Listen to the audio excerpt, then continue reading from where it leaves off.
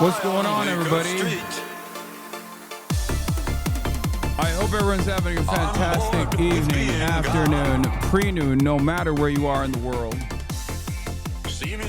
I'm Hasan Piker, and this is the HasanAbi broadcast coming to you live from cold but still sunny California, Los Angeles, folks. We're live and alive, and I hope all the boys, girls, and MBs are having a fantastic one because today's a beautiful day. Today is a wonderful day. Today is a special day. That's right, ladies and gentlemen, very special day.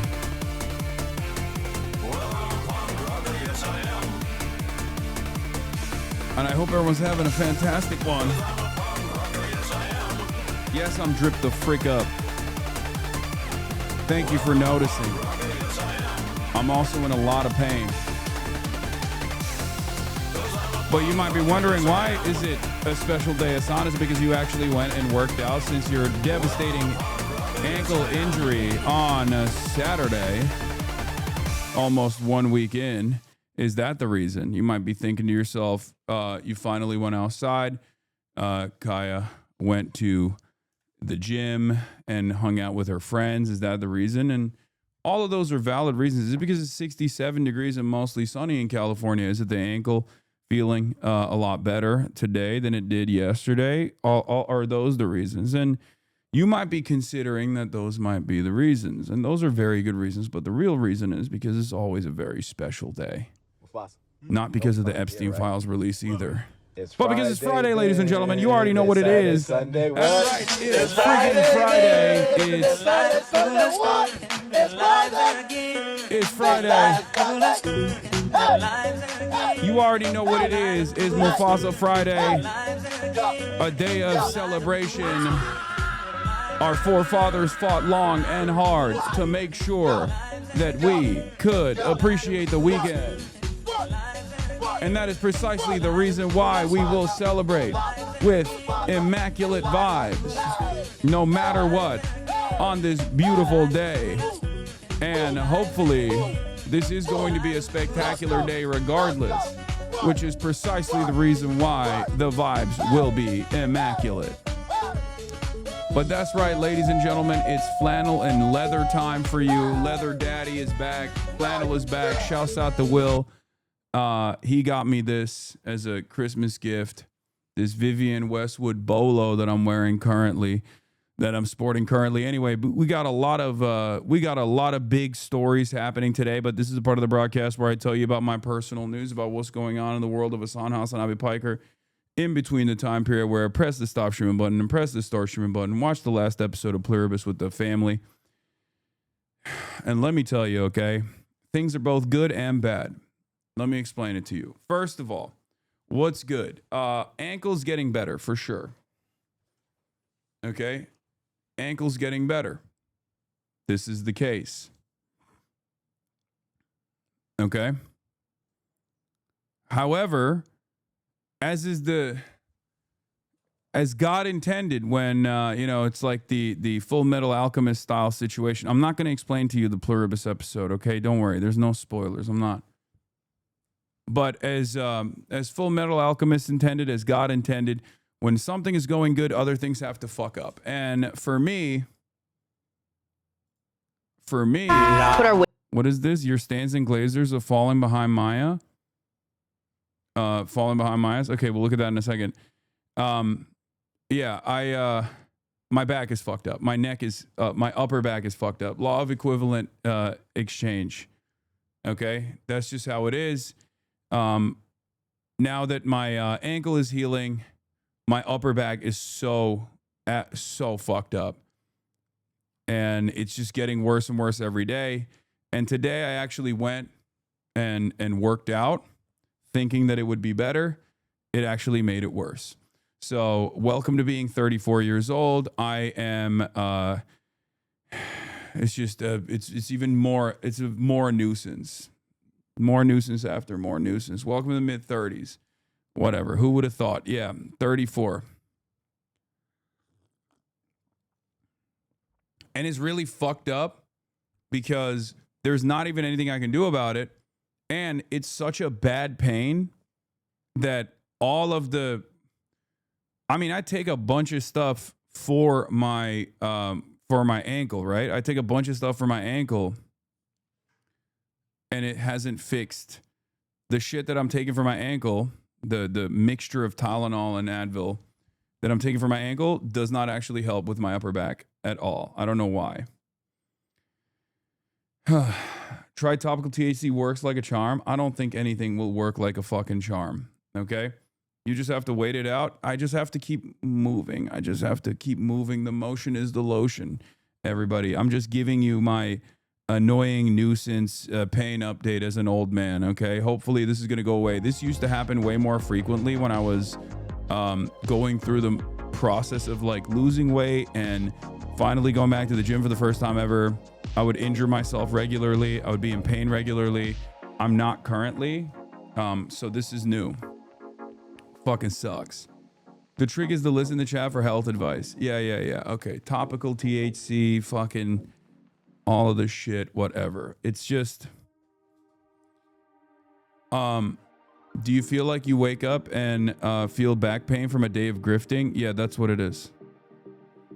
You need strong painkillers and Naxapren. Advil is not enough. Yeah, it's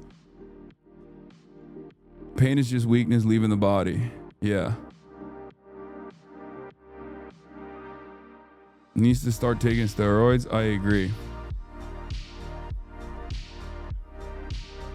But yeah, we filmed the episode of Fear End last night, or at least half of an episode kind of Fear End last night. And then afterwards, I just kind of hung out with my family. And that's it. And then the other half we'll film with Cutie. Cutie couldn't make it. Cutie couldn't make it to the first half of the episode because yesterday she was experiencing some... she was in the ER emergency room. She's fine though, I think. I hope. But you know how it is. Everyone's got some issues. Did you watch Pluribus? I did. Claire's love interest is so... I don't know why. She's the finest lady on the planet to me. I find her to be so attractive. It's not a spoiler, man. Or Claire Carol. Fuck. Whatever. See? Not a spoiler. Josha is my queen. Yeah, Josha is so... She is such a babe, dude. I don't know what it is. Is she a babe? Is this like a lesbian babe standard? Am I attracted to lesbians? Is that what it is? Cause I know there's like a mutual thing with lesbians. I know there's a mutual thing with lesbians because like every now and then there will be like lesbian HasanAbi heads on the timeline being like, I'm WLW all the way, but like Hasan does something to me, you know?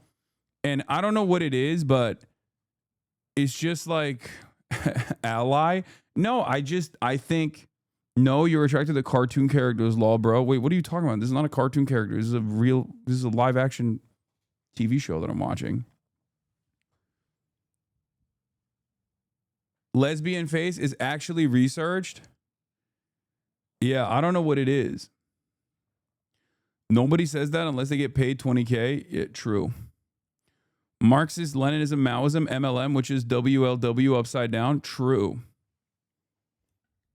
We're force femming you and it's working. I don't even know what it is that like people find attractive, lesbians find attractive about me. I'll be honest with you, because I feel like I'm very mask.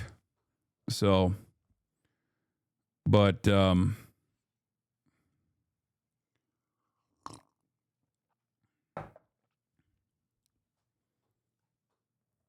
are you talking about Claro the musician? Is she a lesbian? Is Claro the musician a lesbian? I mean, Claro's very pretty, but that's not what I was thinking of at all. I was talking about Josha from Pluribus. And then every now and then I'll see a TikTok of like a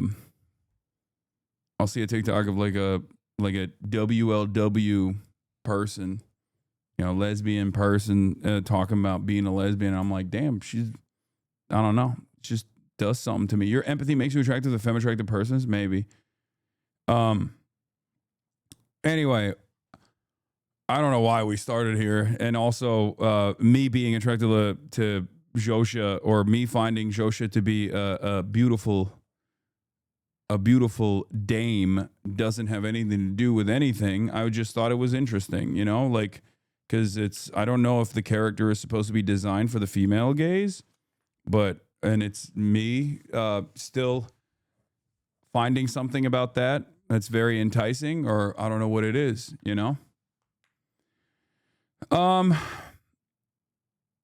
So, did you see Puka put up 225 yards and 2 touchdowns last night? Anti-Semitism truly has exploded in America. Yeah, bro. He did that because of the touchdown, because of the Aiden Ross stream. He was able to do that because of the Aiden Ross stream. What the fuck? No. Okay. Where was I? Yeah, personal news wise, I cannot get over this neck pain. It's so fucking annoying. It's like upper back pain and neck pain. It's so goddamn annoying. I'm gonna be stiff. I'm gonna be so stiff today. Yeah, there's a lot of news, and there's some personal news. I did an interview. That's the reason why I'm late. I did an interview with GQ about my China trip. China is the next meta. China is the next wave. As far as vindication goes, how my career is marked with different points of vindication where people come in at first with a lot of heated opinions about whatever the fuck I'm saying, misunderstandings, and get upset. This last 2 years was obviously Israel. This upcoming decade will be people coming to terms with what I've been saying about China. So, yeah, you paid the $20K again? Yeah, always. So you just look hot for the China interview and not us? Okay, today. No, the China interview was on the phone, and I took a shower after. So, no, I dressed up for you only. And I don't even dress up for you in general. I dress up for myself. I dress up so I can feel a little bit better. Are you going to collab on macrodosing? We need a PFD commenter collab. We need you to make Big T woke. Yeah, I have done macrodosing before. I talk to PFD every now and then, and I'd love to go on the show whenever they want me. I'm there. I'm in there like swimwear, baby. You already know.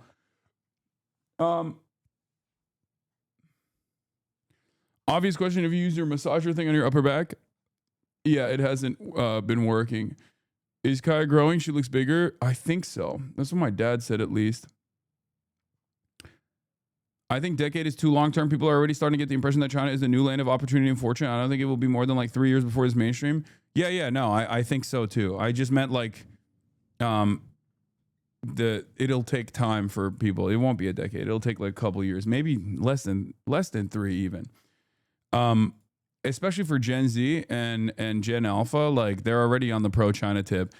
All right, what is this? Someone was saying that Maya's stands are actually cooking mine. Let's take a look. Spans next to each other? I'm a lot like Webby if you think about it.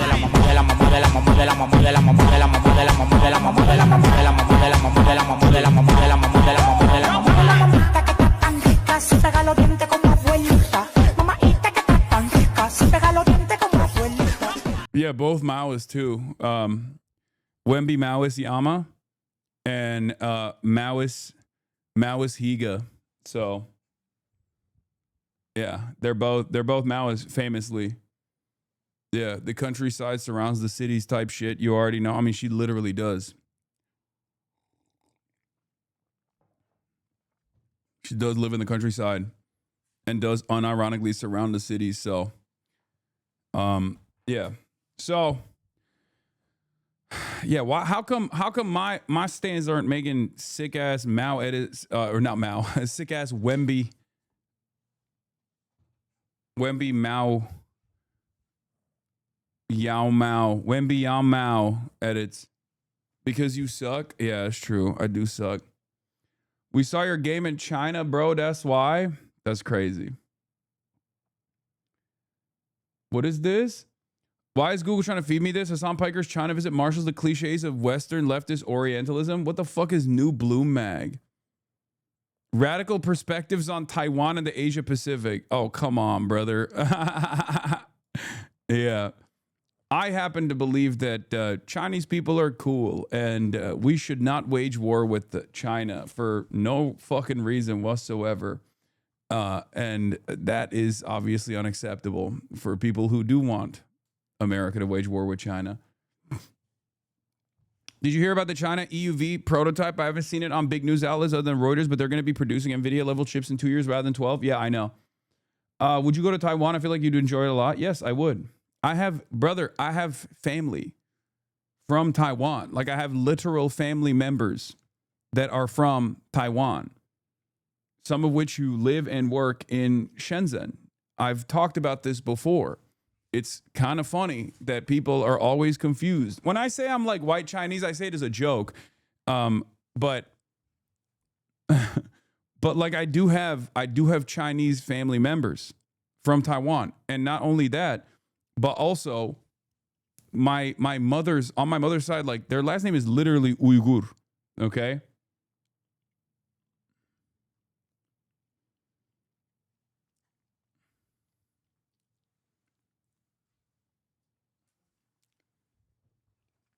To be fair, it's hard to tell when you're not joking. Yeah, I know. So you're partly Chinese then? No, it's not like they're not blood relatives, they're relative by marriage.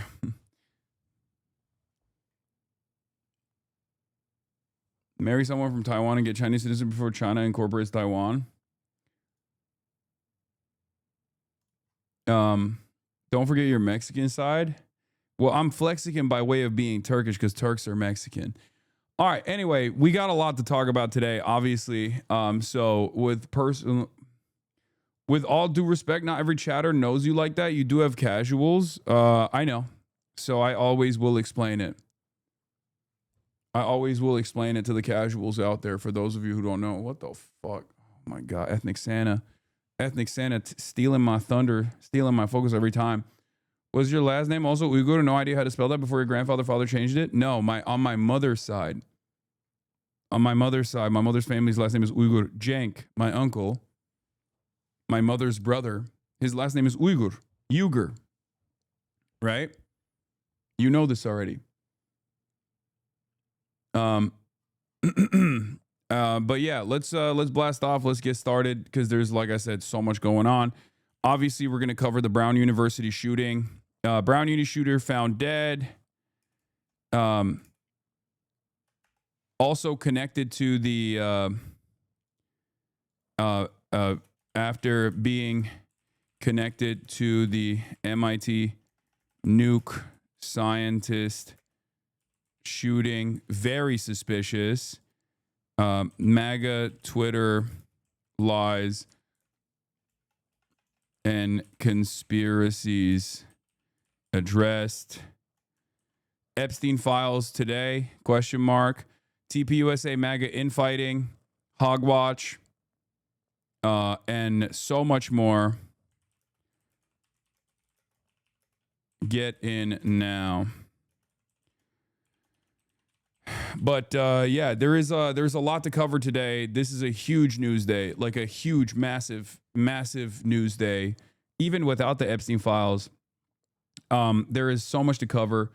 Do we have a blast off meme from the chat? Grinder went down at the TPUSA event. That's not surprising.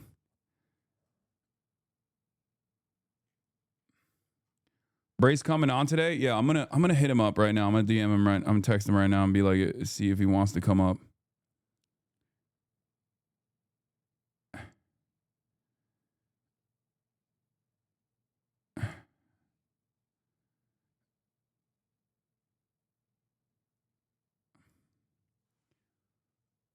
What up, big dog?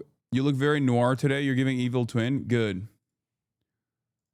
Okay, dude. What the fuck? No, don't send me the Chomsky. Stop sending me the Chomsky, the private jet Jeffrey Epstein thing, okay?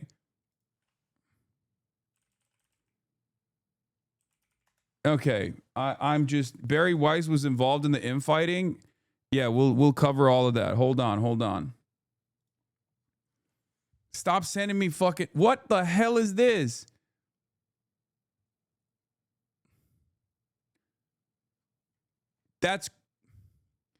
What the hell are you guys doing?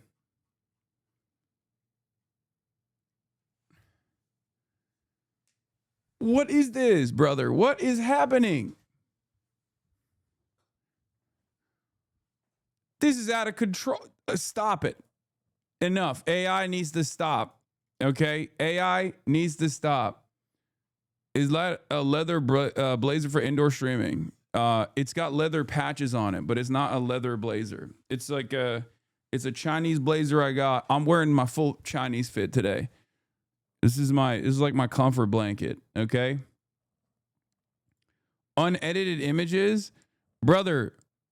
Kirkification has taken root in this community, and that's fine. But like, don't Kirkify me, don't Epsteinify me, don't Trumpify me with the Kirkification. That's crazy. Anyway, here, this is what I used instead.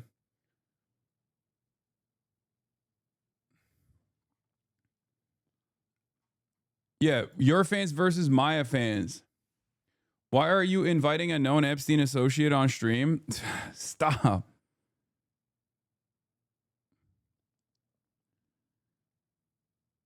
Hold on. Let me text Brace real quick, see if he's down.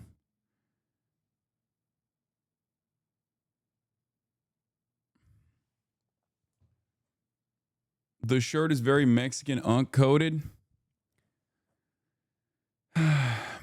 Yeah. That's not Brace Belden, okay? Yes, the Trump administration will not be releasing the full files today. The bottom line, Trump admin is missing today's legal deadline to release the Epstein files. Blanche says many will be released on a rolling basis over the next couple of weeks. Curious what percentage of total files, several thousands, is. Obviously, they're going to be fucking thwarting all of this stuff. They're drip feeding it to the best of their ability. But I think that actually is going to be that's going to be worse overall. I think that's going to be worse overall. My controversial opinion is if you drip feed the Epstein files slowly but surely, then you literally feed into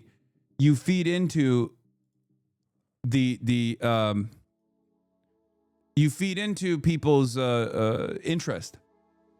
Yeah, you just keep it in the news cycle for longer. If you did one big batch and then you forced a lot of news, outlets to just basically go through it and comb through it to the best of their ability and like make the news cycle, that's probably a smarter way to go about it. If it's going to happen, no matter what, the best possible thing to do is dump it and then, dump it, eat it, and then just wait, right? You dump it, you eat it, and then you wait.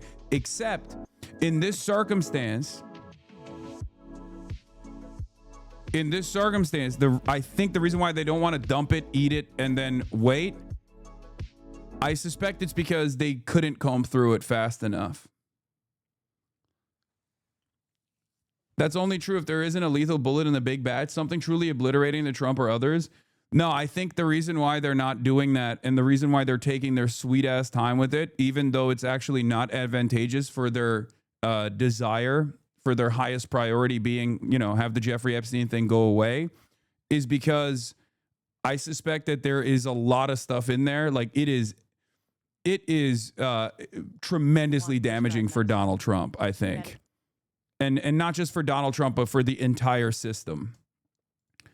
I think that there's still a priority here to preserve Trump's, personal feelings, to make sure that he's not too implicated. But also on top of that, I think that there are a lot of, big donors, financial elite, very powerful people that are directly associated with Jeffrey Epstein, as we know. And I think they're just trying to comb through it to the best of their ability and just like chop through it. There's so much info. I suspect that there's a lot of info on there that's bad for Israel, bad for Donald Trump, and bad for, you know, the super bad for the super wealthy. And that's the reason why they're taking their sweet ass time with this, because it literally, it actually is not good for them. It's bad for them to continue drip feeding information. And that's where I'm at with the Epstein stuff. Anyway, this is the blast off. I'm gonna pump it again. Like it, retweet it, let the people know that we're live and alive. Fuck Trump, bro. The big guy is fucking Bill Gates and the AI bubble shit. They will take their time until the bubble explodes, and then we will see the Bill Gates inside a little one. Wait, what? From what we have seen so far, every single super wealthy person has been connected to Jeffrey Epstein in a meaningful fashion. Okay. And over again. And they've done it in broad daylight. They've done it in a way that is silly to the average person. Why is it bad for Israel? What do you mean?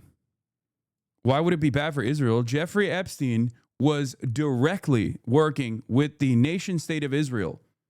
Jeffrey Epstein played the role of a middleman for the Israeli government on numerous occasions all around the world. Jeffrey Epstein was directly connected to the region with, had a Saudi passport, had a lot of clients in the UAE, and those Gulf countries are basically ways in which, I mean, those countries are how someone who lives in the United States of America would connect to Israel without directly connecting to Israel, except Jeffrey Epstein was also directly connected to Israel. He literally had an Israeli Mossad spy stay in his house over an extended period of time while he was, he was in the United States of America.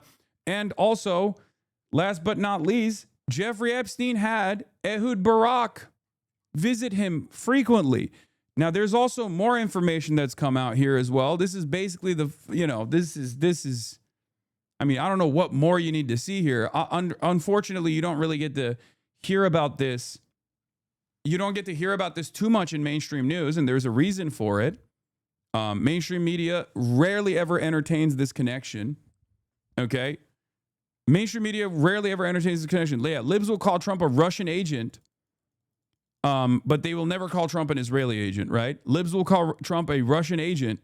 And there is enough connection between at least Trump's campaign in 2016 and, Russia. There was enough to invite scrutiny. There was enough there for there to be an investigation, right? I've always maintained this position. I'm not like a Russiagate guy. I did not have the Russia derangement syndrome or whatever the fuck people want to call it. But I've always maintained the position that there was absolutely enough evidence that the Trump administration and the Trump campaign was connected to Russian intelligence. Like they did. They openly did, right? They got, they literally talked about it publicly. They talked about it publicly, and it was, what was the name? The Greek guy who just straight up was like, yeah, these Russians are giving us all this fucking hack material. Isn't that awesome about Hillary Clinton? When you say stuff like that, when you say shit like that, it's understandable. Yeah, George Papadopoulos. It's understandable that the intelligence community is going to take a look at that and investigate that, right? There is far more evidence connecting Jeffrey Epstein to the state of Israel. And there's also a lot more evidence connecting Trump to the state of Israel as well. But nobody gives a shit because Israel is not treated in the eyes of mainstream media as a foreign entity, but simply an extension of the United States of America.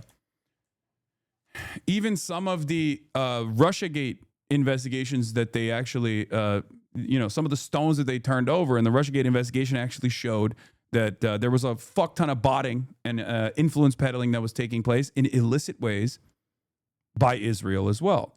So, in any case, that is the piece of the puzzle that you rarely ever hear in mainstream news. You only hear it from DropSite, Democracy Now!, independent news outlets cover that connection, but nobody else does for some weird reason.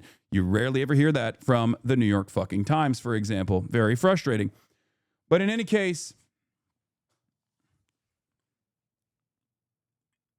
Does this mean Jeffrey was basically a CIA associate, if not part of the network directly? Yeah, my position on this has always been that he's worked for both of these agencies. You can't operate as a Mossad agent and a Mossad agent alone on U.S. soil with this level of deep connection to American financial elite without also being a part of also being a CIA asset as well.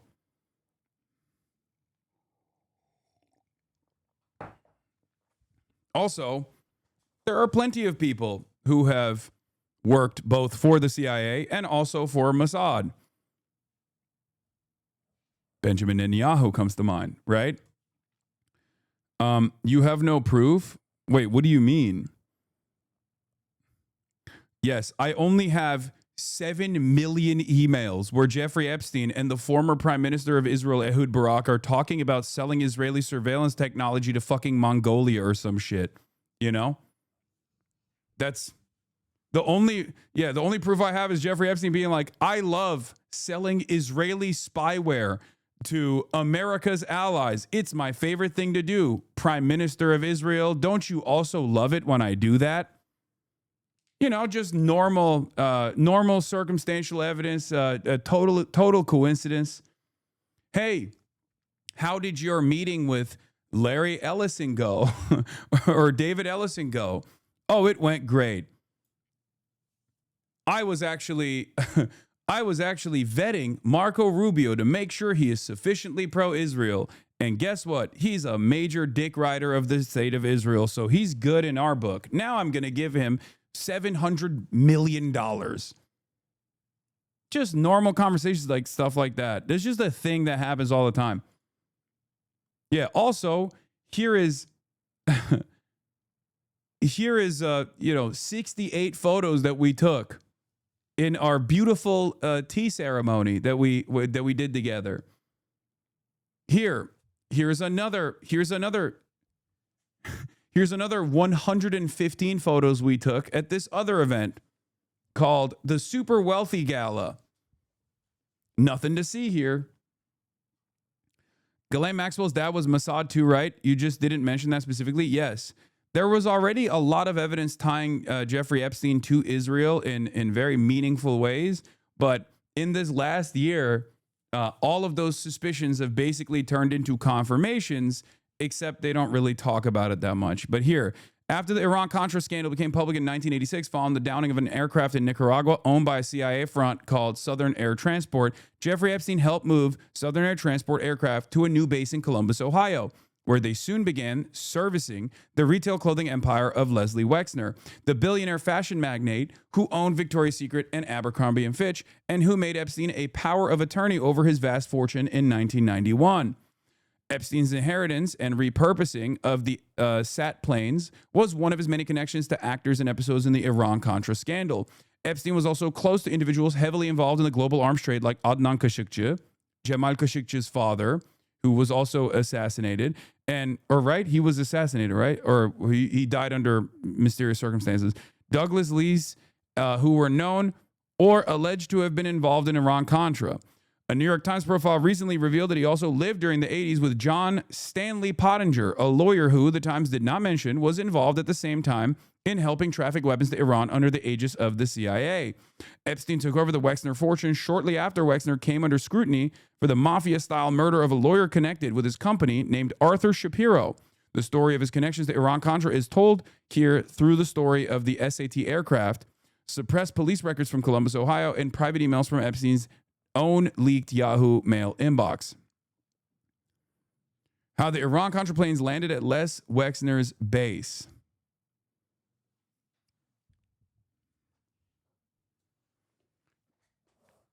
I'm just going to say it again. Nothing to see here, folks. Totally normal stuff. Totally normal stuff. Here, why aren't you watching Trump's speech? I don't know, because he's fucking talking about some bullshit. Here, we'll tune in now. There's another way of doing it, and that's getting the insurance companies to ease up and to cut their pricing way, way down and stay part of the system.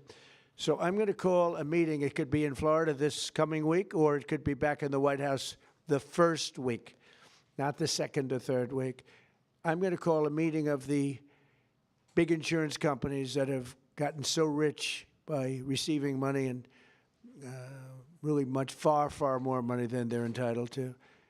And I have a feeling maybe if they would act More like Pegasus going to have a field day. responsible citizens, You're behind cooked. me, He's going to make a video on people you. that I'm so love our confused. country, What? And they love the world. I mean, frankly, they love. These are international companies for the most part.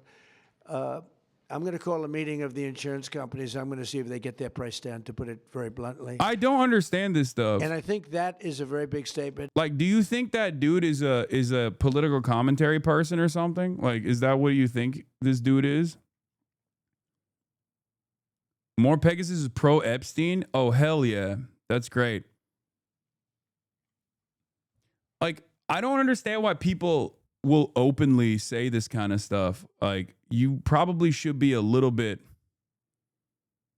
more embarrassed to say that this is where you get your news from, you know?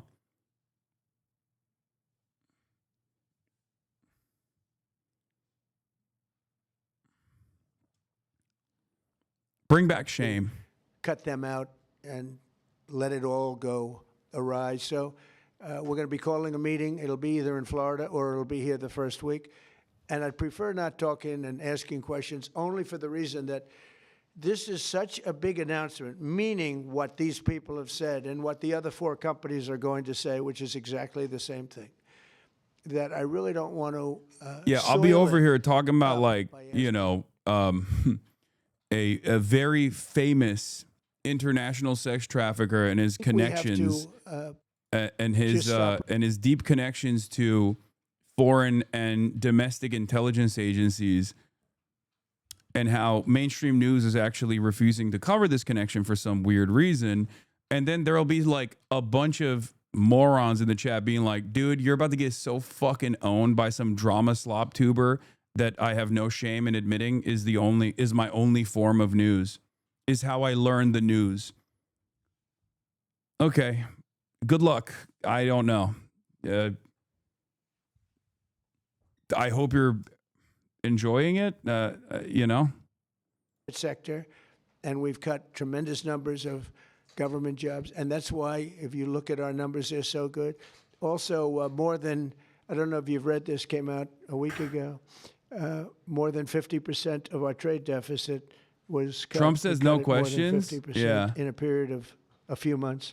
Nobody thought any of these things were possible. Thank you very much, everybody. Yeah, nobody. Oh, no questions. No questions. No questions. Thank you, press. Lower drug price for Americans. No questions. Interesting. Anyway, there's obviously some pretty big stories to cover today. Gonna get started on that stuff before we get to the president and the Epstein files and you know, whether they're gonna leak it or not. I would like to see more hard evidence for the intelligence stuff. To be honest, it's almost definitely true, but all the evidence so far is speculative. I can't imagine the state would let stronger evidence come out, though. Yeah, of course. I think the amount of evidence that we've gotten so far is already unimaginable. And the only reason why we have all of this extra evidence is because I suspect it was the work of Iranian hackers. I don't know exactly who hacked into Jeffrey Epstein's email and just like dumped all of that. But think about how much evidence we have gotten about someone who very likely is one of the most important intelligence assets in the 2000s and in the 90s, right? I think it was Iranian hackers. W to the Iranian hackers. That was big time. But it is pretty wild because there is so much. There's even more information that we don't know that's already out there, right? I am endlessly frustrated. I'm endlessly frustrated at the abdication of duty from mainstream media on this stuff. It is incredibly fucking annoying. Chatter's asking for you to build a time traveling device to go back and be there in person themselves. They think they're short on evidence at the moment. Yeah. I think that this is the most amount of evidence we're probably going to get on something like this.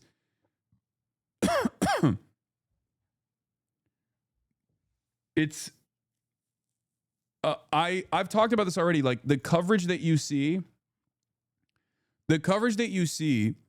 on mainstream news about the Epstein stuff is very carefully and meticulously crafted because they rarely factor in the connective tissue between Jeffrey Epstein and a bunch of financial elite in the United States of America.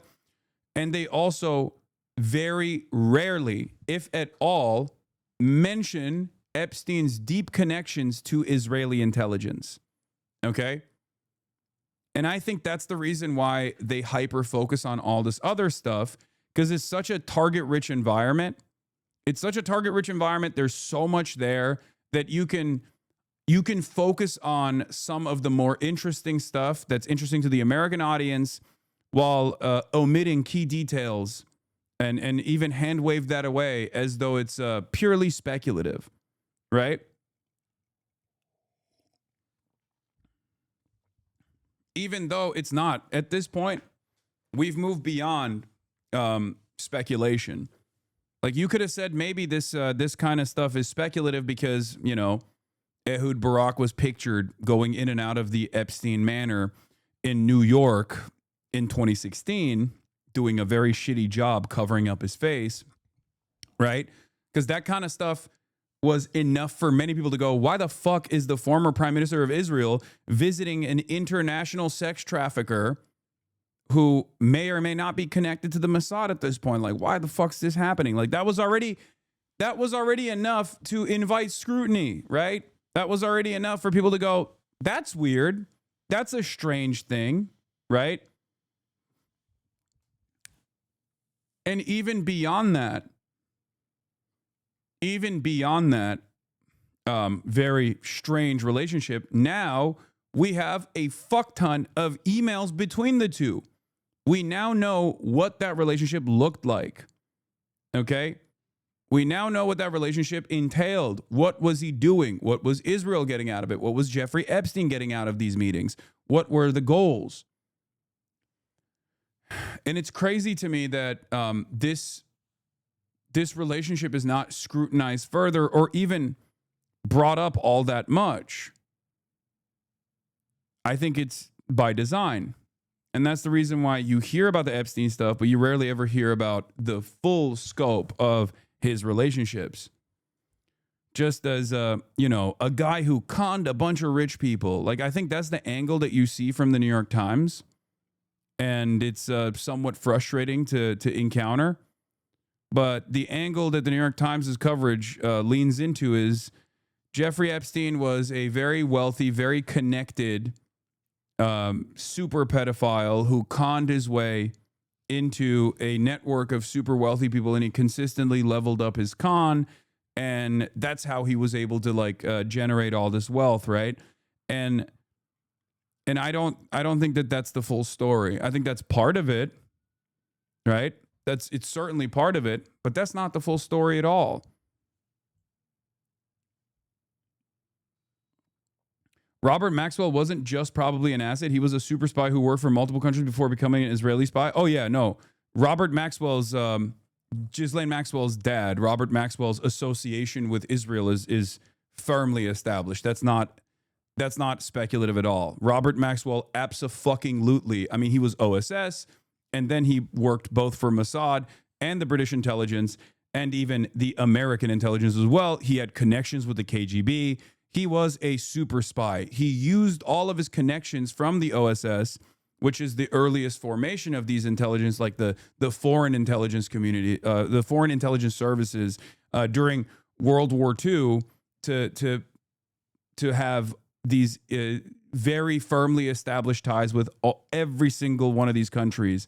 And no, it's not an allegation to say that he was an Israeli spy. That I don't think it's an allegation. The level of proof that you want for that is basically pay stubs, and you're never going to get that.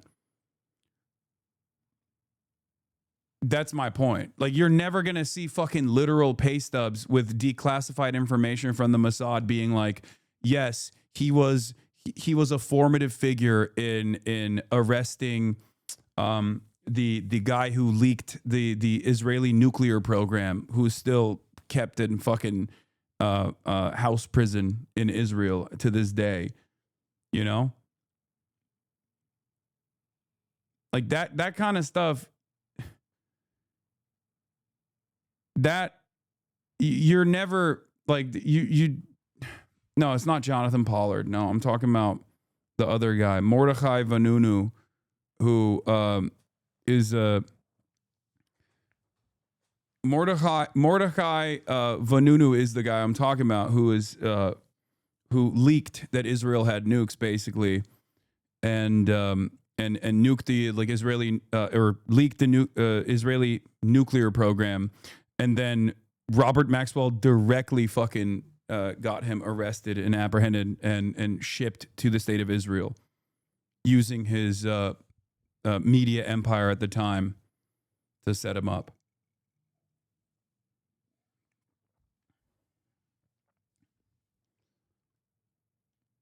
Listening to all this makes me understand how easy it is to fall into anti-Semitism. Israel PR team is sucking dick.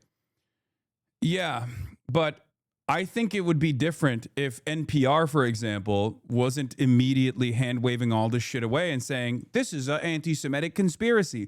I think when the NPR, when all of the serious news broadcasters hand-wave all these connections away by saying, this is an anti-Semitic conspiracy, that's when people go, I guess there is something additional happening here. I guess there's more manipulation happening here.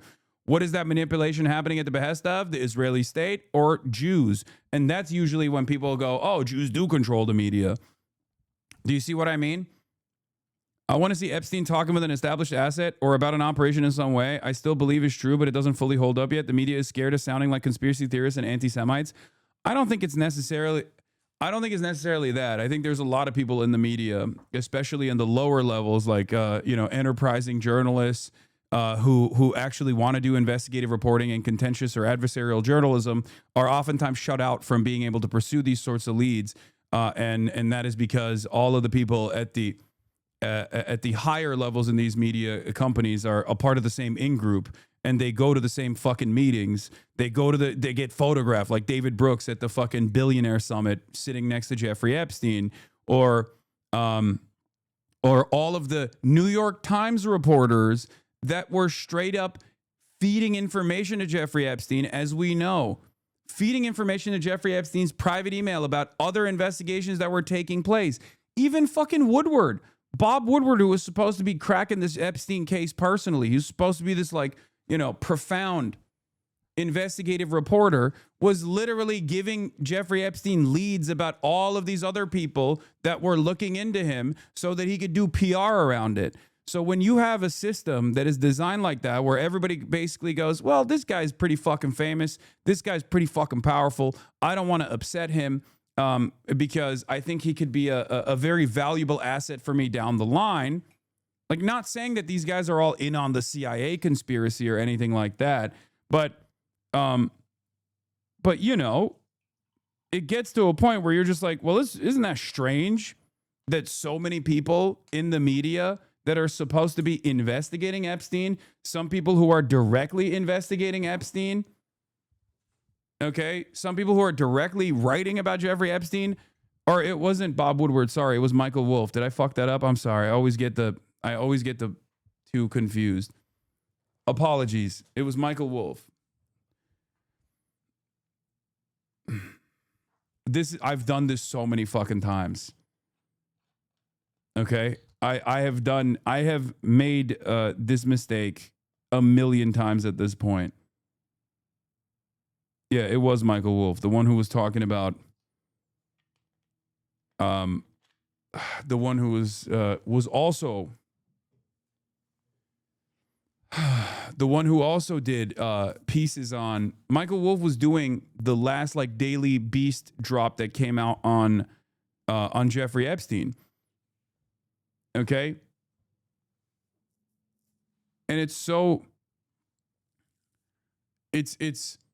and then you look at the private correspondence between Michael Wolff and Jeffrey Epstein, and he's straight up in his fucking DMs. He's straight up in his emails being like, this person is coming after you. That person is coming after you. And that's when you realize why a lot of these people are still so worried. A lot of these people are still so worried about, cracking this case wide open for personal ambition.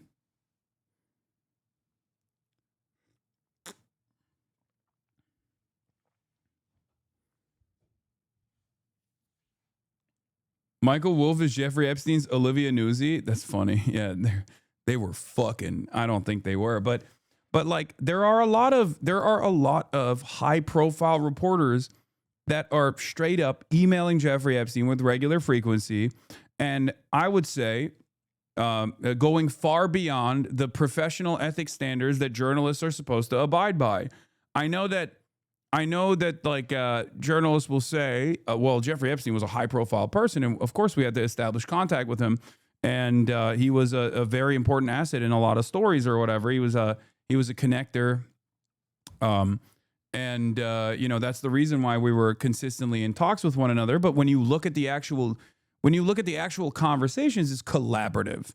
Okay. There's a difference between trying to get information from Jeffrey Epstein versus giving him information about private investigators that are literally looking into his background, specifically around the sexual misconduct that he is engaged in.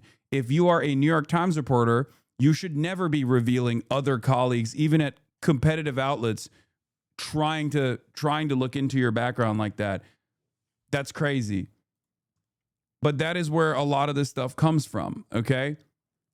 And if you're wondering why, exactly as Adam Johnson reported on, Wall Street Journal editorial board opposes releasing the Epstein files. Washington Post editorial board opposes releasing the Epstein files. New York Times editorial board, in true New York Times fashion, conflicted about the release of these files.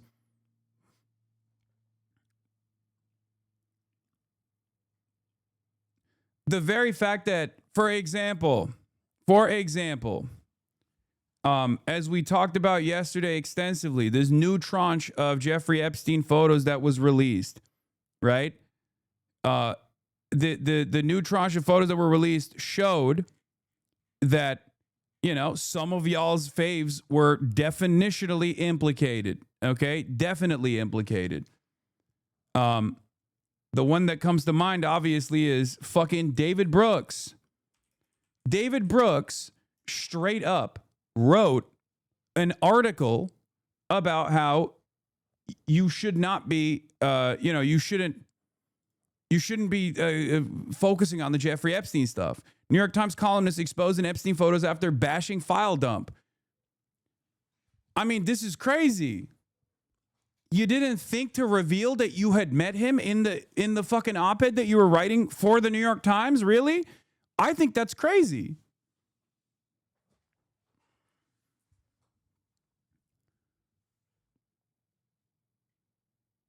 Something I've noticed in the media reporting so far is that they're very deliberate to say appearance in these photos and text does not necessarily suggest illegal activities. I'm assuming not only elite connections, but also fear of being sued to hell. For sure. I mean, I've said this already. Not every single person that's like photographed next to Jeffrey Epstein was literally doing pedophilia. I'm not saying that at all. I think, as a matter of fact, while the child sex trafficking is the most, is the thing that understandably more people are invested in and trying to uncover the details of, the far longer running crime for Jeffrey Epstein was the financial dealings. That's why I always say the paper trail that is out there and the relationships that Jeffrey Epstein cultivated with financial elite that went beyond simply sex trafficking minors. That is also the other side of the story. What was the involvement? What was the involvement with Jeffrey Epstein? What was Jeffrey Epstein offering these people? These are the questions that I think a lot of people don't ask.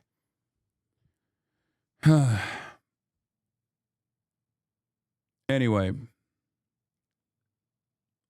Yeah, the sex trafficking aspect of it, both for the adults and the minors, is obviously the darkest part of the story, is the scariest, most insane part of the story. But not every single person was engaged in that was photographed alongside Jeffrey Epstein. And that's not something that I believe. That's not something that I've ever said. Having said that, it is obvious that Jeffrey Epstein was an intelligence asset, right? And as an intelligence asset, what was the level of involvement that he had with all these people that he was being photographed with?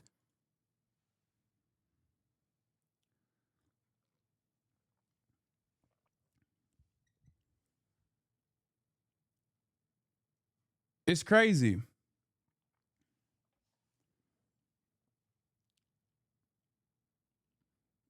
How incriminating are these photos of Brooks actually? He said he went as a reporter and isn't seen as frolicking with rich guys. No, that's my point isn't that he went to that event. Okay? If you are a media figure, if you're a reporter, if you're investigating stuff, you're going to be around a lot of weird people. You're going to be around a lot of illicit, like people engaging in like illicit activities and things like that. Nobody would give a shit that David Brooks was photographed there if David Brooks hadn't come out a couple months prior and in the eve of the potential release of the Epstein files and written an entire article in the New York Times editorial, New York Times' opinion editorial section saying, Jeffrey Epstein files release, count me out. Don't want to see it. Do you see what I mean? And then even when he was delivering an argument about why it's silly and people shouldn't, you know, yeah, Brooks probably did not do anything egregious, but it's hilarious to be the guy. Exactly. It's hilarious to be the guy saying, let's stop talking about this Jeffrey Epstein shit. And then a month later, there's photos of you smiling ear to ear next to Jeffrey Epstein at a fucking shadowy billionaire meeting. You know? It's crazy. Even with like Noam Chomsky, people are surprised. I was certainly surprised. I did not realize how fucking extensive their back and forth correspondence and direct involvement was.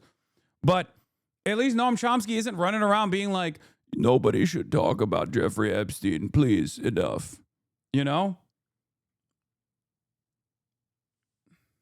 Do you see what I mean? And that's perhaps that's the reason why no one is talking about Sergey Brin, who was also sitting next to David Brooks at that fucking Jeffrey Epstein meetup. Jeff Bezos was there too. Maybe because none of those guys are running around being like, hey, this Jeffrey Epstein stuff, don't talk about it anymore. It's enough. It's a non-issue. It's old news. I'd go so far as to say that it's the same principle behind Donald Trump. Donald Trump ran on maybe releasing the Epstein files, or certainly ran on a whole bunch of conspiracies. So then once he actually came into power, when he started going, Jeffrey Epstein, that guy, why are you still talking about him? Nobody cares. It's a hoax. Hide. Bish. Nobody cares about him. You're still talking about that guy. Nobody cares. Of course, everyone's going to be like, dude, what the fuck? You're in like 1,000 photos with him. What do you mean nobody cares about it? We thought you cared about it. This is absolutely in your fucking wheelhouse of shit to care about. You cared about it when everybody was like, Epstein is hanging out with Bill Clinton, but all of a sudden now nobody's talking about it. Nobody should be talking about it when it's you also hanging out with Jeffrey Epstein.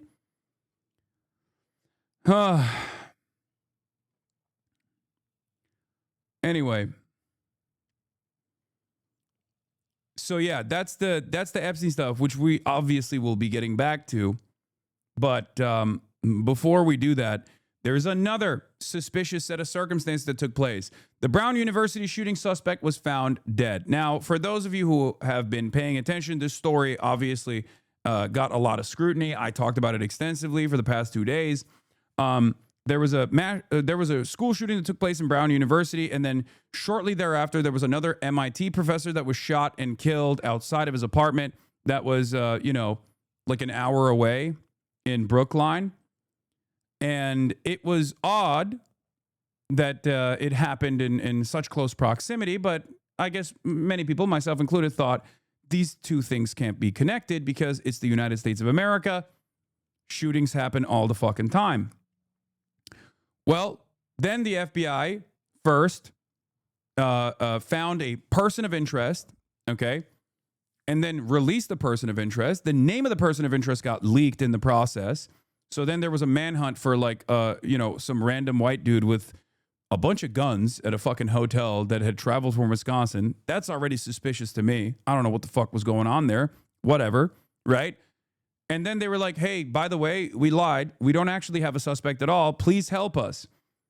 And the absurd incompetence did not stop there. And it turns out the way that they actually found the shooter was because of a random guy, a random bystander who actually confronted the shooter and then posted about it on Reddit. So it was an actual we did it Reddit moment, because the FBI is that fucking incompetent nowadays that they unironically do rely on we did it Reddit moments, it turns out. Okay? I'm going to get into the detail now, but before I do, while there was a lot of scrutiny over the FBI's mishandling of yet another high-profile investigation, Twitter went crazy with it. And it wasn't just Twitter, but it was also a bunch of mainstream outlets as well that went crazy with this. They immediately shifted the blame over to a random queer Palestinian student from Brown University, which led to Brown University actually deleting this person's profile off of their websites because he was getting doxxed for no fucking reason. Okay? It was completely made up. The notion that the shooter actually ran around saying Allahu Akbar, also completely made up by Laura Loomer. Shouts out to Laura Loomer, for the record. Apparently the shooter was like barking or something. I don't know. We don't know the full details, but like they were so adamant that the shooter was saying Allahu Akbar. The shooter was actually Muslim. The shooter was doing this for Palestine, all this shit. And not only that, but also even the MIT professor. Even the MIT professor that was shot and killed outside of his home that was working on like nuclear fusion technology, a lot of Israeli outlets, including Jerusalem Post and many others, misreported as being Jewish. Okay? And that he was shot potentially for his pro-Israel stance. It blew my fucking mind. There were people in this chat who were like, just like, well, don't you think this guy is Jewish though? Like, what's happening here? And I was like, guys, I don't know if he's Jewish or not, but it's insane to immediately assume that a nuclear scientist from MIT is being killed for being Jewish and not potentially for being a nuclear scientist from MIT, right? Especially at a time when, you know, Israel is popping nuclear scientists in Iran like Skittles, and that there could be some sort of international retaliation towards that sort of thing, both for the United States of America and for Israel as well. So, like, the notion that this was an anti-Semitic hate crime was far, far less likely than many other speculative leads that you could entertain. So, the reason why I'm bringing this up is because misinformation went fucking wild. Okay? Misinformation went wild, and it wasn't just right-wingers, even though it was mostly right-wingers. Like, every fucking MAGA account on this platform analyzed both of these different shootings from their own politically biased perspectives. Many of them tried to imply that initially the professor that normally lectures in the lecture hall is a Jewish professor, and this was a suspected anti-Semitic hate crime for that reason. And then they were like, okay, the professor actually wasn't there and didn't get shot, but it was actually the students that were killed. One of the students that was killed was the vice president of the college Republican club, and maybe it's a Democrat conspiracy for that reason. And then also everyone was like, oh, this is a pro-Palestine, free Palestine shooter, clearly, right? All this crazy shit. Entirely fabricated. Not a moment was wasted. Not a moment was fucking wasted on this shit. And I cannot believe it. And it probably even played a role in fucking up the leads that these guys needed, that the authorities needed to pursue the actual suspect.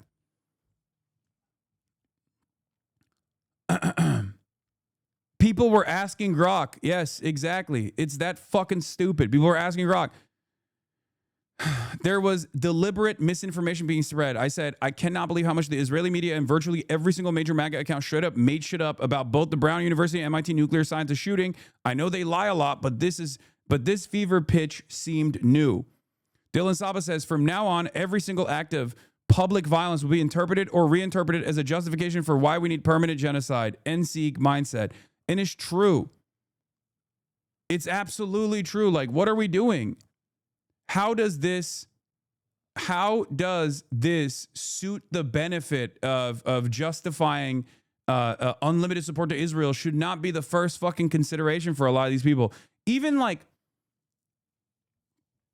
the notion that this is, the notion that this is a byproduct of Islamic refugees coming to the country, like all this stuff, like heightened Islamophobia, all of this shit. It blows my fucking mind.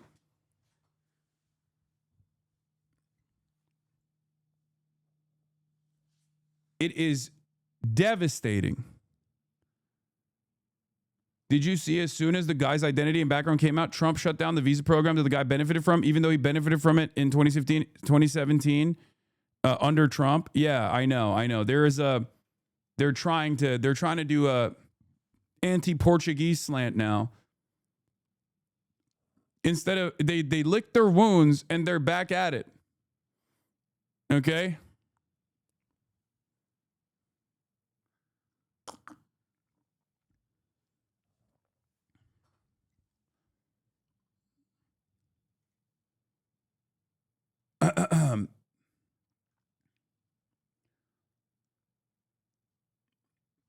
But now the strangeness doesn't stop there, because there is a strangeness with the way things have unfolded. Make no mistake.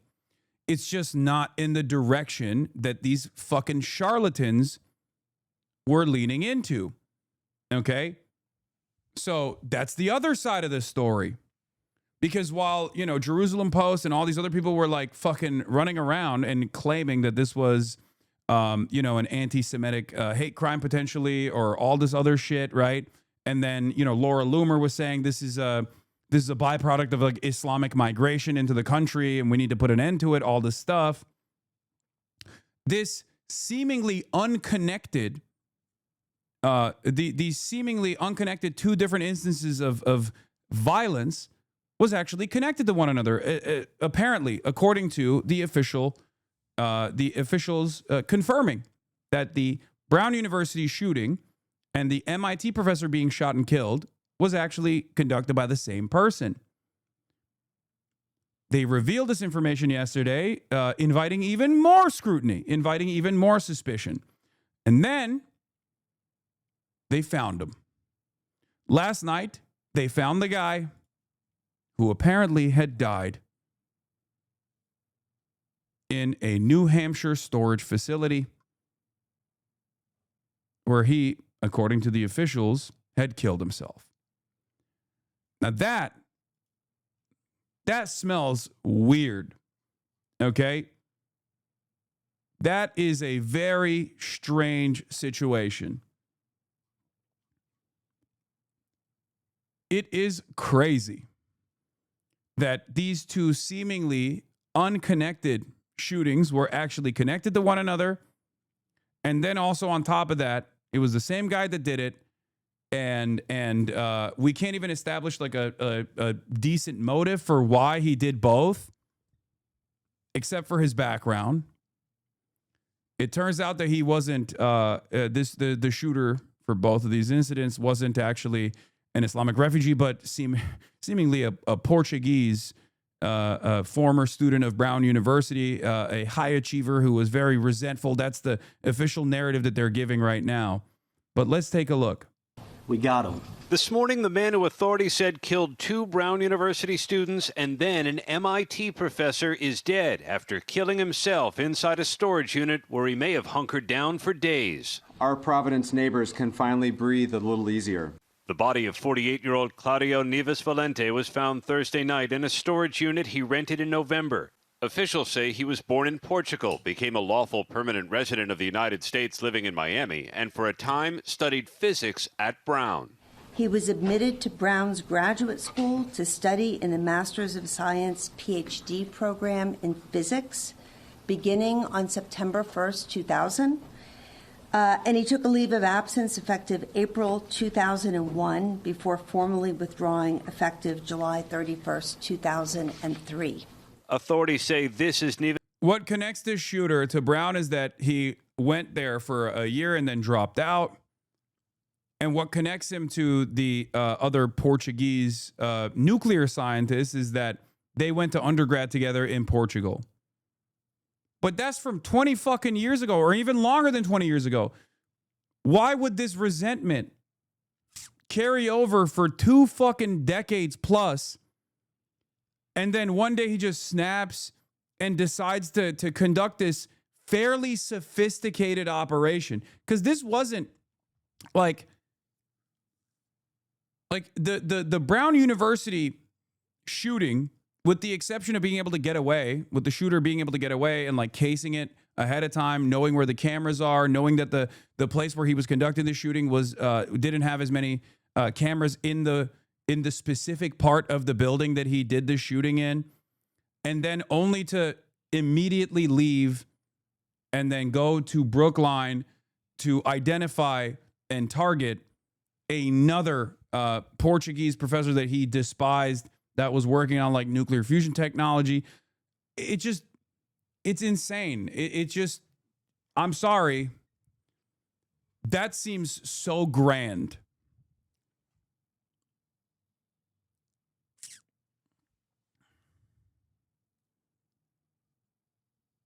People hold grudges their whole life.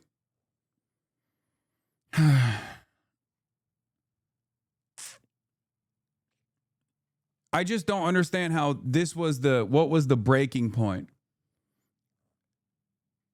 Valente on December 1st, renting a car in Boston. The FBI said he drove to Providence the same day, and cameras captured the car near the Brown campus over the next 2 weeks. It was actually a video that provided us with a description of a vehicle. Police released these images of a person who posted a tip about the car, saying police needed to look into a gray Nissan with Florida plates. That person came forward and said he had information, that he was that person, and he had information that could help this case. And he blew this case right open. The tipster told police he saw the suspect inside a bathroom at Brown the day of the shooting, describing the man's clothing as inappropriate and inadequate for the weather, and calling the man's skin weathered. Police said the suspect fired more than 40 rounds inside the engineering building, and 2 days later, investigators said the suspect's car was spotted in Brookline, Massachusetts, where MIT professor Nuno Lalero was shot and killed. Only this time, the car had a different license plate. At some point while he was in Massachusetts, he switched the plates on the Nissan Sentra to an unregistered plate out of Maine. Investigators said the killer also used credit cards in someone else's name and technology to prevent his phone from being tracked. He was sophisticated in hiding his tracks. That's what I mean. Like, that's what's so crazy about it. And then he just still kills himself at the end of the day when he seemingly had gotten away with it, you know? That's what's so wild, because the only fucking tip that they got was from a homeless dude who was a Redditor, okay? That's the tip that they got. A guy who planned this out. I mean, it just, I'm sorry, man. It's just, even with that tip, they had no way of figuring out where he was. He could have gotten away. He swapped his license plates. He apparently had some way of shielding his phone from surveillance. I don't even know how. The tip led them to a car and license plates that matched in Boston and Providence. Yeah, no, I know.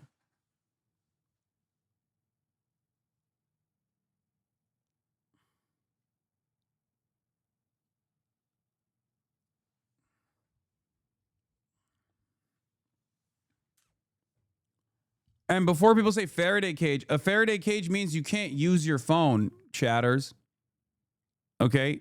If he had a Faraday bag, then he can't use his phone at all. The moment that his phone turns on, it pings. Okay? That's not like, and no, VPNs don't actually save you in that regard. You're wrong.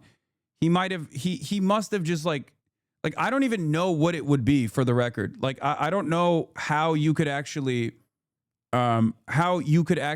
avoid that level of surveillance, unless he just had a totally separate phone that he was using that wasn't his like main phone, and then his main phone was in a Faraday cage or something. But that's not how they made it seem. They made it seem as though the phone had like some kind of anti-surveillance tech in it or something. Why are you assuming he needs a phone at all? I mean, it's 2025. The FBI says the shooter and the MIT professor attended the same university in Portugal, and the murder was caught on camera. Someone said airplane mode, bro. Yeah, no, totally. Airplane mode automatically. You're right. Yeah, just put your phone in airplane mode and it works. Are you fucking kidding me? Even if you turn your phone off, it's not a given that you have all of your data preserved. What are you talking about?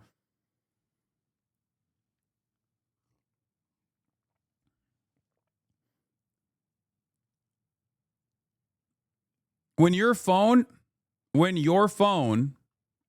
is on you, okay, unless I guess you have like an older phone or something, but when you have your phone on you, it is consistently pinging to different towers, okay?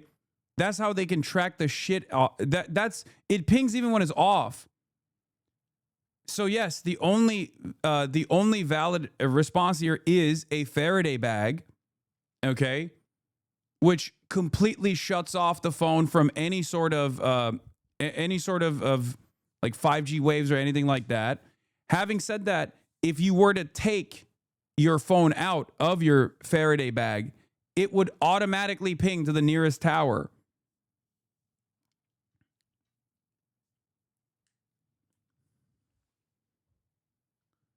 Graphene OS allows anti-tracking modes.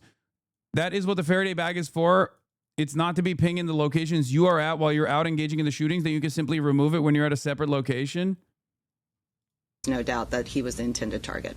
Officials said there's no longer any danger to the public, and they hope the conclusion of the manhunt brings relief to two stunned New England communities. So the authorities here are confident that they've caught the killer. But, George, they know that he attended Brown University. They know he crossed paths with the MIT professor, but they say they do not know the motive for either attack. George. Okay, Aaron Katursky, thanks. We begin with a Fox News alert. The suspect in the Brown University killings has been found dead inside a storage facility in New Hampshire with a self-inflicted gunshot wound. He killed himself inside the storage unit, and the firearms were found at his in the area of his thigh and in the area of his feet. We are 100% confident that this is our target. Yeah, a guy who took every precaution on the fucking planet to destroy his trail, and could have gotten away with it, decides to kill himself in a fucking storage facility. I don't know. Smells weird, man. And that this case is closed from a perspective of pursuing people involved. Authorities say he is Portuguese. He's a Portuguese national, went to Brown University for a year in the PhD program in the early 2000s, never graduated. Before that, he went to school in Lisbon, and his classmate was an MIT professor who authorities say the suspect also murdered at his home in the Boston suburbs, just days after the Brown University shooting.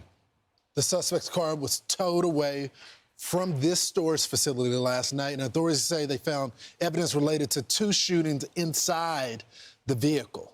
So that's major. Let's bring in Fox News contributor Paul Morrow, who ran counterterrorism operations for the NYPD. He is, of course, live in Providence, Rhode Island with Reaction. Paul, we learned a whole lot yesterday as all of this came to a head. What do you make of everything that we learned, your reactions to these developments?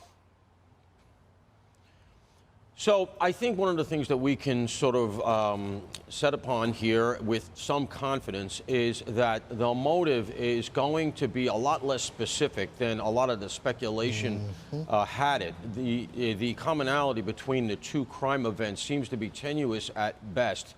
We may never know, and you know, unfortunately in police work you don't always get a nice, neat resolution, but it looks to me like where we're going to end up is some general gripe against the school, somebody leading a slipping down life. And then there's this professor at MIT who seems to have been everything that this guy perhaps wanted to be and never quite became. They overlapped in school, as Brian said. They were of similar age. In the MIT case, the professor was married. He seemed to have everything going for him, whereas the perp in this instance seemed to have a lot less. So it looks to me like somebody who was just bitter, lashing out. And it tracks to what we talked about earlier in the week with the possibility that the classroom was just chosen at random. It was the first one he encountered when he went through that unguarded and unsecure outside door that was propped open or had no key card access during this study hall and other events. Paul, did it surprise you that we learned two things? First of all, a homeless man is the one who gave the tip to the cops to close this case, but he was staying in the building. Uh-oh, don't tell that to Brian. Don't tell that to Brian. Don't talk about homeless people around Brian. He's going to start talking about Brian killed me. More like Brian killed a homeless. Uh-oh. He's twitching. Look at him. Reshuffling in his seat. Excited at the prospect of what must be done. Excited. Fantasizing about licking his lips. Fantasizing about what he wants to do to the homeless guy who was the hero in this story. He's tweaking. Which talks about the security protocol. Look, he's licking his lips. He's like, ah! Even though he's a hero in this event. Also, the suspect cased the university 2 weeks before he committed the ultimate crime. Yeah, you know, there were echoes of Mangione in this thing because this guy was nowhere near as clever as he thought he was. You know, he graduated or he went to Brown, excuse me, he didn't graduate. But, you know, he thought of himself, I'm sure, as some engineering genius, and so he did this methodical thing where he cased the place and all this other stuff. Well, not only was that how they also picked him up on video when they went out to the residential area, but that's where he encountered somebody who ultimately was his downfall. So he goes in, he's casing around in the place, and, you know, Lawrence, it's an interesting thing. I'm actually not that surprised that it was a homeless person that stepped up. I'm going to tell you why. Homeless people know everything that's going on in the vicinity of where they've decided to squat, even if it's a cardboard box outside. Yeah, when I was on football. Jesus Christ, dude. Dude, what incredible analysis. Yeah, you know, homeless people are fucking, they got their ears to the ground. You know how they are. They're always fucking getting into some shit when they're squatting. I fucking hate these guys. But hey, you know, even in this situation where this guy's a hero, make no mistake, he was heroic in a suspicious manner. He was heroic in a way that still invites scrutiny to his existence over here. You know how it is. You know how these fucking homeless are. Patrol, if you buy a homeless guy a Snapple, he'll tell you everything that's going on in your patrol block in 10 minutes. He knows everything. So this guy, he did the thing that homeless people very often do. It's just funny because, like, he thinks he's presenting this in a positive way, you know. Homeless people, not human, but basically like a surveillance module for us police. Dude, they're actually proprietary about, you know, as the saying goes, be it ever so humble, right? And so that's why he says, you know, this guy doesn't belong here. Nobody knows that building like this guy that was living downstairs next to the boiler or something. Shows you how bad the security protocols were, but it does show you just a sort of human dynamic here that he felt something was off. He followed this guy, he scared the guy ran. But then he came forward, as we know now, and he's the one who allowed the police to button the whole thing up. I'm still trying to find out, did he rent that storage facility ahead of time? Did he plan on keeping things there? Was it a murder-suicide? Likely by his, we never know, but was that the plan all along, go into a storage facility and kill yourself? You know, I would say no, and I'm not basing that on anything more than you guys know, but just the psychology, you know, this is similar to a whole bunch of terrorism cases I had and things like that. Oh, my God. Dude, I'm sorry. One is a random happenstance school shooting, and then the other one is a targeted assassination. How the fuck did this guy do both? And also get away with it because he was like actually invested in covering his trail. Like he was successful in covering his fucking trail. There is just something, there is a lot here that does not add up. I'm sorry. You know, I like to do critical analysis. I'm not Mr. Conspiracy Theory. Okay. As a matter of fact, it gets quite boring around these parts whenever shit like this happens. But the official narrative here the official narrative here just is it doesn't fucking add up. Like, here, I'll tell you like this. If he actually went to Brown University, to a specific building, to a specific room, and opened fire, and then, you know, went to another college, or if he went to Brown University and he shot a bunch of students, right, and he killed 2 of the students, and then went to another university and then shot a bunch of students and killed a bunch of students, that is at least in line with what he did at Brown University. They both tie together. Oh, this guy hates, Ivy League institutions. He has a deep resentment for Ivy League institutions because he felt like they never truly understood him, something along those lines, right? But one act of violence is very different than the other act of violence. If it was a targeted assassination in one school and then a targeted assassination down the street, then that still makes a little bit more sense. But the very fact that the level of sophistication involved in this, okay, the level of sophistication involved in the first shooting, even though the victims were seemingly random, okay, which doesn't make a lot of sense in and of itself, because a lot of these people that do pre-planning when they want to do like a school shooting, they oftentimes are not factoring in like getting away with it, right? It's a suicide by cop situation for many of these guys. They're like really fucked up in the head, and the common profile in mass shootings like this is like there is a level of pre-planning involved with like getting the guns or maybe looking at the blueprints of the school or something like that. But in most circumstances, like, you're not factoring in how you're going to get out. Even if you have a plan for it, you don't actually succeed. That's why it was kind of unique. The Brown University school shooting was unique because it's one of the, if not the only school shooting that I can think of where the shooter was able to do a mass shooting, kill 2 students, and get away. Okay? Like, you could say Tyler Robinson is a similar instance, but that was an assassination, allegedly, in the hands of Tyler Robinson. 1 person was shot. Like, it wasn't like a random spray and pray situation in the way that a lot of these school shootings normally work. Happened in Parkland, right? Yes. But they very quickly figured out, guys, he didn't just get away with it. Okay, Nicholas Cruz did not get away with it. They knew who he was instantly, and they were able to apprehend him.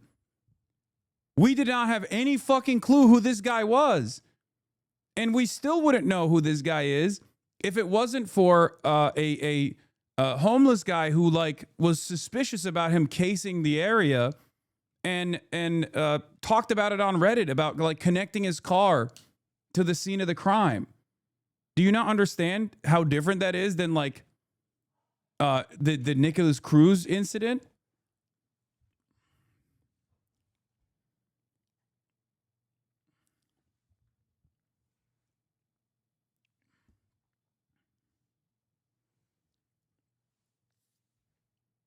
Anyway, there is like, I'm willing, if there's more information that's revealed later down the line, perhaps the official narrative will make a little bit more sense.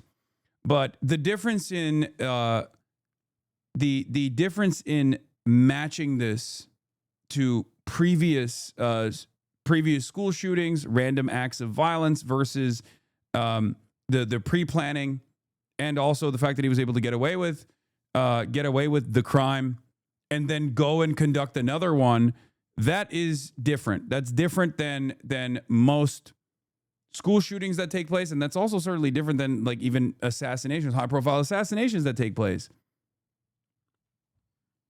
He did all of this planning, and maybe it wasn't high-level planning. It wasn't nation-state level planning here, but he did do the recon. He walked the building. He did all of this stuff. He had the plates ready to go. He had the storage location rented ahead of time, is how the whole thing went.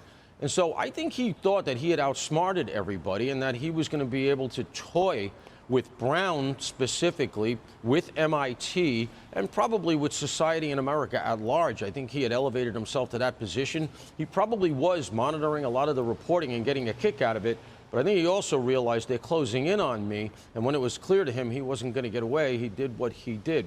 What else is in there, I don't know. I haven't heard they've recovered a manifesto or anything like that.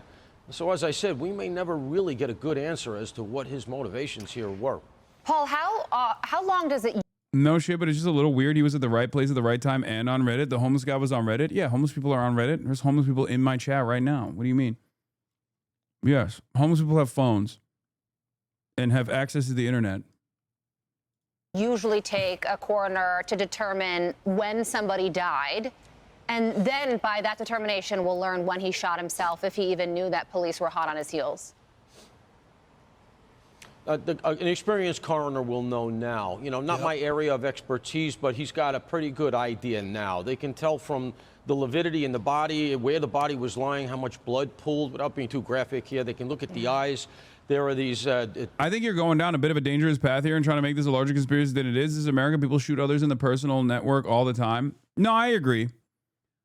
That's the only thing that that basically that's the number one anti-conspiracy theory thing in the United States of America, is that these things happen. I think the reason why I'm like confused by this process is because if it was two separate shooters and two separate acts, it would make a little bit more sense. You know? Because yeah, this is just America shit does make a lot of sense. You're absolutely right. Okay? And also, the other side of the story is like, who stands to gain from the assassination of the MIT, the MIT nuclear scientist, right? Because if there is a conspiracy to assassinate that person, who stands to gain from it? Why would they have done it? Who actually did it? Was it this guy that did it and then they just like killed him? You know, there are obviously, it's the conspiracy cannot be more far-fetched than the official narrative in these situations. Like, is it executable? So that also is another point of evidence in the direction that the official narrative is probably correct. Okay.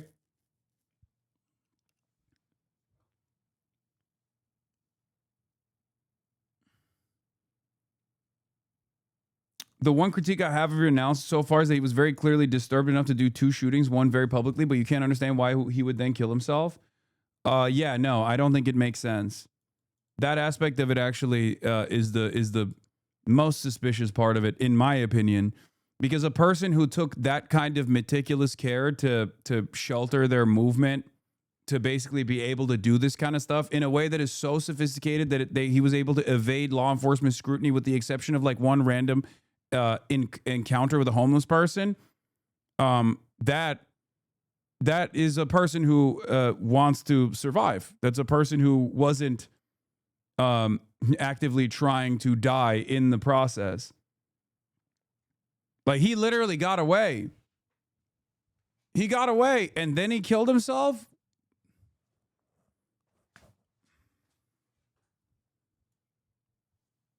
Like, a person like that would have killed himself in the first shooting. Bro had nothing in his life. I can imagine someone planning to engage in a crazy plot and getting away with it, only then to realize they have no life to return to anyway. Yeah. The assassination of the MIT professor reminds me of the OpenAI assassination back in the beginning of the year. I mean, that one is more direct, though. That one is more direct. Or like the Boeing guys, right? The Boeing whistleblowers that have died under mysterious circumstances that are billed as suicide. Like, stuff like that happens, and we just kind of move on from it. And I suspect we will move on from this as well, inevitably. But I don't even know if this the MIT professor was actually responsible for like a major. Like, I don't know what the extent of his research looked like. I'm just operating off of what the media had reported on previously. And that's the reason why I thought it was a suspicious death. Does that make sense? The files are out. Okay, we'll go through it. Tiche, they call, they could see the broken blood vessels. They can tell a lot just from looking. And, you know, every cop has this story, the ME. Also, paired up with the incompetence of not only this administration, but also paired up with the incompetence of our law enforcement at the federal level, things are getting extra weird.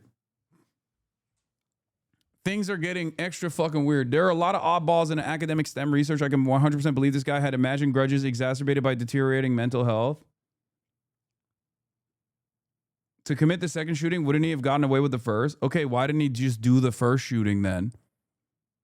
Why didn't he just kill the first guy and then be done with it? Why did he also go to Brown? Why did he go to Brown first? If you're trying to do a clean, if you're trying to do this clean and you have obviously put a lot of effort into getting away with it, why don't you do the first assassination first? He literally, he stop backseating. I'm just saying it doesn't fucking make sense. Am I crazy?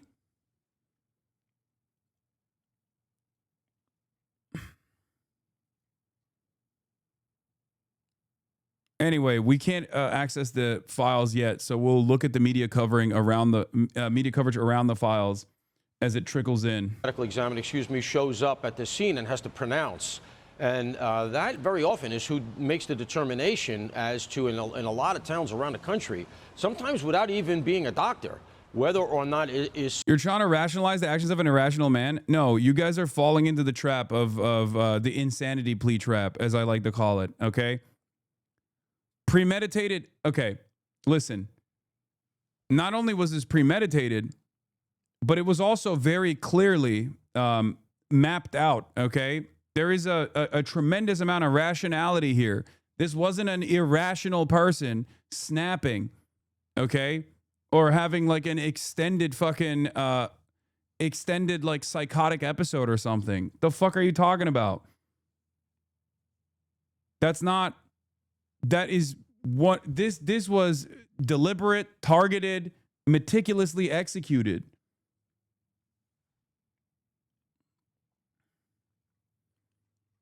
He wasn't just like he like it doesn't look it doesn't feel the same as, or it doesn't have the same profile of like a guy who decides he's you know, a guy who's like decided he's going to do a mass shooting and commit to it and then go into a school and open fire.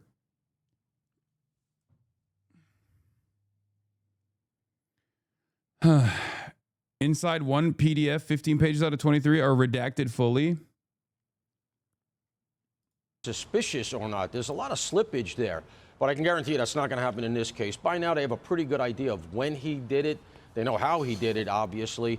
And I think that one of the things they're going to be looking at here, aside from in the digital world, to see if he's in contact with other people, et cetera, but they're going to be looking at ballistics here. And here's why I go to that.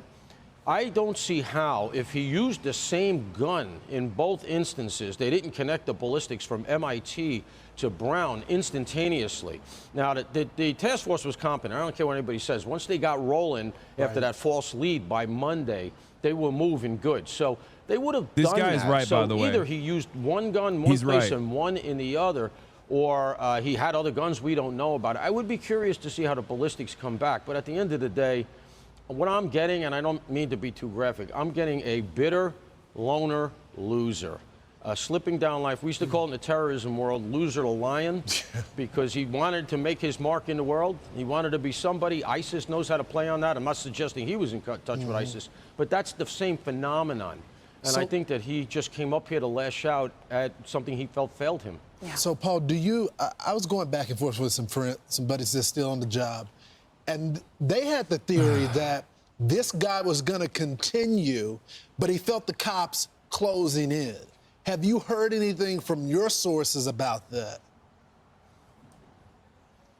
No, I haven't heard anything that would be. What does ISIS have to do with this? He's just saying that ISIS knows how to lean into people that are experiencing like specific gripes to activate like lone wolf style shooters.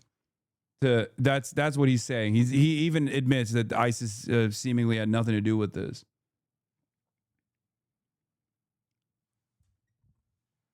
You keep talking about meticulous execution, but that's because the only thing you can empathize with is the goal of survival. This guy wanted to kill specific people, and it's clear no one at Brown was his actual target.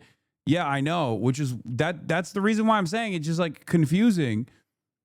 If he actually killed a specific person in Brown and then killed a specific person from MIT, then it makes more sense. Or if he actually did a school shooting style, like random act of violence in Brown, and then did a school shooting style random act of violence at another school down the line, then that also makes sense. But the fact that he did a random act of random school shooting style random act of violence and then did a very specific assassination, that's the reason why I'm confused by the details of this. I don't know why you think it's so crazy that someone could do both. It just doesn't make a lot of sense. Usually you wouldn't mix things up like that.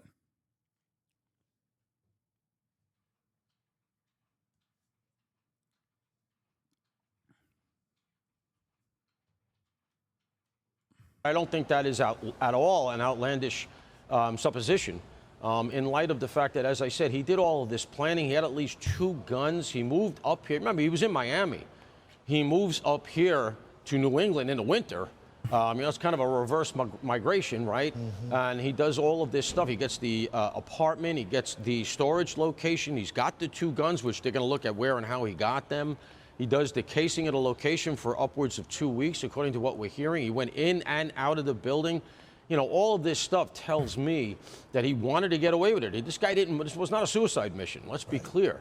And so as a result, you have to say to yourself, he thought he was going to sail off into the sunset, snicker about it, and then potentially, do it again. And so I hope that one of the things we get out of this is that the universities, many of which were very on board with defunding, we've seen university takeovers and campus protests where the police are not exactly popular. I hope they take it upon themselves to look at the protocols no matter where they are. We have active shooter training these days in high schools and grammar schools because of school shootings.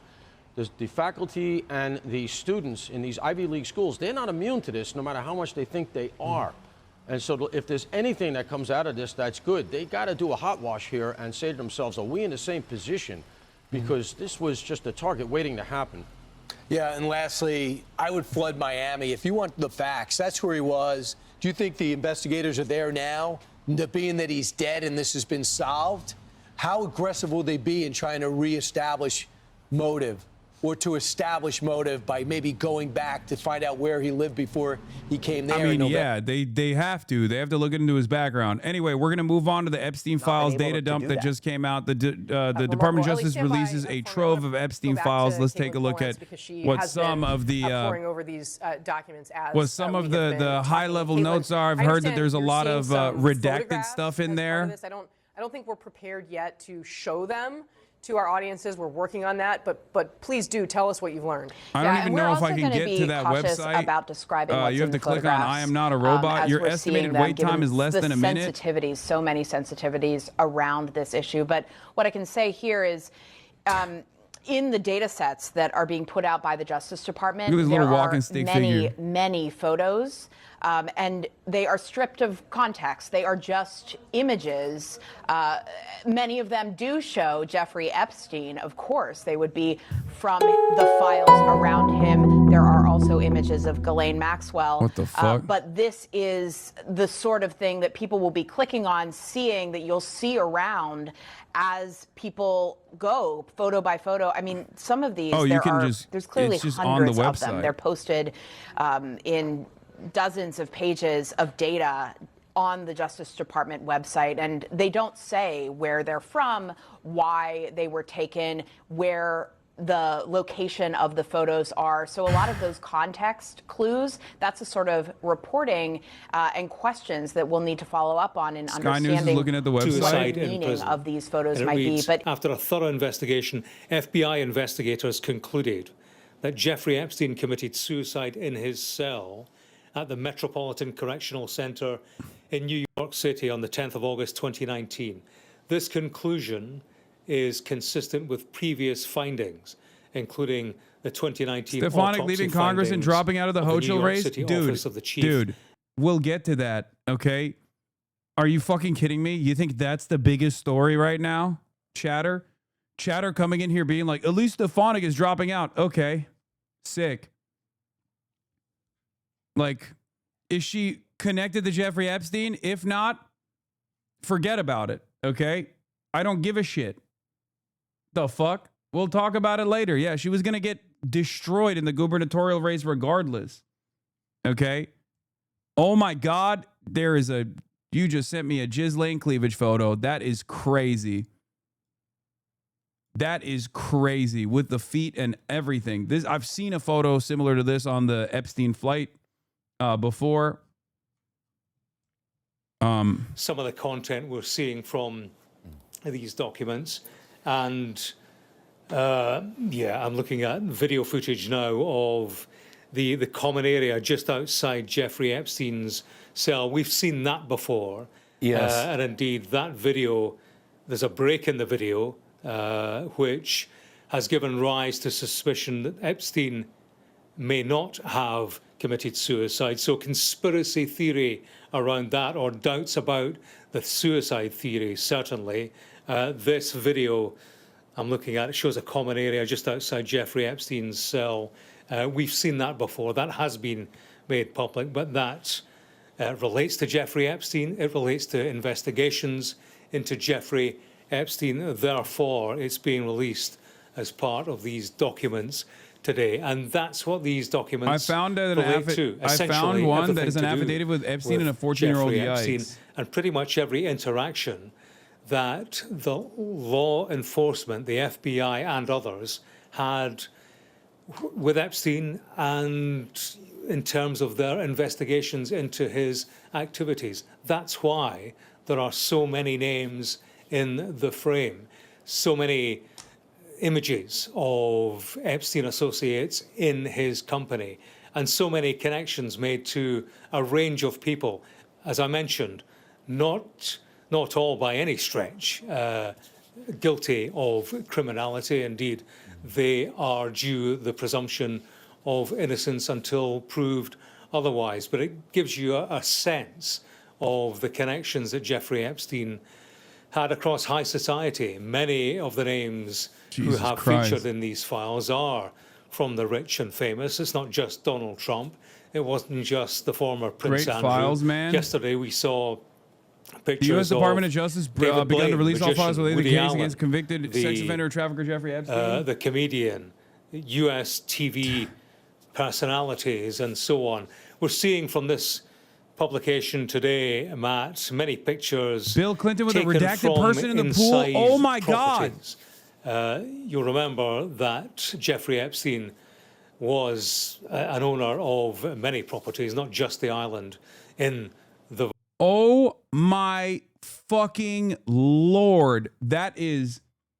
Are you going to cover the Epstein files? Okay, take a day off. No memes, no jokes. Only fucking productive statements. Okay? Oh, fuck, dude. Maybe it's Hillary. Abso-fucking-lutely not. It's not Hillary. Are you kidding me? If it was Hillary Clinton, her face would not be redacted. It's more likely that it's Donald Trump. Let's be real. Can you explain what you are looking at on my screen? My eyes are bad. I'm watching on phone. We are currently looking at a photo from the Epstein files with Bill Clinton, former president of the United States of America, Bill Clinton, in what seems to be a jacuzzi,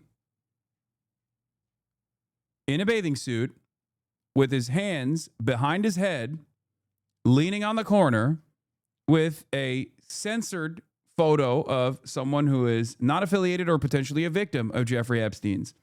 A lot of these photos that have censors over the people that are most commonly women that are involved with some of the high-profile people are censored for the sake of protecting the unaffiliated people or the likely victims and preserving their identities.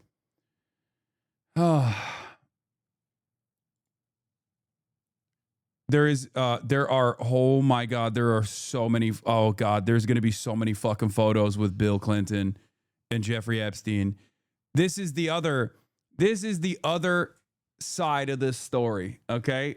The other side of the story is as many photos exist as Jeffrey Epstein and Donald Trump, there are a fuck ton of photos with Jeffrey Epstein and Bill Clinton. Remember, the reason why a lot of the right initially leaned into the Jeffrey Epstein stuff was because they were like, oh yeah, this is a Clinton conspiracy, which is true. There is truth that Bill Clinton and Jeffrey Epstein were absolutely heavily connected to one another. However, oh shit, Mick Jagger. However, Jeffrey Epstein and Donald Trump were also connected to one another as well. Think about Epstein when Clinton was impeached, Lamau. Was there a time when Bill Clinton and Trump were friends? Yes. Yes. Of course, there are photos of them together in public.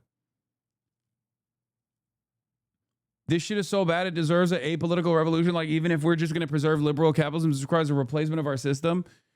I mean, yeah. This is a child. Well, you don't, I mean. Oh, God, this is so fucking strange.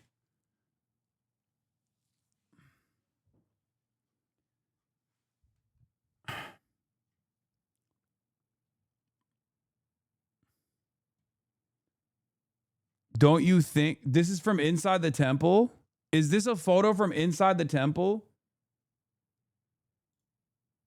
Seems good. Ain't no fucking way these are the files that they released. It's just 12, 13, 14, 15, 16, 17, 18. Is it just not loading or is it just redacted?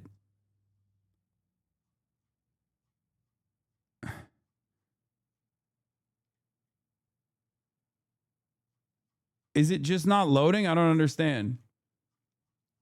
What am I Ain't no way they were like, here are the Epstein files, 55 pages of redaction, full-blown redaction. Wow. Thank you. What an incredible fucking release here. More photos. Yours isn't loading for some reason. I can see no, this is a different.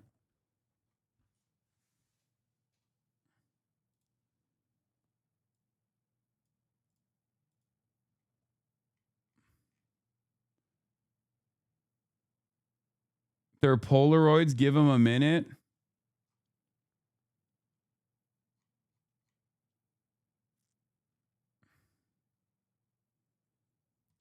Look at this, mate. F to 0003169.pdf. Dude, just link it to me if you want me to see it. There are, this is the photo sets, right? That they recovered. Hundreds of pages are 100% redacted.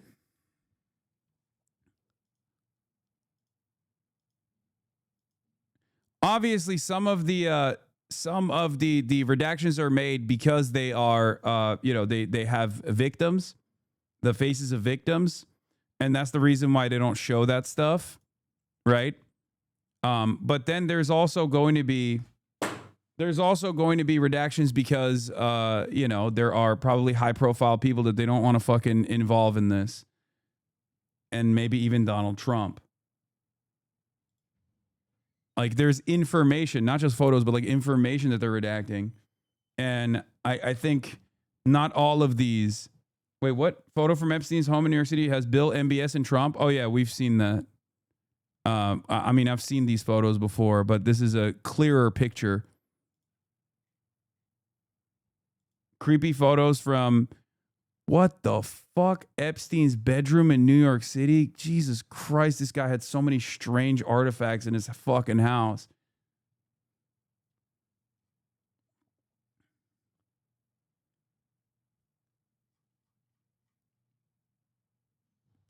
Photos of him and Trump. Photos with Bubba. Photos with MBS, the Crown Prince of Saudi Arabia. The Pope. There is a short plane video. Who's the guy on the right? Oh my God, that's Steve Pinker. Wait, is this AI or is this real? That's Steven Pinker. He's a famous Harvard professor.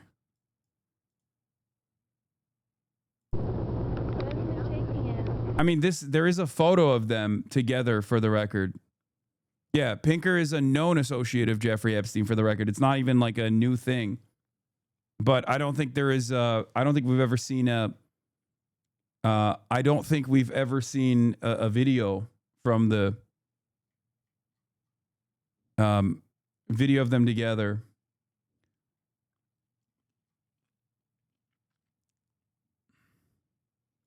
CSAM not scanned. Wait, what?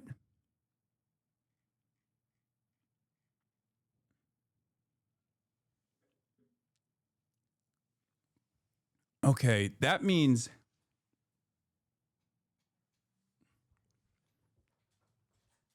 this means that there are different levels of redaction. So the black bars that we see are just like to hide people's identities and stuff. But then there's one extra level of redaction, which is when it's directly child sexual abuse material, where they don't even upload it, they don't even scan it, and they just have the data. Like they just have the hard evidence, and they don't even copy it, which makes sense. Like that means they have footage, but it's just they will not copy it for understandable reasons.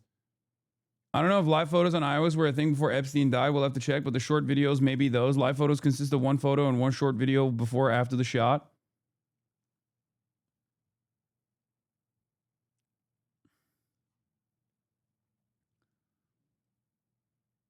They have hash values which they give to law enforcement.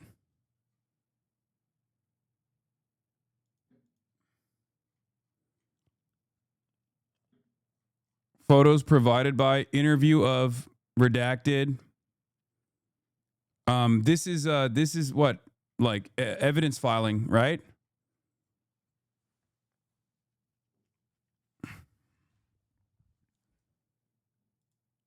This is evidence filing. Photos provided by redacted.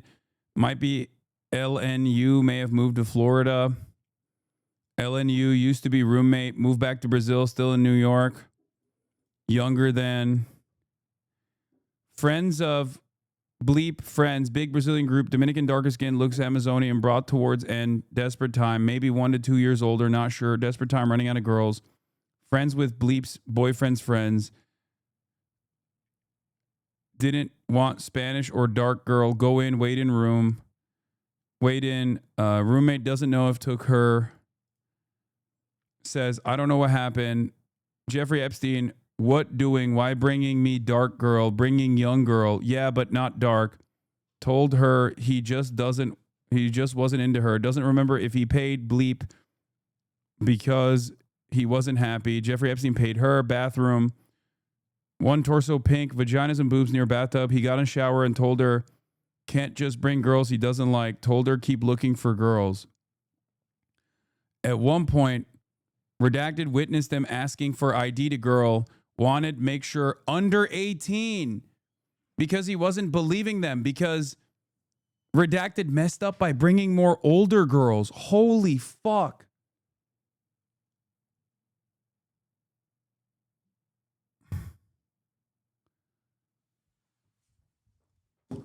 So he was mad that the girls were potentially over the age of 18. Saying he wanted to make sure that the girls were under the age of 18. What the fuck is going on in here?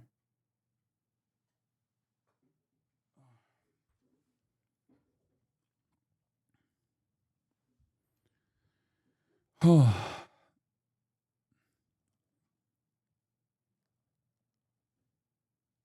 Roommate, when still living with mom, they rented out rooms, just came from Brazil,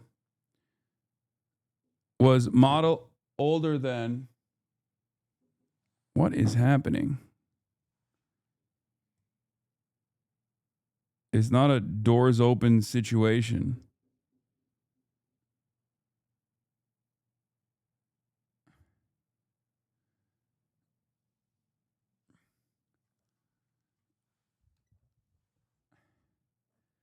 Why is the name of the person gathering underage girls redacted? I don't know. I actually don't understand that. I don't know why they're redacting the like, I don't know if it's because it's like, I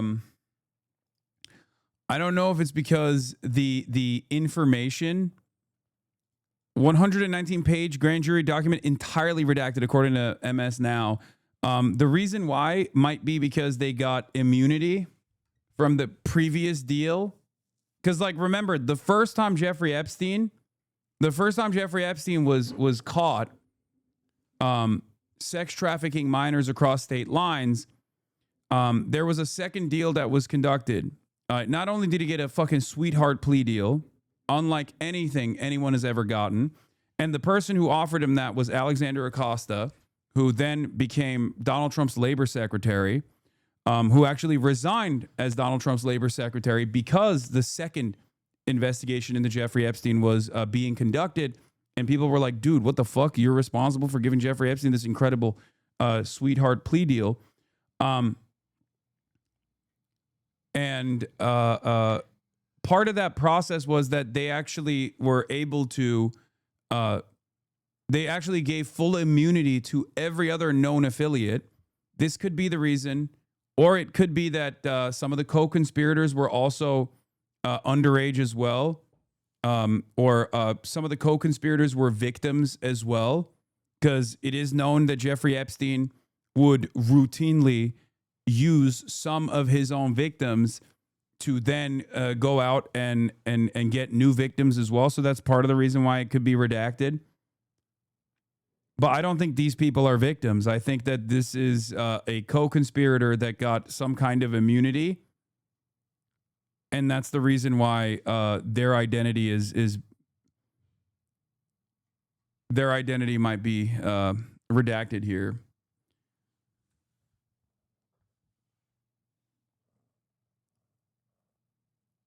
But this is so crazy that the evidence notes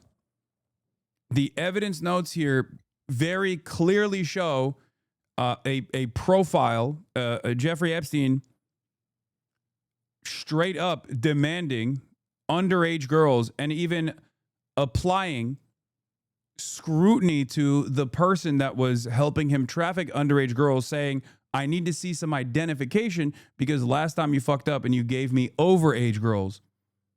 And not only was it underage girls, but he wanted underage white girls. Racist pedophilia.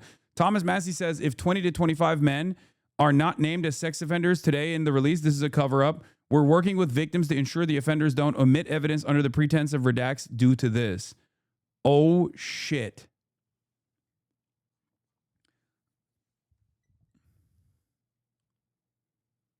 Holy shit, dude. No, look at the top left of that dog. It says initials live with mom at 13, moved out at 14, and the redaction is the same size as the redacted initials of the person gathering the girls. This totally looks like another victim forced to bring him more girls. Yeah, that could be the case. But that doesn't mean bleep living with mom at 13, moved out at 14. You do understand that that could be one of the victims that they're bleeping out. Yeah, see? In this page, this redaction is a victim, okay? This might not be, or this could be. I don't know. There are also so many victims that this kind of redaction is going to make it Like I suspect that what they're doing in the situation is basically because there are so many victims and so much evidence for pedophilia and numerous other illicit dealings that they went through all the documents and redacted certain people's names, clients, high-profile people that were directly involved in the illegal acts, or at least were named by some of the victims and witnesses as being involved in this, and they're using the larger, they're using the valid redactions to also hide people who are affiliates as well.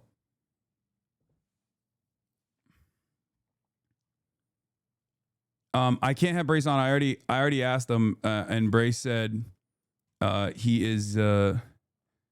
Brace said he's filming an episode and then immediately leaving, so he's not going to be around, unfortunately, today. This is fucking insane, man. Do you think the victims even want these redactions? I mean, I think the victims want their identities preserved, yes, but they don't want the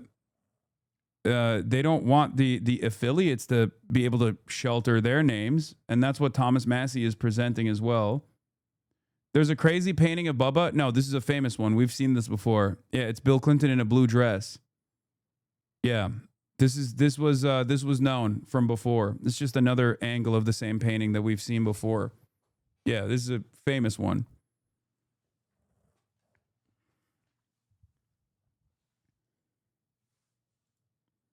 It gets worse.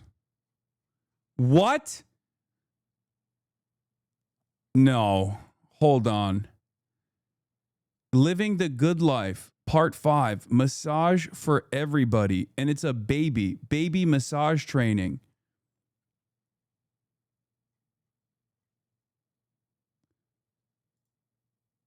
Baby massage moves. One thing about babies, they're really, really small. You can tell how small when you try to massage them and one of your hands covers their entire back. Besides, there was a manual for massaging babies.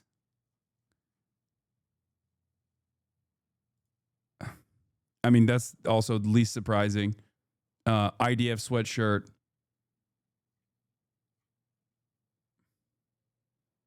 This one has a lot of Clinton.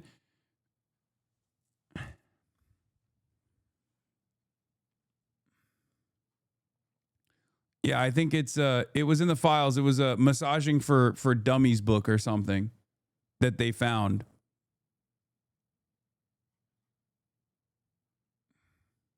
In the files. Whole ass scrapbook with Epstein and redacted victims. Somebody made some kind of zine comic with the photos of Jeffrey Epstein and all kind of redacted girls. Yo, these motherfuckers were scrapbooking, brother. Oh my God.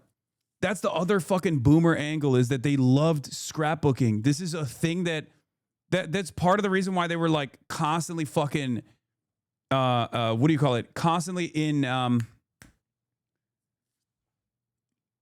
constantly taking photos or whatnot, but this is an entire scrapbook that they made. Once upon a time, there was a clueless little girl. How do I look?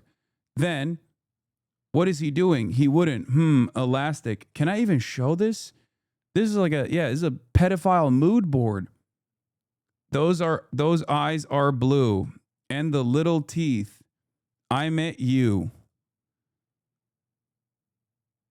How do I look? I played the cards I was dealt.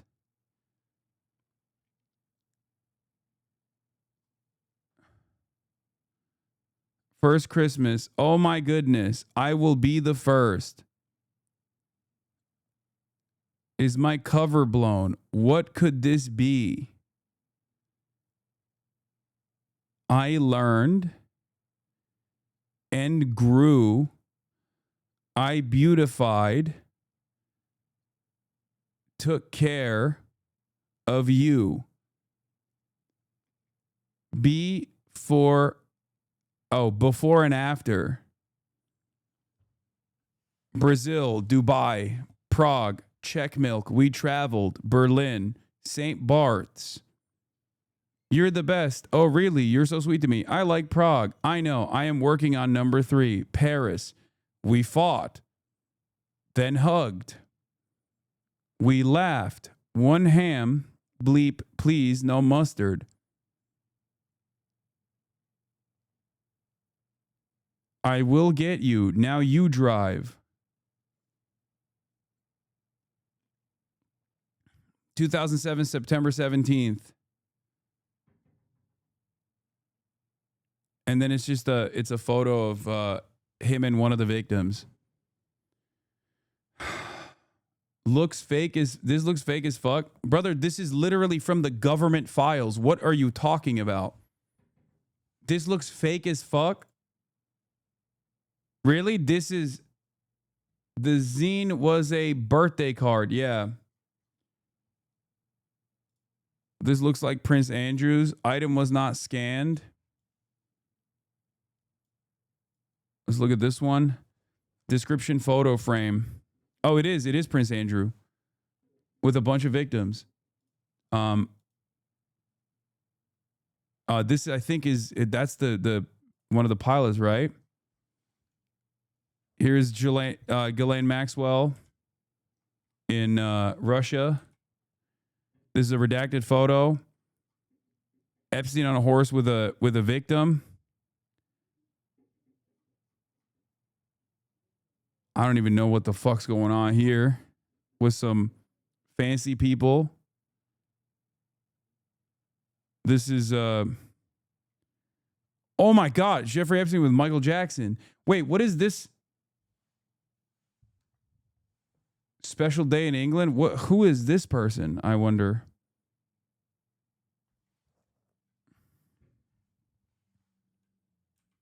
Michael Jackson. Redacted. I don't know who this guy is. Redacted. Not redacted. On a hammock. Tucker Carlson? No, he's not Tucker Carlson. Winnie the Pooh. Jeffrey Epstein. Another one of these guys. I don't know. Redacted. And then that's it. Bro, the full page redactions on photos are very suspicious. The full page redactions on photos imply that, like, I don't think that there are full page redactions on these photos because, like, there's victims all over these photos. I feel like that is the type of redaction that they do when they feel like there is no, when they feel like there's like a too high profile of a person.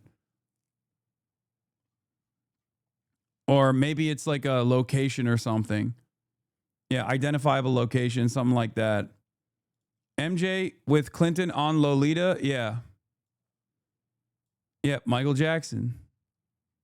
With fucking Bill Clinton on the Lolita Express. Full page redaction might be a cover up. They have a different CSAM, not scam page for the CSAM, right? Yes.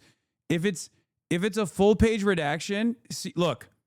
This is what it looks like in the files that are uploaded if it's actually CSAM, okay?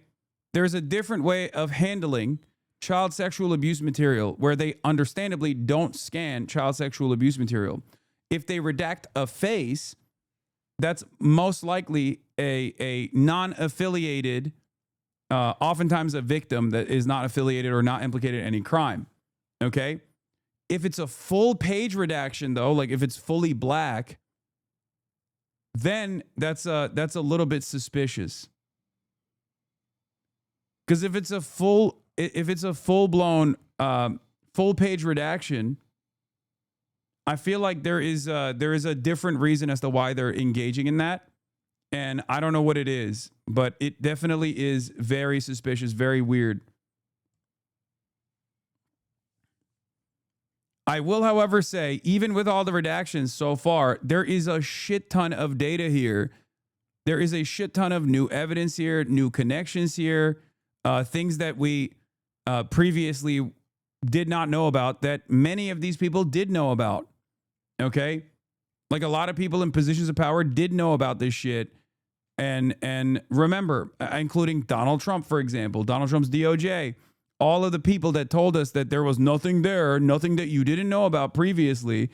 And that is strange. Okay.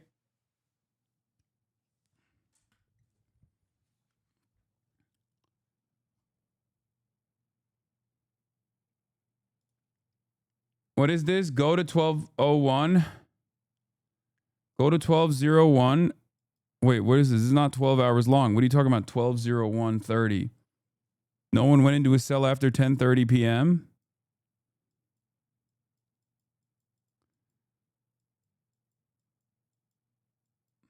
This is not his cell, chatter, for the record.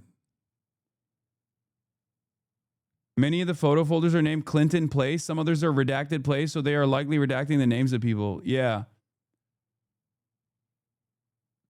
There is someone conspicuously absent from all these photos so far. Yeah. Where the fuck is Donald Trump?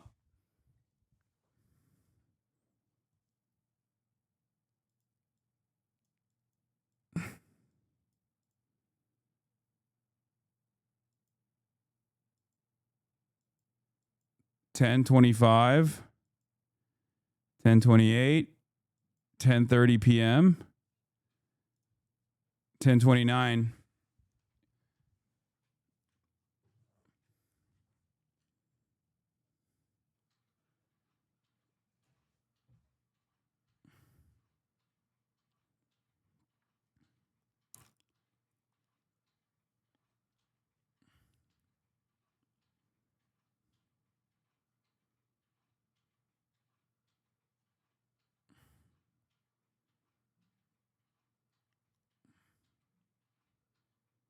I feel like fully redacted photos are the ones that Trump or the location of Mar-a-Lago or White House or some Israeli official. Oh, 12:31.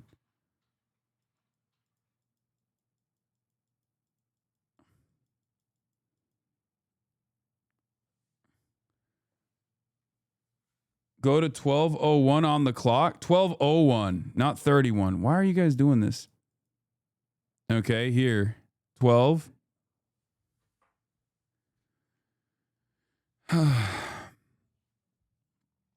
No one's at 31. Maybe I saw 31. I was wrong.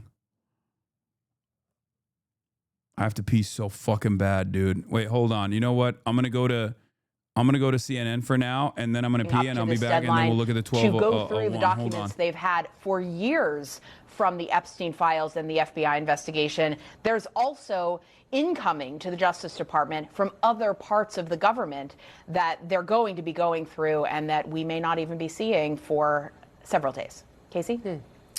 All right, Caitlin, thank you very much for that update. Joining us now to discuss further, victims' rights attorney Gloria Allred. She's represented several Epstein abuse survivors. And Gloria, I know that you're digesting what we're learning from the Justice Department right along with everyone else, but I'm hoping you can give us a sense of what a moment like this means to the women who were victimized by Jeffrey Epstein and others in Epstein's orbit. Well, I'm glad that you asked, Casey, because this didn't just happen. It is happening because of the courage of many survivors speaking out and pushing elected officials to this point. Elected officials in Congress and also the president. And that is a tribute to them, and they deserve that commendation because it took a lot for many of them to speak out and let people know what had happened to them. And they did it in order to achieve the release of the DOJ's Epstein files, which they only got partial release of today.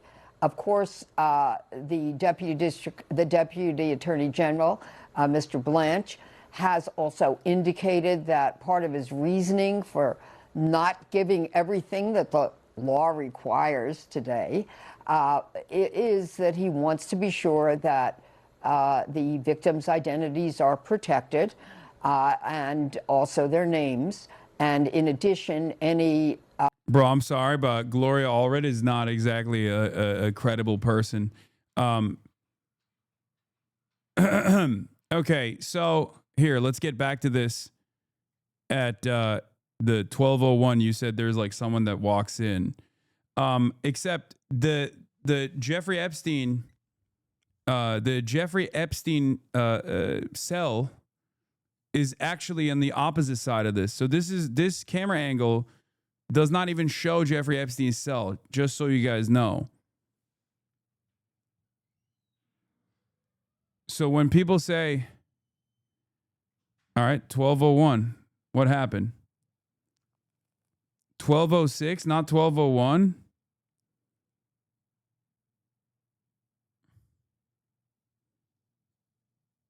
You missed it? It happens at 1201:30?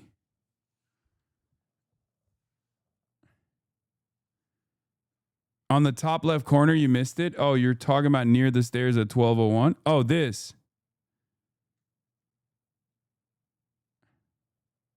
Wait, what the fuck?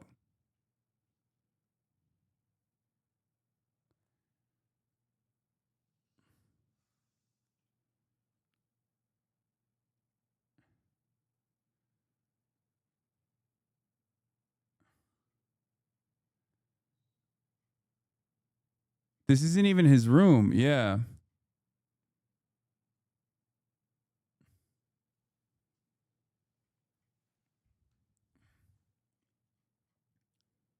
Yeah, this is not his cell, chatters.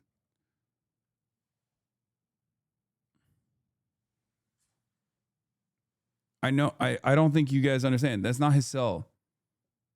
There's no camera footage showing directly outside of his cell.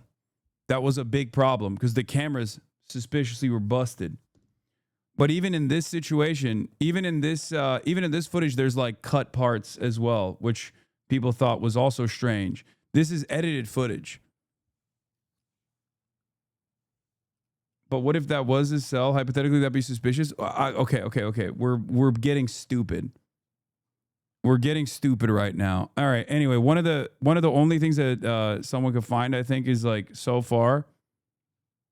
What is this? It with Donald Trump's? Is that Donald Trump's signature? Oh yeah, that is Donald Trump's signature. On a check, and that's it.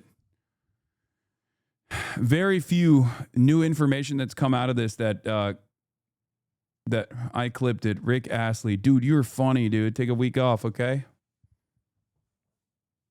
Take a week off. Bye-bye. What? Oh, come on, dude. That's a really good bit, though, chatter. Keep up the good work.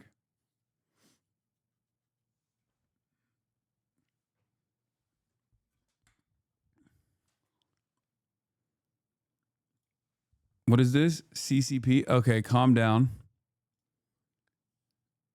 Who are these? I don't know. I don't know who some of these people are. I mean, dude, he was homies with every wealthy person. Oh yeah, and then Donald Trump is in the Epstein files for some of these photos that Jeffrey Epstein kept of him in his drawer, in his desk drawer. They're dead. Walter Cronkite, Richard Branson. We've seen Richard Branson with him before. This is a new photo of him and Richard Branson, for the record. There's photos of him there's photos of a gun range, but that's not that unique. The picture in the drawer is a new unredacted photo of Donald Trump, but this one is famous. The other one with like Ghislaine and Melania Trump, that one is.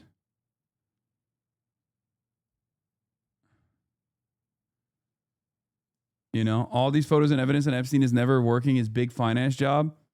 Yeah, I'm just surprised. I thought he was like such a prolific trader, and yet it doesn't feel like he has any time to trade because he's seemingly taking photos with underage and women over the age of 18 that he allegedly sex trafficked. Well, not even allegedly, confirmed to have sex trafficked. So it's very strange to me how he was making all of his, how he found any time through his incredibly busy social schedule, taking photos with virtually every famous person on the planet, including the financial elite, including heads of government, foreign emissaries and things like that. Very busy social calendar for this guy.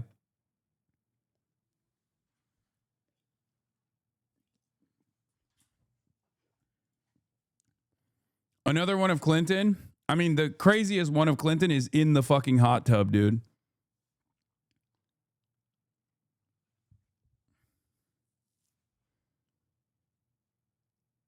Will we ever truly know how he connected with women for sex and who he connected with women for sex and who he connected for children for pedophilia? No, I don't think so.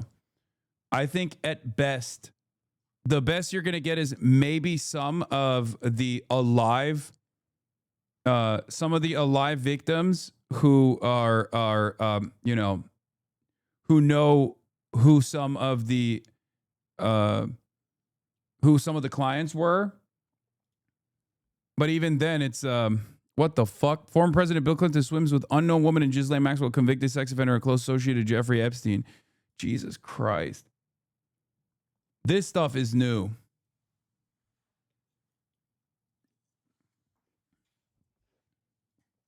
This stuff is definitely new. Yeah, I saw this with Prince Andrew. Ivana and Ivanka mentioned. Oh, it was on the contact list. Yeah, I mean, this is stuff from his black book. We already know. Every famous person is on here, dude. Every famous person is on here. There's like the fucking Blizzard guy who stole titty milk is on the fucking Epstein black book, famously. Here is Bill Clinton again on Lolita Express. Dude, this motherfucker, oh my God. I feel like nothing will happen with this release because they would redact Trump, but only if there's a leak with evidence involving Trump will we actually see repercussions. Grums is on the blacklist? No, it's not Grums.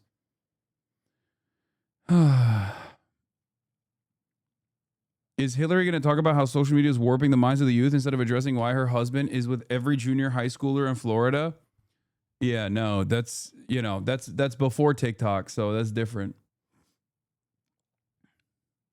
Tons of call logs, names redacted, but shows Poland a lot. This is a subpoena from T-Mobile for his T-Mobile phone number and like where he was calling. A lot of incoming calls here.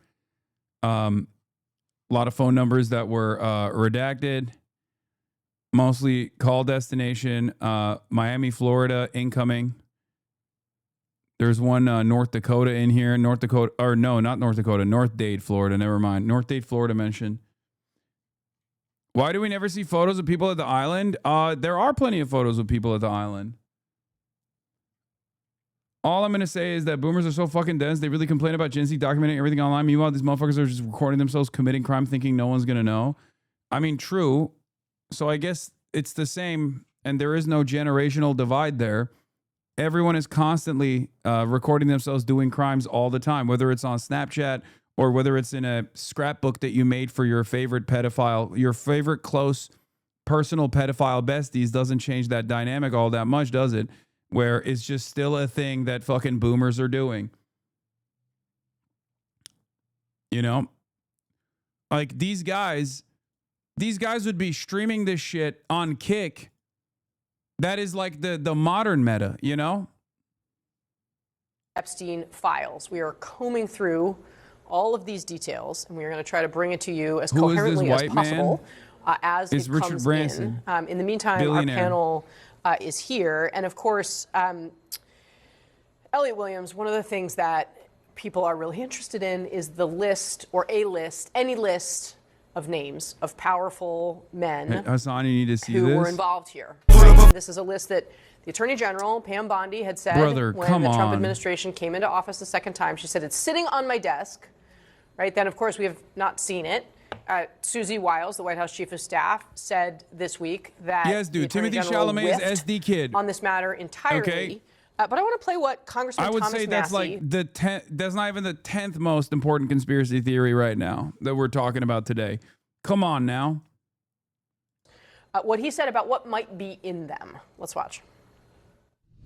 Wanted to talk about some of the things to look for and what we may be anticipating. The victims' lawyers have been in contact with me. Oh, there's a crazy and collectively, story about they this. know there are at least 20 names of men who are accused of sex crimes in the possession of the FBI. So if we get a large production on December 19th, and it does not contain a single name of any male who's accused of a sex crime or sex trafficking or rape or any of these things, then we know they haven't produced all the documents. It's that simple. That was a huge line, dude. Yeah. Thomas Massey straight up said if they're using the victims' names to provide shelter for 20 to 25 different men, or if 20 to 25 different men after today are not known publicly as being involved in like illicit sexual acts, that means that they used the redaction. They overextended the redactions and basically extended it to some of the criminals as well. Okay. And that is the suspicion that they engaged in. The suspicion that they did was there's some of the redactions are obviously victims. Many of them are obviously victims, but they obviously clearly fucking hid. They clearly hid the other other people that were engaged in illicit acts as well, making it seem like they're also redacting victims' names. We find out about those 3 buckets, and I think that if people go in expecting that and not some smoking gun list, I think the world will be far more satisfied with whatever the Justice Department provides. Yeah, although, Ellie Honig, you've been hanging with us throughout the hour, which I very much appreciate. I mean, the reality is everybody's looking for a list. You've seen so much of this kind of material in your career as a prosecutor. Do you think there's a list? No, I mean, all the reporting is there's not in one discrete place, like a list, number 1, 2, 3, 4, or 5. To the bigger point about other people who may be involved here, let's remember the exceptions. This law does allow the Justice Department to hold back any information that might relate to an ongoing investigation or that might undermine our national security or foreign diplomacy. There's a lot of discretion, a lot of wiggle room there for Pam Bondi to hold things back in her discretion. That's point 1. Point 2, to Representative Massey's point earlier, that if we don't see sort of high-profile names, then we'll know they have not turned over everything. Guess what? We know they have not turned over everything because Todd Blanche has said so. He said, I know we were supposed to under the law. This is just some of them, and there's a lot more still to come. Ellie, on that point, I mean, why do you think Todd Blanche is doing this? I mean, the fact that it represents a delay from what the law says. I don't know. I couldn't begin to make excuses for him. They gave the DOJ 30 days to pull this together. Yes, it was a gargantuan task. We've had reporting here at CNN about how there was a mad scramble behind the scenes at DOJ. But if the end result of that is, sorry, Congress, sorry, Mr. President, who signed the law, we just couldn't get there in time, that's just unacceptable. That's just outrageous. So, look, I suppose this will give rise to theories that maybe they're trying to drag this out. If the documents are going to slowly leak out over the next 2 weeks, we all know what's happening the next 2. It's Christmas, it's New Year's, people are going to be halfway paying attention. But it's a huge error. It's a flub by DOJ to not have these already. Now, maybe worse than that even. They did not comply with the plain language of a law passed by Congress, signed by the president. And in the absence of a penalty for failing to comply with that law, Ellie, I mean, what does that part of this mean? Yeah, there's not a heck of a lot that can be done. You've had earlier members of Congress suggesting they may sue, maybe, but that'll take time, and perhaps in that time this will get worked out. As you noted earlier in one of your interviews, Casey, there's not a mechanism built into this law that says if DOJ fails to comply, the punishment will be A, B, or C. It just sort of leaves it out there unaddressed. So ultimately, it's going to have to come down to political pressure and political will from Congress. It has been a remarkable thing to see, actually, the way that Republicans in this particular case have actually exerted political will over the wishes and will of the President of the United States to get us this far. But I think it's good you underscored that today. Ellie Honig, thank you. Thanks very much to my panel as well. Really appreciate it. Thanks to you all at home. Yeah, this is like this is a big data dump on Clinton, and nothing even like technically super illicit about Clinton so far.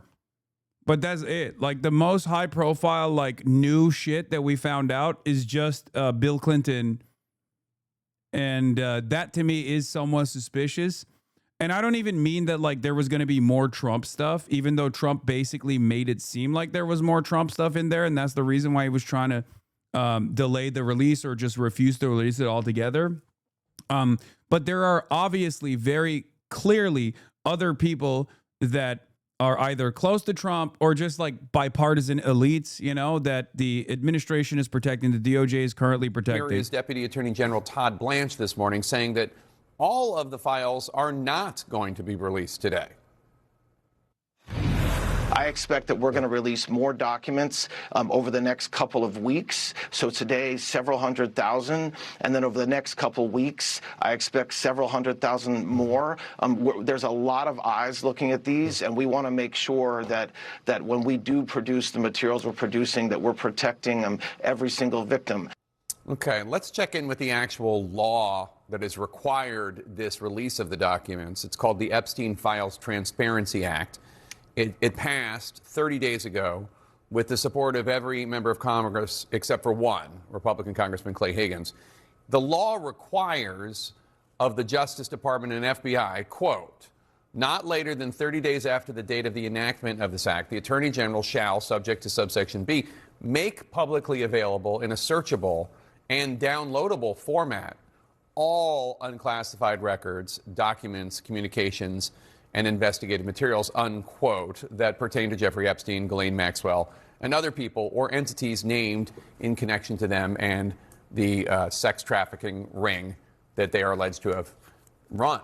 Now, you will notice in that law, it didn't say today was the deadline to release some of the records. Yeah, it's supposed to be all of the records, and it said with a searchable form. And if you go onto the website right now and just even put the word Epstein in to search the Epstein documents, that doesn't come up because it's not searchable yet. Let's discuss this all with CNN's Evan Perez and MJ Lee. MJ, what are we learning about the content of the files that have been released so far? Yeah, Jake, you know, we knew that today was going to be a really big document dump coming from the DOJ. But even having known that, you know, when you take even a few minutes to go through these documents, it really is a pretty sickening experience. You know, so much context is There's missing. just so much fucking really, CSAM and so much like open demands for procuring children to engage with, to do statutory rape with. It's psychotic. To the various investigations that have taken place over the years about Jeffrey Epstein, and also and the many ton of high-profile people directly associated with him. Materials and Epstein kept an insane amount of information, even as a big cache of 3.5 floppies in his penthouse. Yep. Such a reminder of how many people had accused him of abuse. And like, dude, the fact that these people still, the fact that like the Ezra Klein narrative was like, oh, he was a prolific pedophile, but also was very, you know, kept very famous company, but those two things were separate from one another is so insane to me. Like, it just doesn't, I don't know how you could have ever arrived at such a conclusion. Okay. It's just like this dude was doing so much pedophilia that like it was very clearly taking up a big chunk of his life, you know? It's virtually impossible for there to be no crossover in any way, shape, or form. Yeah. My other main takeaway is that Epstein Maxwell were taking photos like an eager freshman who just started college. They were photographing everything and everyone they met. Yeah, I think there was a reason for that. Epstein kept an insane amount of information, even as a big cache of 3.5 floppies in his penthouse. There was also obviously a lot of tapes, specifically tapes, with names of people that were redacted. And some of the tapes that were mysteriously lost in the wind. So this is not even the tip of the iceberg, really. Okay? So remember, there's also, I mean, there are so many different points of confusion here. This one specifically is about, I think, someone blowing the whistle on the plea bargain. I can't really read it, though. It's difficult to read. Floppies are floppy disks, like before CDs, before CD-ROMs, there were floppy disks.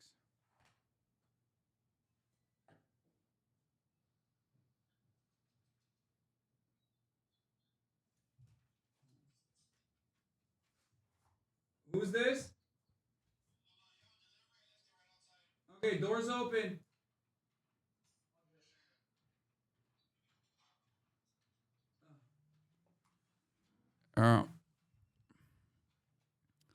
Yeah, floppy disks are very, very tiny, like a child. That's a child's foot, yes, for sure. What the fuck? I mean, I think that's a baby that's being held by I assume an adult with a shirtless Jeffrey Epstein who apparently had a tribal bicep tattoo.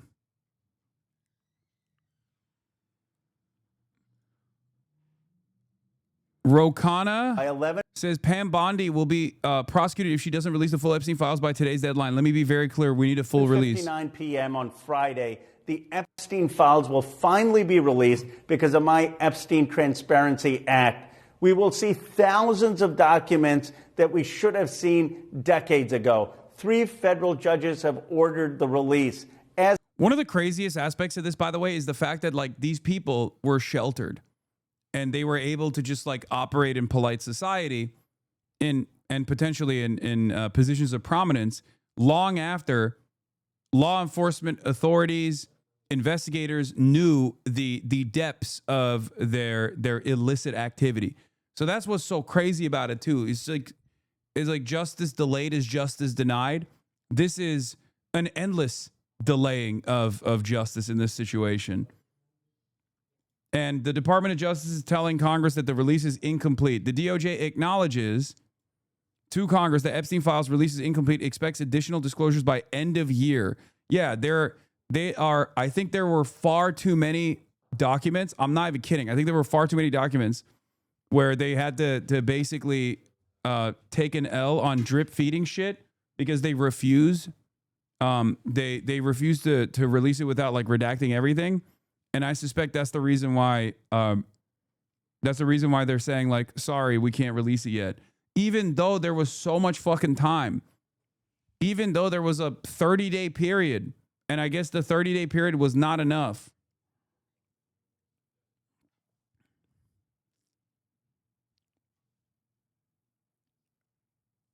Is your neck okay? No, it's not.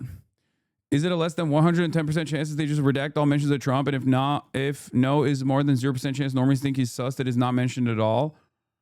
I think for normies, they will say, what is this? During one of DOE's encounters with Epstein, he took her to Mar-a-Lago where he introduced her to his owner, Donald J. Trump. Introducing the 14-year-old Doe to Donald J. Trump, Epstein elbowed Trump, playfully asking him, referring to Doe, this is a good one, right? Trump smiled and nodded in agreement. They both chuckled, and Doe felt uncomfortable, but at the time was too young to understand why. This is from one of the court documents, I assume. They just released a bunch of Epstein files, and I scrolled through flight log documents for 5 minutes and found Donald Trump 5 different times. Yeah, Donald Trump was on the flight logs. We know that.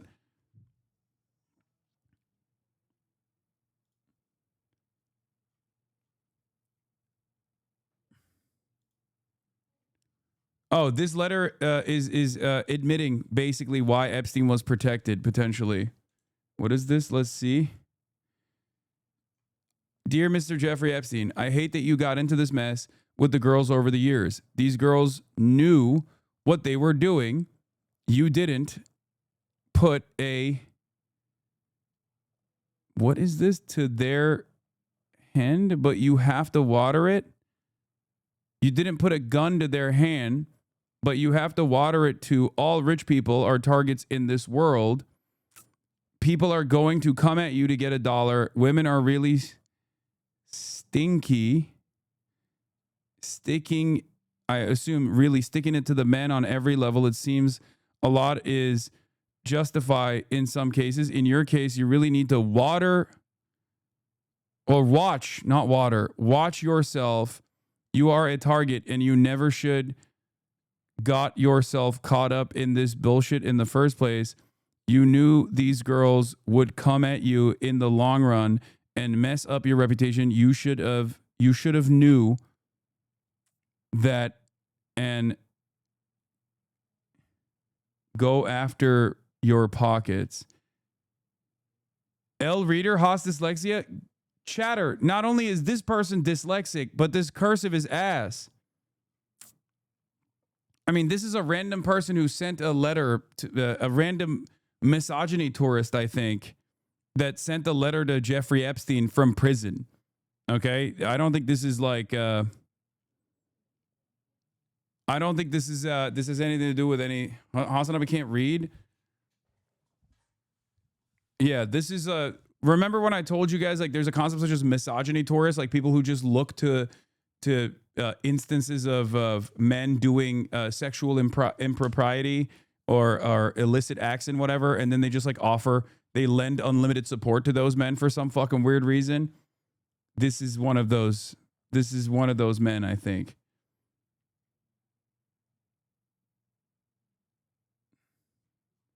Like people who became Tory Lanez fans after Tory Lanez's their criminal charges against them.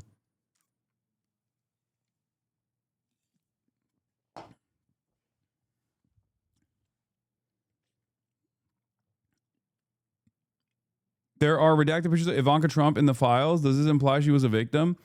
So there is an interesting thing with Ivanka Trump. There is suspicion, or not Ivanka Trump, sorry, with Melania. There is suspicion that Melania was modeling with, like, there's suspicion that like Melania met Donald Trump through Jeffrey Epstein. By way of a Jeffrey Epstein affiliate. He spoke to the doctor about your symptoms. It is Bratislavian various. It can be cured, but you have to move. It can cost empathy of the muscle, which can shorten your sex life.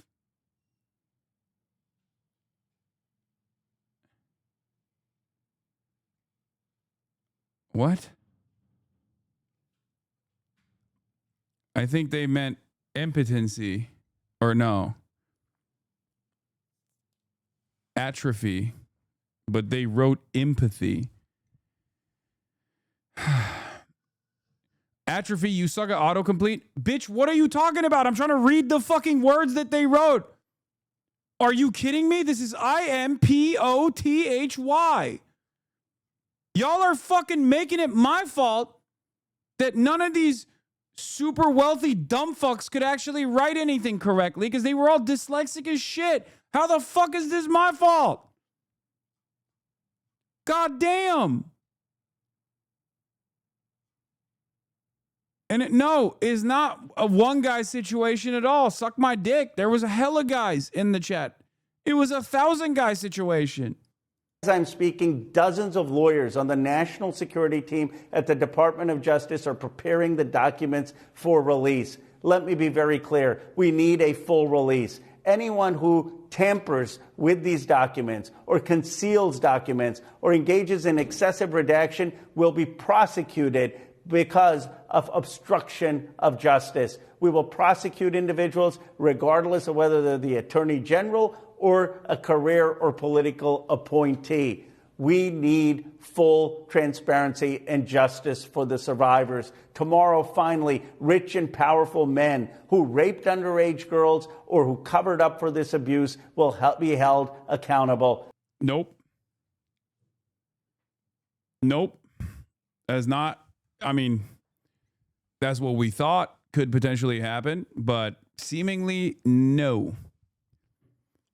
But in this situation, it's like, even if you literally have like congresspersons, Clinton it's on cut CNN ties now. with Epstein before his arrest on Even if you have federal congresspersons charges pushing, in it's like it's the DOJ that's 2019. hiding it. Now, so the I DOJ just is want going to to give sue you itself. a sense I don't know. of as we are going through it's these a real, files, we are asking the investigators to investigate themselves and find wrongdoing moment. Making in the coming hours. We are, of course, going to be interested in anything that is new, anything that might be revelatory about high-profile names, big people in public life. Again, though, it is incredibly challenging to try to report on some of these images and documents because there is so much context that is missing. But again, here we have what appear to be never-before-seen photos of Jeffrey Epstein in both of Bill Clinton, in Jeffrey Epstein's presence and Ghislaine Maxwell's presence.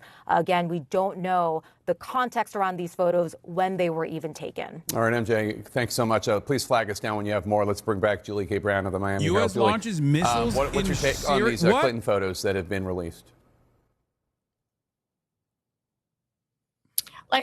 It's just hard to know. We don't know when they were taken or where they were taken, under what circumstances. But of course, the more that we see photos of him, the more questions with Epstein and in Epstein's houses, or we don't know where they are. And I think it just raises more questions about how close he was with Epstein, and the fact that, at some point he had to have known what Epstein's, crimes were. I mean, he had been accused for a long time, and it was known he was accused of molesting underage girls. So I think that, these raise more questions that I think he probably will be asked about these photos. Okay, Brown, thank you so much. We're going to sneak in a quick break. We'll be right back with more on this developing story, the Epstein. Okay.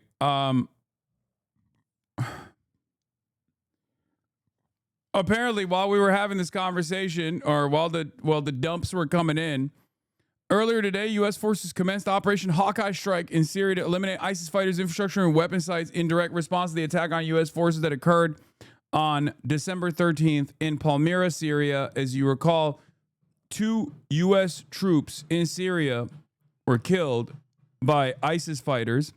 This is not the beginning of a war. It's a declaration of vengeance. The United States of America, under President Trump's leadership, will never hesitate and never relent to defend our people.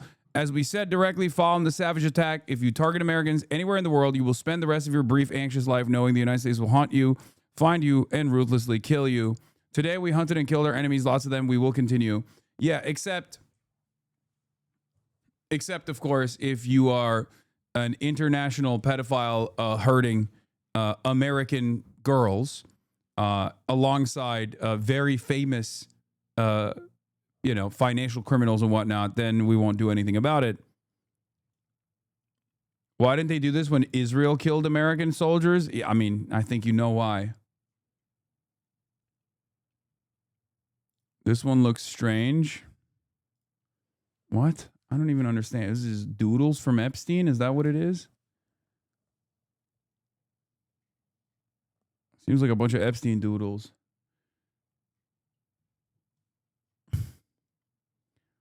Maybe ISIS should have avoided being killed by doing pedophilia instead. I mean, they were just not doing it the right way, the Epstein way, I guess.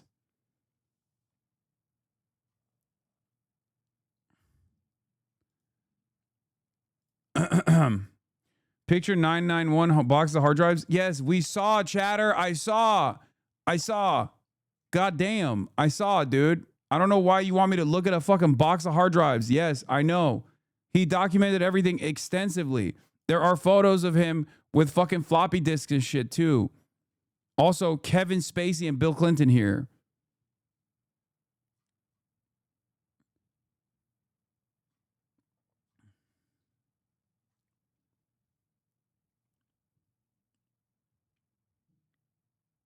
Oh, yeah, the smiley art is also unique because the steeplechase face was the mascot of the historic Steeplechase Park, the first of 3 amusement parks in Coney Island, Brooklyn. This was in Jeffrey Epstein's home, okay?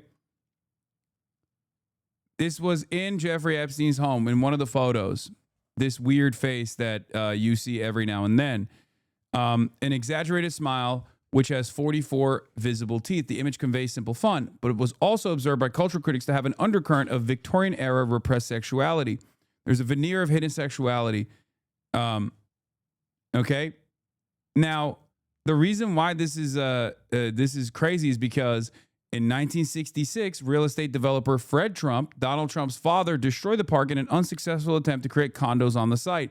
During the demolition, Trump handed out bricks to the public, encouraging visitors to throw them at the glass steeplechase face.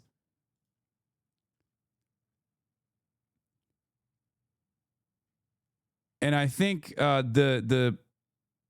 this face might be recovered from the park.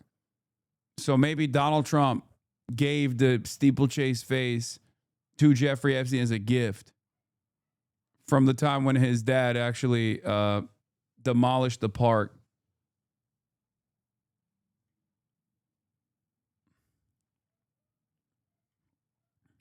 But I don't know.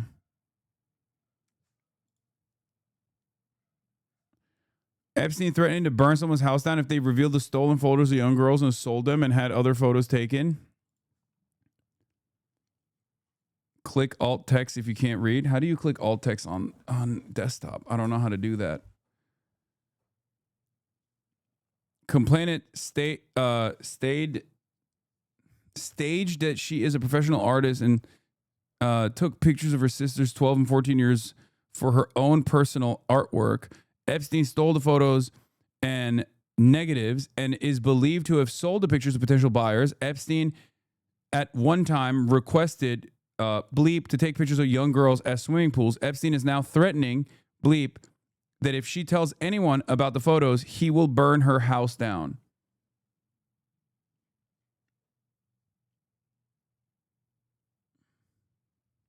Stated. Complainant stated, not stayed.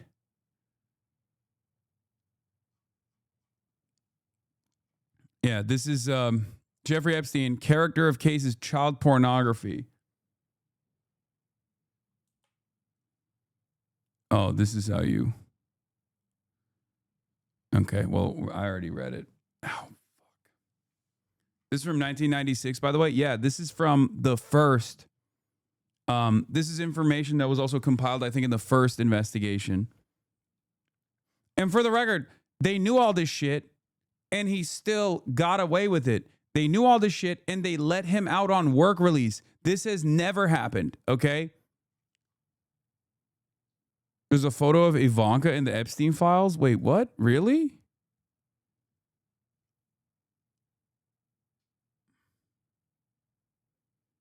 Careful, some files are limit CP on DOJ website. No, there is no CSAM in the fucking files. Are you kidding me? The Department of Justice, that's fake law. I mean, that doesn't really prove anything, even if he had a photo of fucking Ivanka regardless. But that's nothing, okay? Who gives a fuck about what that person is posting? Lock in, okay? Listen, what I was saying is the government is not going to put child sexual abuse material or upload it because they have a process where if they identify something as child sexual abuse material, they don't even upload, they don't even scan it. They just have a slip that says CSAM image. Like, it's not even redacted. So in instances where there is CSAM in the files, and there are plenty of instances where there is child sexual abuse material in the files, they don't even scan the child sexual abuse material. Charge, not charge, investigate, or decline to investigate Epstein or his associates. That's the exact language of this law that is required to be turned over. And really, Jake, as you know, and Julie Brown, who you just had on, knows, that's really one of the biggest questions here. Why on earth? Someone in the chat said, what the fuck, why? What the fuck, why would the Department of Justice have a separate policy of handling child sexual abuse material? Think. Hello? Why would they digitize child sexual abuse material? Child sexual abuse material is the most illegal thing, okay? Of course they're not going to fucking digitize it if it only exists as a hard evidence, as a piece of hard evidence. Well, I haven't had a chance to review it other than the report I saw just a little bit before coming on that you covered. But I'm not surprised. There's going to be obviously photos released. There's going to be financial records, flights, manifest release.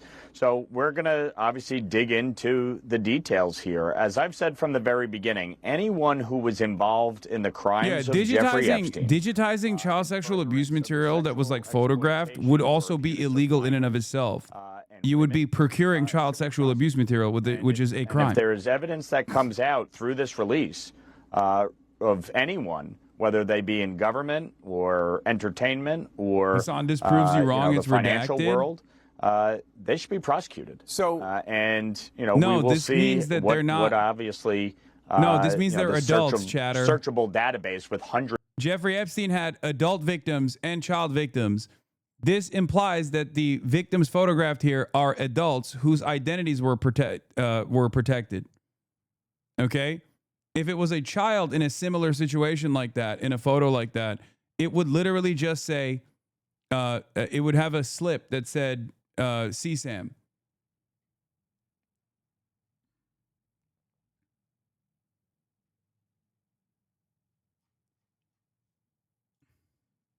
The law also said that the database had to be searchable, and the database, at least last time I checked, it was not searchable. Does it bother you that the Justice Department is not abiding by the law that President Trump signed 30 days ago? Did they reveal the magician was? What do you mean? Look, Isn't I it think David Blaine? Obviously should comply fully with the law. I think given the volume of documents, I assume they have a lot of people working on redacting where appropriate within the law and going through each of these documents to make sure that they are released appropriately. I would venture once the grand jury transcripts were court-ordered released and they have to go through that added significant volume here in terms of having to go through the documents. So, look, I think they need to obviously comply expeditiously, and I do believe that's their intent. And good luck telling this administration they need to comply, in full Lawler. Today.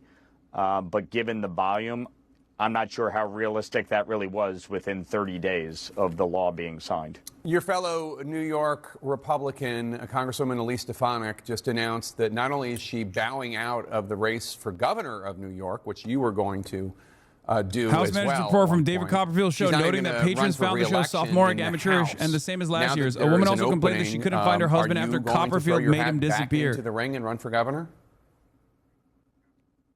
Well, first, let me say Elise Stefanik has been a tremendous congresswoman. She certainly would have made a great governor. And yeah. I don't care about fucking Elise Stefanik. Okay, she sucks, and of course she bailed out, and she was going to lose anyway. Also, here is Adam Schiff. Part of the consequences, I think, frankly, of Chief Justice Roberts giving the president absolute immunity when it comes to his instructions to the DOJ. He can pretty much order them to do what he wants, and no, he will never be held criminally liable.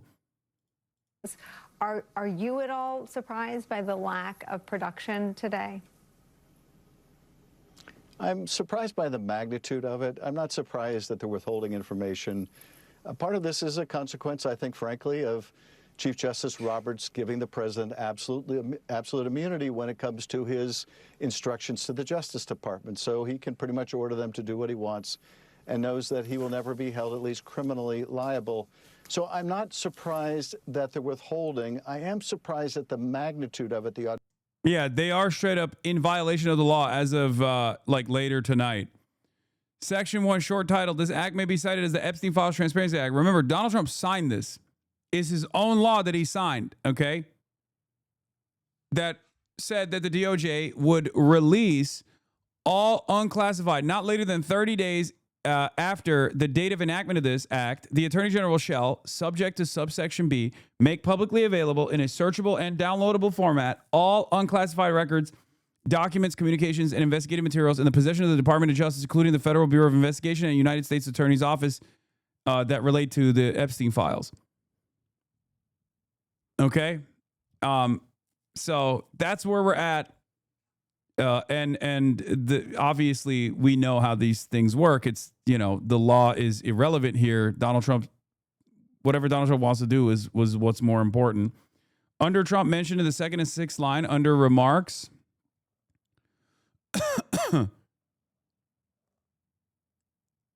Where is it? Oh, here it is. And then here again. Remarks, procedures, maneuvers, endorsements. I mean, this is old stuff, though. I think it's the aircraft. This is an extension of the flight logs. It's nothing new as far as Donald Trump's involvement goes. I'm telling you, dude, I think that this is all, I mean, that's the flight manifest, right? So that's all stuff that was already available. Audacity of it. The plain statement by Blanche that they're withholding hundreds of thousands of documents. Yeah. Like, I don't know how much Donald Trump would be all over these files to begin with, okay? But his behavior made it seem like he was all over this shit. And the very fact that he's not in it at all, seemingly, like there is far more Bill Clinton in here than there is Donald Trump, okay? So far, from what we have seen, there is a fuck ton more Bill Clinton in here than there is Donald Trump. That's suspicious because we know that Donald Trump was directly affiliated and directly a part of the Epstein stuff, at least leading up to the first investigation, which would absolutely be featured in the second investigation as well. So the very fact that there's nothing of Trump in here at all, nothing new, not even like old stuff that we know that's supposed to be here, is a little bit confusing, and certainly invites some scrutiny as to how much. Certainly invites some scrutiny as to how much they redacted Trump out of this directly. And none of Trump's orbiters really are all over this as well. Also a little suspicious, a little weird. That might be just the tip of the iceberg. So, yes, that does surprise me. It's a kind of in-your-face, we will ignore the law as we choose, we will go at our own pace, whether we provide things at all will be up to us. It's a kind of arrogance, a kind of drunkenness with power that believes you can ignore the law without any peril.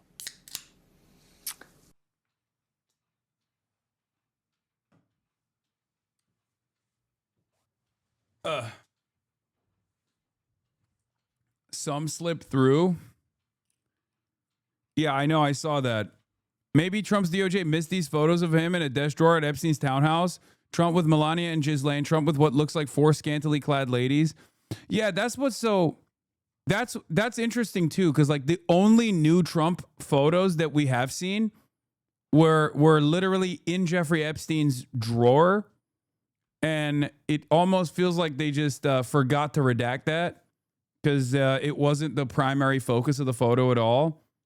And it just kind of slipped through.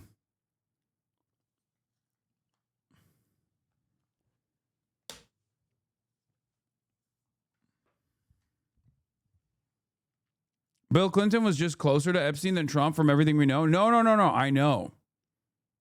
100%. But Trump was pretty fucking close too.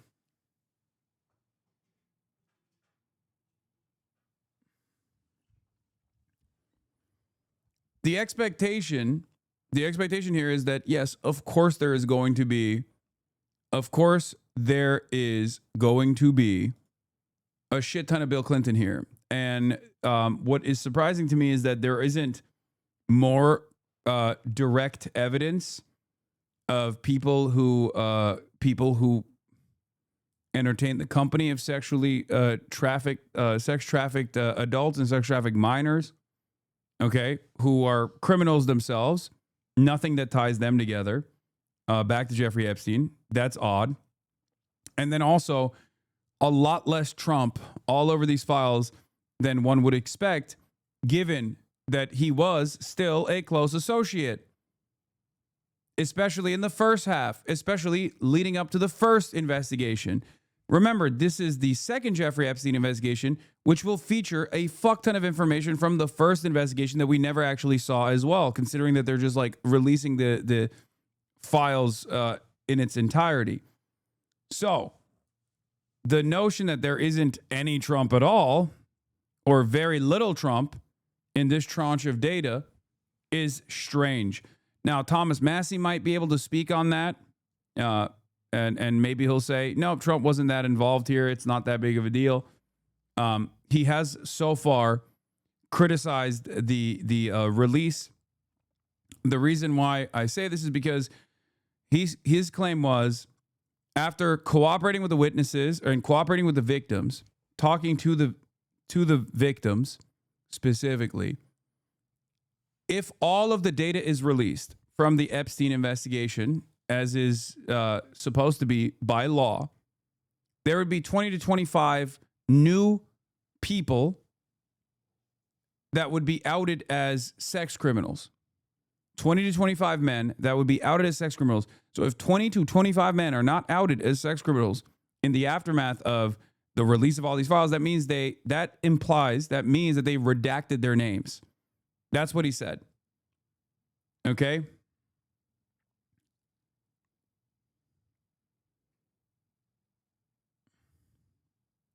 Do you think Trump is an actual pedo and they're covering, or is he just a different kind of demon? I mean, it could be. There's at least like enough. Oh yeah, this is in Epstein's closet. The IDF, the Israel Defense Force sweater was in his closet. We already saw that. But there's also photos of him wearing that one, so that's not new either. Maybe because Trump is under investigation currently. What?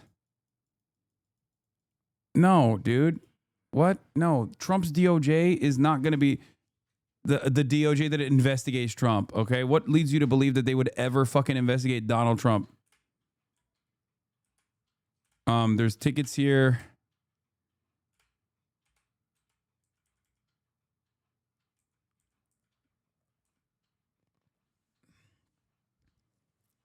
There's a passenger ticket, Delta Air. Damn, it was $50. Oh, this is for baggage check.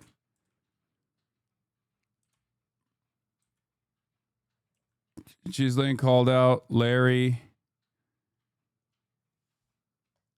Redacted would like to speak to you. Page 24.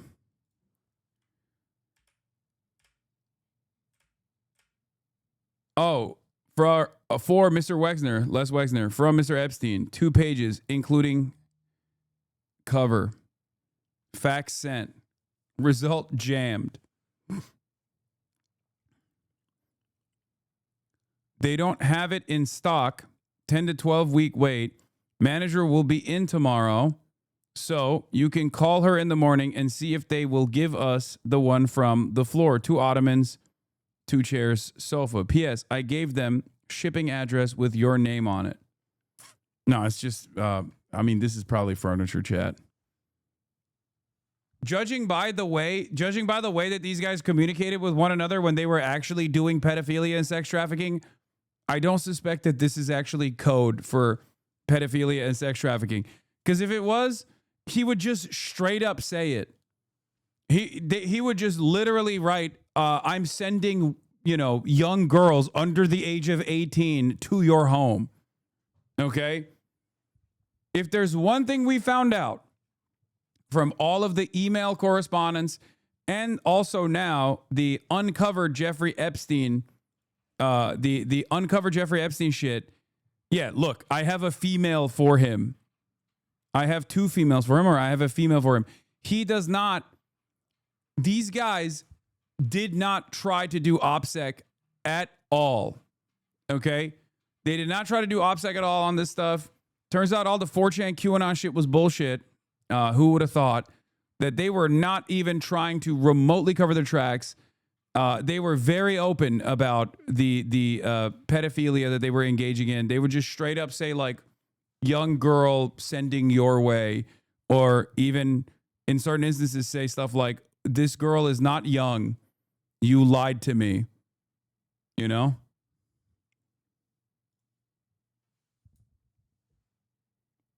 Dude, is this Trump? Is it Bill Gates? What the fuck? It's just a baby. What? Dude, what? I can't even show this.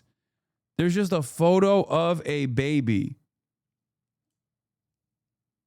Oh, a baby sitting naked in a sink. I don't know if I should show this. But they censored the baby's face, but I think the baby's face is the face of an adult.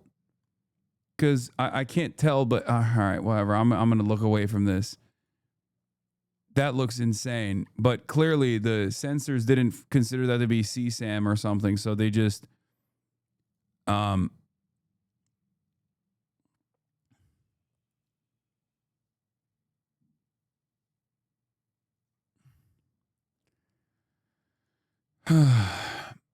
But they did actually censor the face.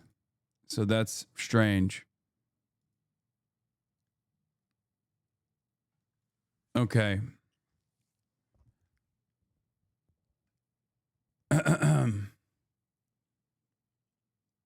That's why I'm saying don't assume their CSAM policy is consistent. I suspect it is. Here's another one. It's an adult.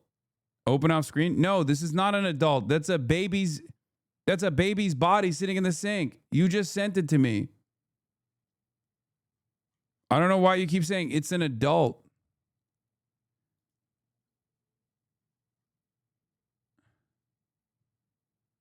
Audio out of sync for anyone else? No.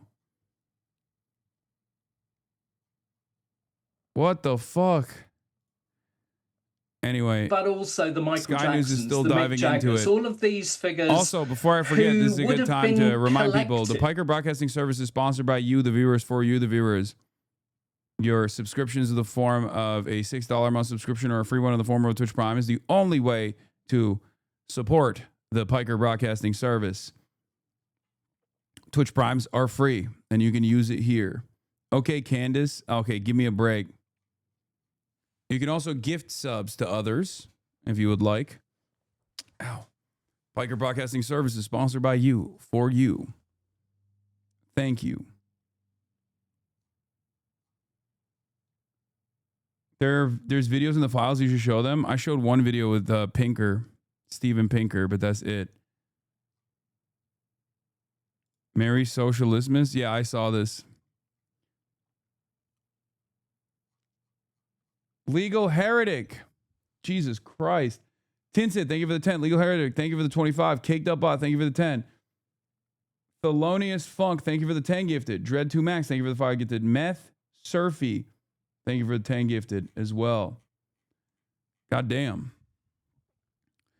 God damn. Dread2 Max, thank you for the 5. Tinsid, thank you for the 10.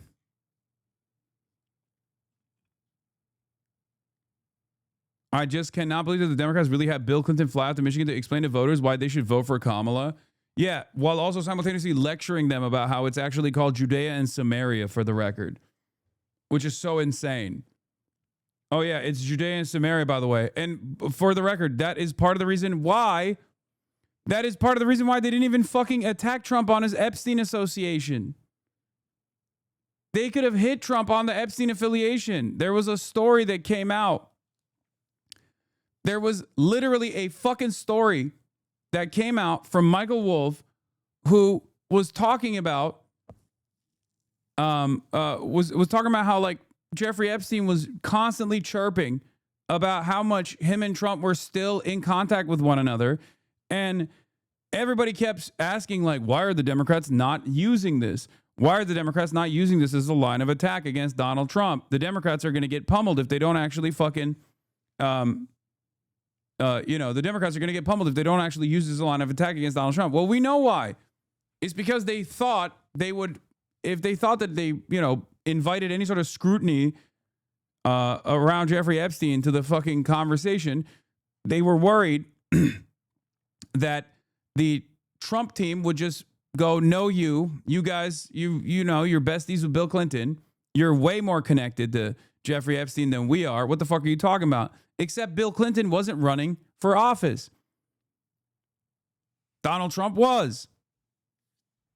So why the fuck did they just not drop Bill Clinton and go, yeah, you guys are both assholes? Instead, they held on to the carcass of Bill Clinton, even shipped his ass to Dearborn, even shipped his ass to Michigan to lecture the Arab voters there and the voters who care about Palestine there that it was actually Judea and Samaria. Great stuff. Well, here we have it now. Donald Trump is president, and the Epstein files are finally, being released in a redacted fashion. Pizzagate. If you replace the word hot dog with little boy and pizza party with child sex orgy, you will see the lengths these elites go to cover up their crimes. Real elite emails. Send me nude pictures of those 8th graders we abused last weekend. Post haste. I am the ambassador to Turkey. It's true. I mean, I made this joke as well yesterday. There is no fucking, there is no hiding. If there's one thing we found out from the way that these guys communicate with one another, they're very open about their crimes. They constantly take photos of themselves doing crimes and sometimes not doing crimes. There's no instance where these guys don't document themselves together because they felt as though they were untouchable. And to a certain degree, they are untouchable, especially considering the fact that we still don't know who some of these people were that were engaging in illicit acts with both minors and adults that were sex trafficked.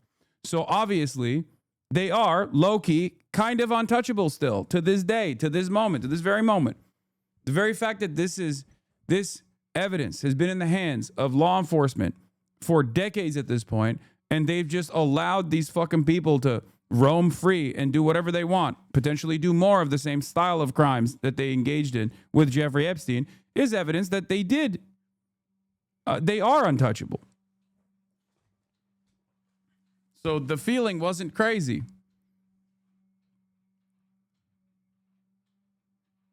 Harming their own man. And I think that's one way.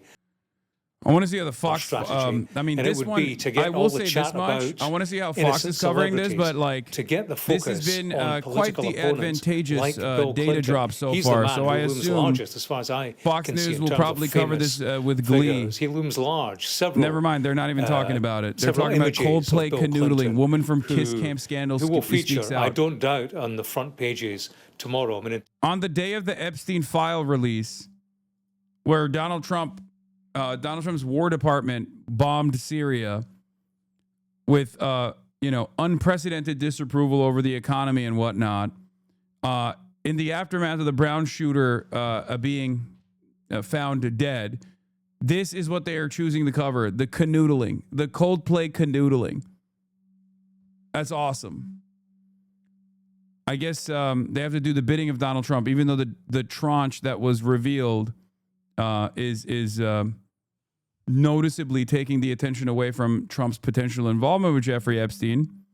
They're still not talking about it at all. Great stuff. Probably among them who will say, well, hang on a minute.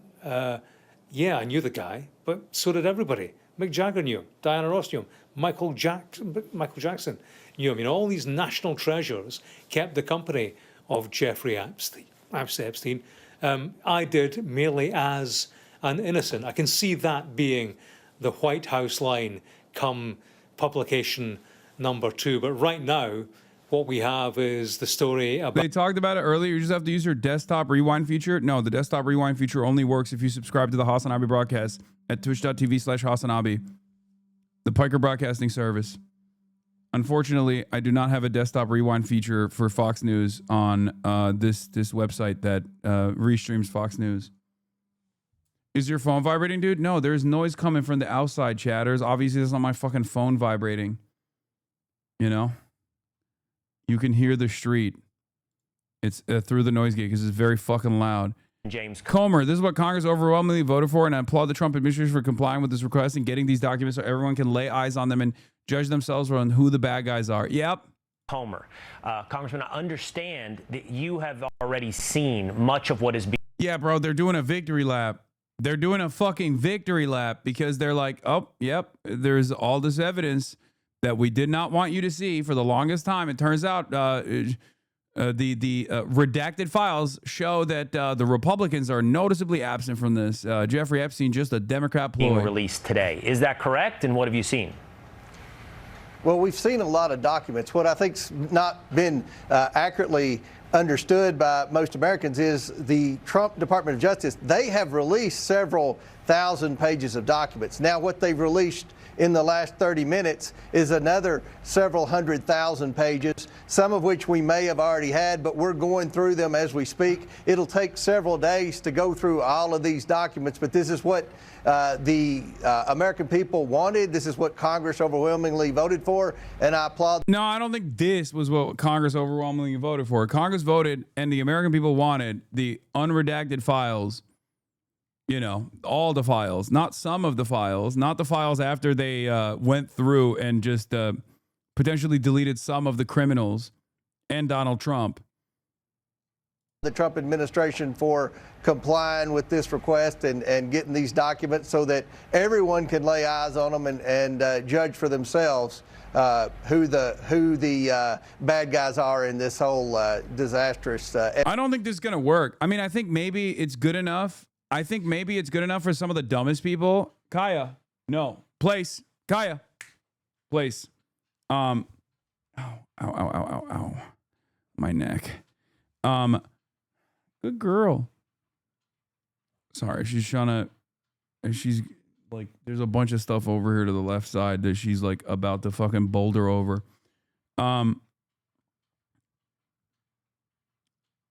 Do you think they counted Trump as a victim in the file so they can redact them? I mean, maybe. He accidentally tasered himself? Yeah, I have the taser on my neck. Every time I say place, I actually taser myself. All right.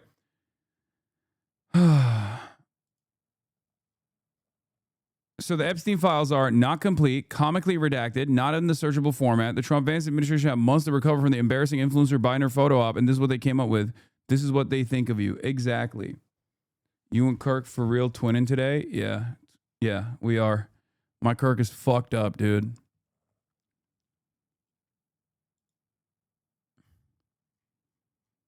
Fox News Digital found that Trump's DOJ redacted politically exposed individuals and government officials in defiance of the Epstein Files Transparency Act. The redactions, however, were not applied to former President Bill Clinton.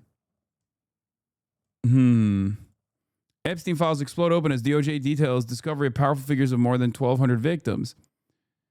More than a dozen politically exposed people and government officials' names appear in the hundreds of thousands of Jeffrey Epstein files made public Friday, sources said. Deputy Attorney General Todd Blanche said the DOJ discovered more than 1,200 victims and their families during the exhaustive review, explaining the process behind determining which files could be released in a letter to Congress exclusively obtained by Fox News Digital. Sources told Fox News Digital that the new photos of Epstein with former President Bill Clinton are a part of the release. The Justice Department redacted the names and identifiers of the victims. Fox News Digital has learned that the same redaction standards were applied to politically exposed individuals and government officials. Oh, Fox News Digital exclusively obtained a letter written by Blanche to members of the House of Representatives regarding Friday's anticipated release of the files under the Epstein Files Transparency Act. We write to notify you that today the Department of Justice is producing hundreds of thousands of pages of responsive materials in compliance with the Epstein Files Transparency Act. Under the leadership of President Donald J. Trump and Attorney General Pam Bondi, this unprecedented disclosure highlights our commitment to following the law, being transparent, and protecting victims, except for politically exposed people. Blanche continued, noting that the production of documents comes within 30 days required. Never in American history, blah, blah, blah. He's just glazing Trump and Pam Bondi. Okay. The law allows the DOJ to omit or redact any references to victims and files that could jeopardize pending investigations or litigation, such as the probe Bondi recently opened in New York to Epstein's ties to Democrats. Information could also be left out in the interest of national defense or foreign policy, the law says. Well, that's why you don't see a whole lot of Israel in here, huh? Meanwhile, in the letter obtained by Fox News Digital, Blanche revealed that the Justice Department, through its sprawling internal process, learned more than 1,200 victims. This resulted in 1,200 names being identified as victims or their relatives, Blanche wrote. We have redacted reference to such names. In addition to redacting the names of these victims, we have also redacted and are not producing any materials that could result in their identification. Blanche explained that all unclassified records, documents, communications, and investigative materials that relate to Jeffrey Epstein, including all investigations, prosecutions, or custodial matters, are being released.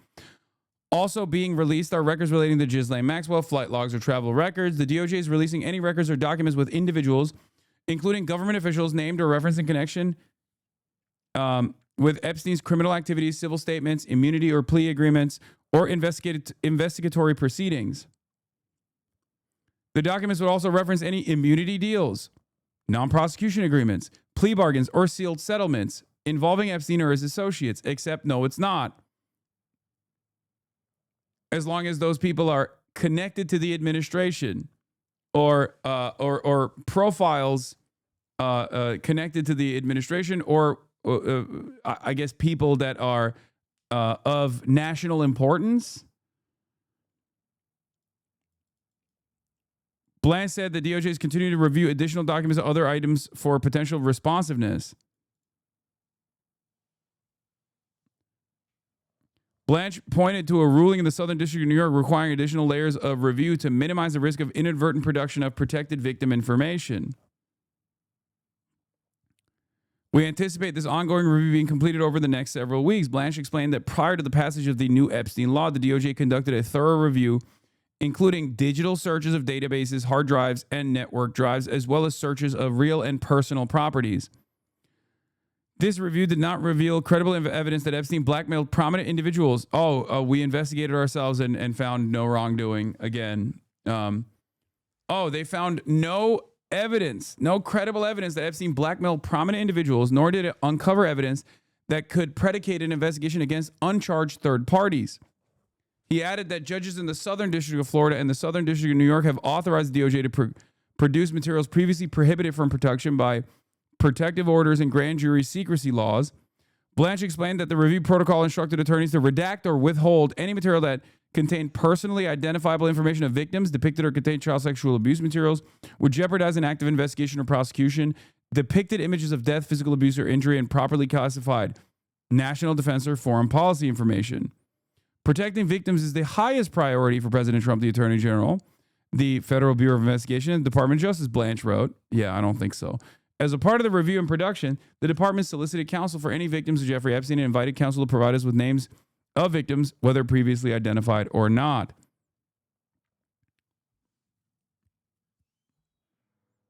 Blanche said the Justice Department's review team consists of more than 200 DOJ attorneys working to determine whether the materials were responsive under the Act. The review had multiple layers, including 187 attorneys from DOJ's National Security Division conducting a review of all items for responsiveness. Next, a quality control team of 25 attorneys conducted a second level review.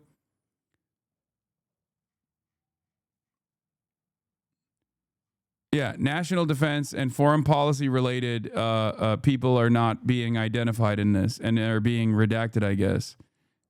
Bill Clinton, on the other hand, is not a part of the people.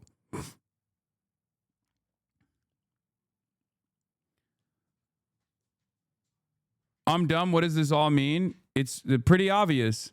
Fox News Digital found that Trump's DOJ redacted politically exposed individuals and government officials in defiance of the Epstein Files Transparency Act. The redactions, however, were not applied to former President Bill Clinton.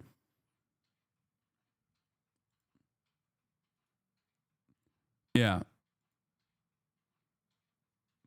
The Justice Department redacted the names and identifiers of victims. Fox News Digital has learned that the same redaction standards were applied to politically exposed individuals and government officials.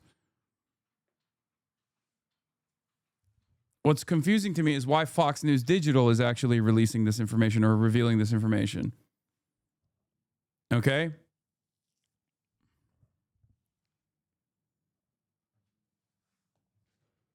But it is crazy that they're just like, oh, this is a politically exposed individual. I did suspect that this could happen. If you recall, I talked about this before, where it was like, despite the mutually assured pedo destruction technique, remember when I said one of the ways in which they could reveal this stuff is just like hammer on the Bill Clinton angle or whoever Donald Trump's enemies are on the liberal side, and then basically fucking redact everybody else that's an affiliate or a known affiliate of the administration, Trump himself, or why did you block her? That's a Fox News Digital correspondent. I think that's written extensively on me, I assume.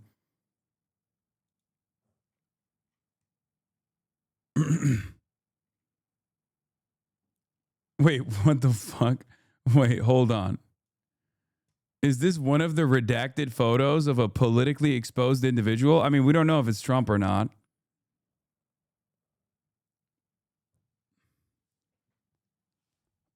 Hosber accounts pushing this angle.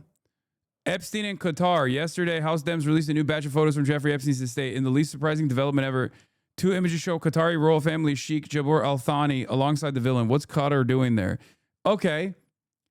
Listen, if I'm a pro-Israel account, I'm probably not talking about Jeffrey Epstein's foreign entanglements, especially in the Gulf region, you know?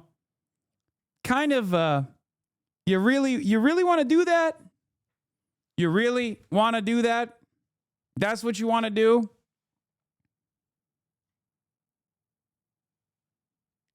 It's kind of crazy that you're getting maybe a little too cocky here, don't you think? Dude living in a glass house. It's not even, it's a broken down glass house. It's not even like you're throwing stones. You're throwing pebbles from a house that's basically already broken down. That's crazy. Hey guys, quick, look at Qatar, says the guy defending Israel on the timeline on the Jeffrey Epstein story. I mean, what are we doing here? I think everyone and their mother has either a suspicion or full knowledge of the level of ties that Jeffrey Epstein had to Israel at this point.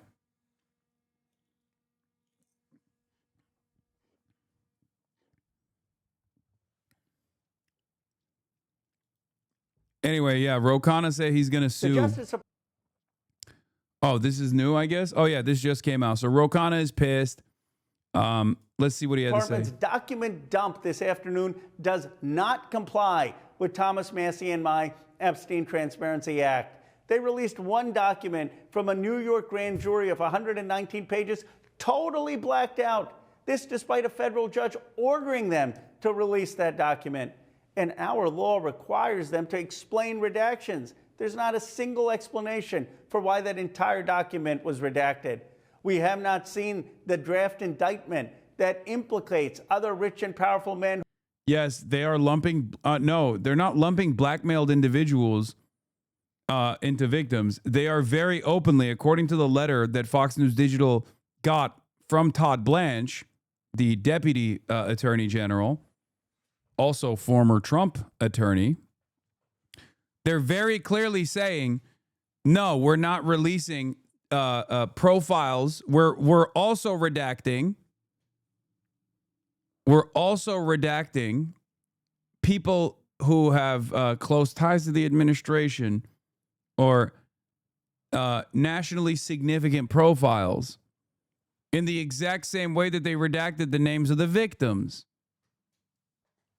So obviously,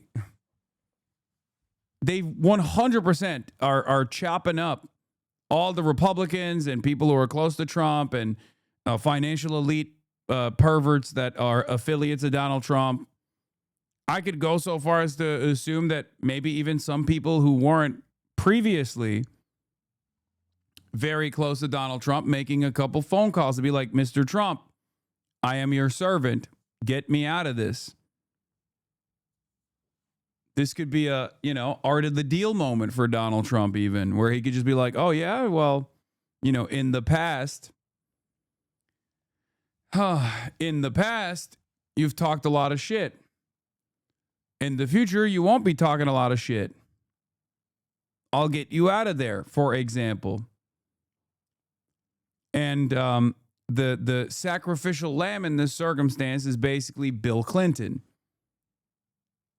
We can show you all the new, because if you think that Bill Clinton, who we knew was a Jeffrey Epstein affiliate, had all of these new photos that we had never seen before come out, but all of the other previously known Jeffrey Epstein affiliates, including Donald Trump, have no photos, there's no shot. Okay?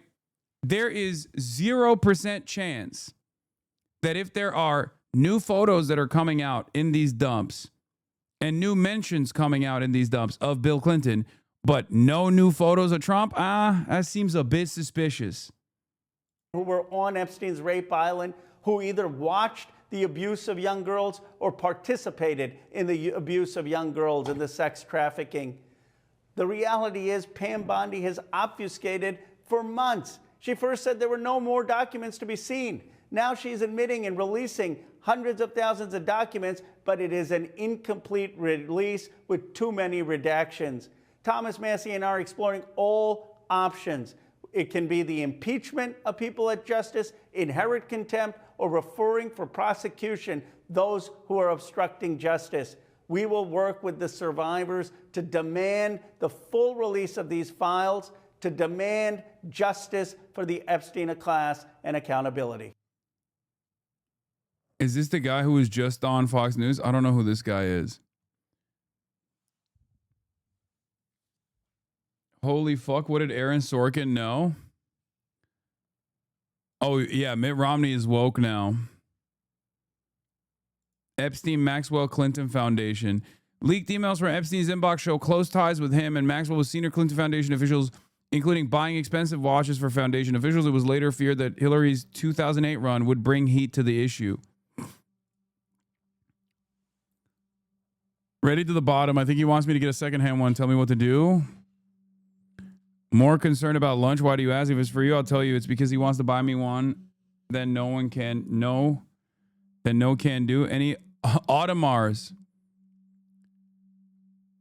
Bought the watch for Doug for $35. Wiring the money today. Good. Make sure he gets it for Christmas. As soon as the money clears, they will let me pick it up. And I hopefully will get it in time to get it to him. What do you want the note to say? Is it also from you, from me, from us? Also spoke to Summers' office regarding charter flight to Jamaica, which is organized. What is Massie getting out of this? I mean, Massie is a big libertarian who's like anti-Israel and also pretty anti-Trump at this point. And it's the same, like, it's the Marjorie Taylor Greene angle, right? Where these guys are like very clearly saying, to the best of their ability without ruffling too many feathers, very clearly saying like, hey, you know, Donald Trump is pretty significantly compromised here. It's part grift, but I think, especially with Thomas Massie, this is literally this is more so a principled stance, I would say.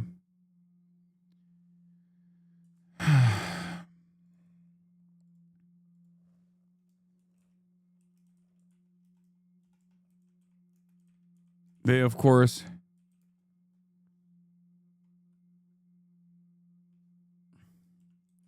redacted the politically exposed individuals and government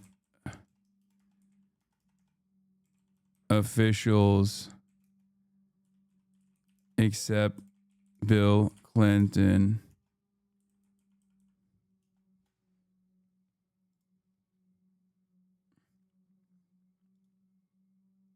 Yeah, MJ, Michael Jackson was also connected to Epstein, which is, you know, the timing. Oh my God. Coming off the heels of freshly unearthed photos with Jeffrey Epstein, CBS News and Free Press presents Does America Need God? Steve Pinker versus Ross Douthat. This is what America is looking for. The premier event. Steve Pinker safe for work. There it is.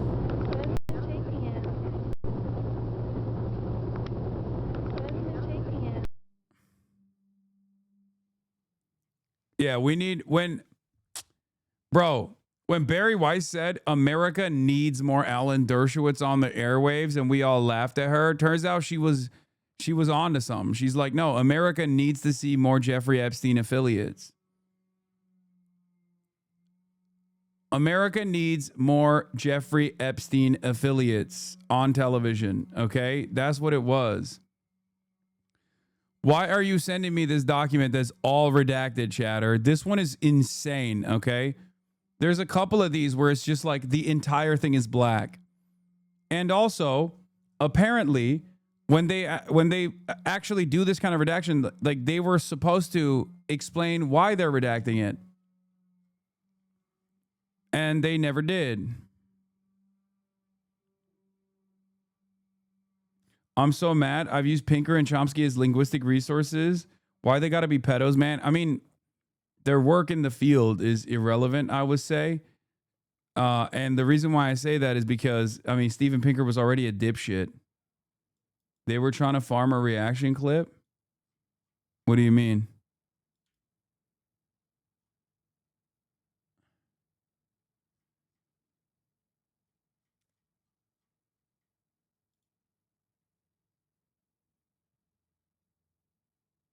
Of you reacting to everything being redacted. Oh, yeah. No, I've seen that one already. It's just all fucking black bars. Here's a Comer. I think, for the record, I think these guys are reacting a little too fast. Okay? I think James Comer coming out and doing victory laps about how, like, oh, well, as you can see here, Republicans are A-OK. They clearly had nothing to do with any of this. Move along. It seems that the Democrats are the only pedophiles here. Let's move along now. Like, that, I think, is way too fast, brother. I don't think you realize how this looks. Okay? I don't think the base is going to look at this and go, okay, we're satisfied. Bill Clinton is the only pedophile. Our president is saved. Okay? Some will be, but given the obvious redaction that took place here for, you know, administration officials and people who are close to the administration, close to Donald Trump and Donald Trump himself, kind of feels to me like you're doing a celebration and popping champagne a little too early. This is a premature celebration. Not only is this obviously illegal, even if it's directed by Donald Trump and Donald Trump is immune to prosecution, let's say, the people's reaction won't be so great. If anything, this will invite extra scrutiny. It will, in my opinion, make people more mad. They'll be even more upset about the fact that there wasn't enough information that they released. Like, what are they hiding will be the prevailing attitude, in my opinion. There will certainly be some that will be happy with the Bill Clinton stuff. They're like, yep, we knew it already. We saw more pictures. It's very obvious, right?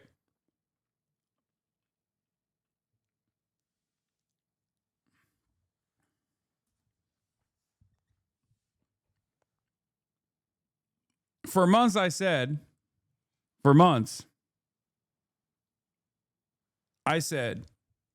one of the metas that they could do was offer a couple sacrificial pedos on the liberal side and just pull the ripcord and be like, see, we did it. Okay? I told you this. Months ago. Turns out that is what they ended up doing. But why would the libs take it lying down? I mean, the libs suck, but that's not my expectation. This is more so, my expectation is not from the Democrats to take action here, unite and take action against this. My expectation is more so from Ro Khanna, Thomas Massie, Marjorie Taylor Greene, and the like to actually speak out against this stuff. Why would Bill stay quiet? Because he's pretty much dead, you know?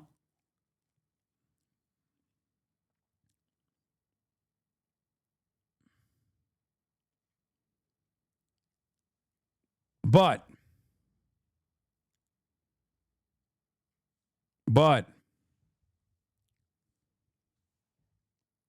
I think that this is going to be short-lived. I think there's going to be a lot of people that are upset. I mean, I'm upset. And I think that there will be more people that demand evidence, at least from what I have seen thus far. People's attitude so far has been like, we don't give a shit if they're Republican or Democrat. We just want the truth. All of these like elites are liberal, Republican, conservative, doesn't matter. They're all pedophiles. We want to know who they are, and we want to make sure that they're outed. If we find that there's any type of effort to redact the names of victimizers, people who were involved in terrible crimes against these women, then I can tell you my committee, the Oversight Committee, will be the first to unredact and shine a light on those names, because we want people to be held accountable for what was done wrong. We also want to know why the government failed in so many years. These crimes went on for decades, through 5 different presidential administrations before Epstein was finally put in jail. So there are a lot of questions that the American people have, and we're going to do everything we can on the House Oversight Committee to get answers, and hopefully it'll be bipartisan. Hopefully the Democrats will stop playing games. They've been releasing a picture or two and redacting the faces to make it look like Trump had some liability, and okay. Yeah, which is why we, hands off, which is why we released all of the files, except we didn't. And we openly released the files with some significant redactions that pertain to politically involved and politically exposed individuals. And our big, beautiful president, Donald Trump, is, of course, the most politically exposed individual out there. For British content, we've seen the man formerly known as Prince Andrew. I can tell you we've How do these people sleep at night? Brother, they're fucking evil. What do you mean? They don't give a shit. Jeffrey Epstein, who was on his island. Care to explain this? The fuck is was this? in the company of Naomi Campbell, Okay, the British model. Now remember, Naomi Campbell has emphatically dismissed any knowledge of Jeffrey Epstein's criminality and put distance between her and him. But this handwritten note from a victim, it reads, he had separate quarters, no set schedule, gathered outside area, very leisurely. People would come to Ireland. Jean-Luc, Naomi Campbell, and older people, less traffic. That note ends. So, bits and pieces that tell us something about Jeffrey Epstein, but because we don't have any real broader context, no explanatory notes, it's all essentially pumped out there. It's left to us and the public at large to try to make sense of it and how it all fits into the bigger, darker picture of Jeffrey Epstein. And that's the stage we were at 2 hours ago. It's the stage we are at right now, 2 hours in, as we search for more clues as to the significance of the Epstein story and, as I said before, the significance of others who were involved to a degree with them. Many of them, I stress, innocently lured into his company. James, thank you so much. Let's bring in Nima Rahmani, a former federal prosecutor I was talking to around about 20 minutes ago, who's still with us. Nima, thank you for staying back. Let's just pick up on that point that James quoted there with Chuck Schumer, the Senate minority leader, obviously a prominent Democrat, saying simply releasing a mountain of blacked-out pages violates the spirit of transparency. What does Clinton have to lose at this point? I mean, are you kidding me? He's a former... Oh, fuck. I moved my head too fast. He's the former president of the United States. You don't get to that position of power. Like, even if they out him, even if they fucking out him, they're not... It's not happening, okay? It's just not happening. Yeah, my Kirk acting up. There's no way. I mean, I would be shocked if he even... let's be clear. There's really only one category of information that's like I just assume that it'll be something along the lines of like it was known that I did not know what he was up to or something, and I involved myself with this bad person or something. So if we're talking about grand jury if transcripts, there's any those should statement not at all. be redacted. And this shouldn't be a Friday afternoon dump. And we all know that when you want to bury bad news, you bury it on a Friday afternoon of partial individuals, right? Obviously, we know that Bill Clinton is no friend of President Trump. Why are we not seeing all the images? And frankly, these images are not what I'm expecting to see. I'm expecting to see FBI interview memoranda, the 402. Why aren't we seeing those memos? Why aren't we seeing the terabytes of video evidence that we saw discussed in the Ghislaine Maxwell case, in the Virginia Giuffre civil lawsuit? That should all be disclosed. Pictures are not enough. There is much more information in the Epstein files than these pictures that we're seeing and these documents that are redacted. I think this is just a partial production. And again, I think a judge will probably ultimately have to get involved at Congress's urging to force the Department of Justice's hand to make everything public without any more redactions than necessary.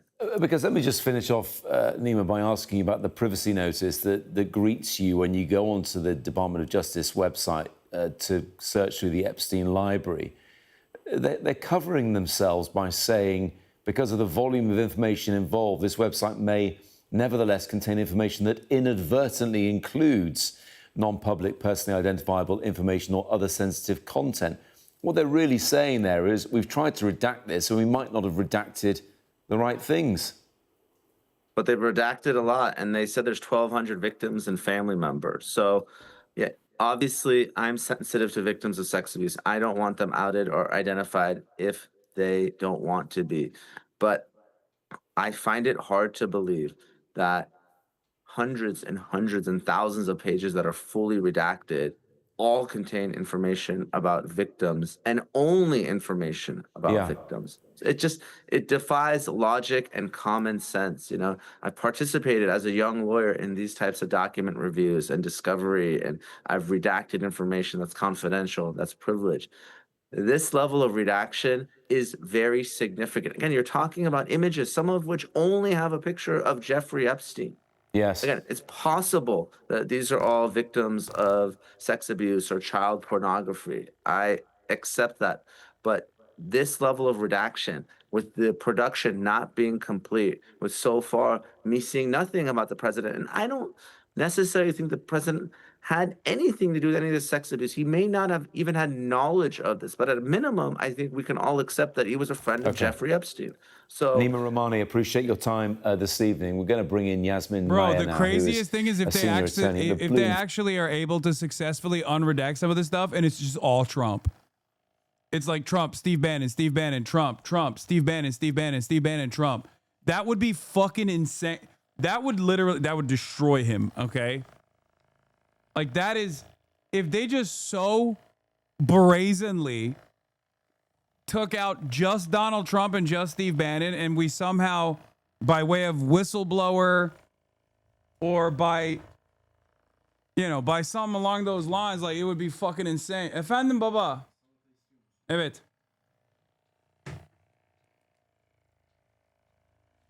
Kai, you're not going on a walk yet.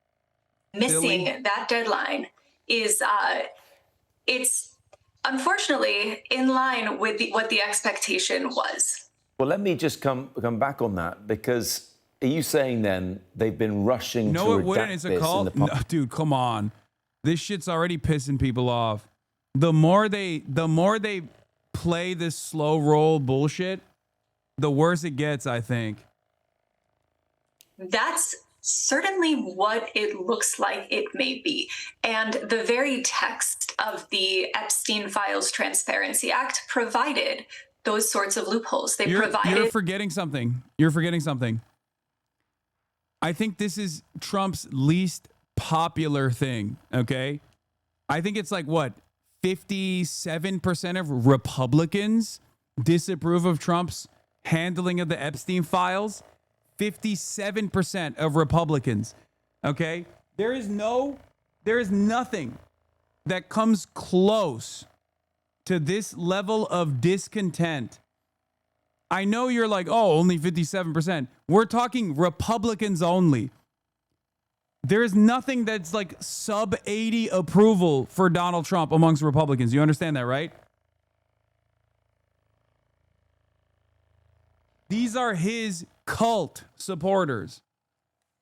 Republicans on every other issue are at above 80% approval. So the very fact that almost like the majority of Republicans disapprove of this is not great. Thomas Massey says, unfortunately, today's document released by Pam Bondi grossly fails to comply with both the spirit and the letter of the law that real Donald Trump signed 30 days ago. Representative Khanna is correct.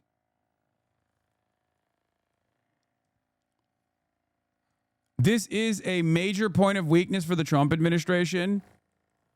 And that is precisely the reason why some of the Democrats have been open about like pressing this angle.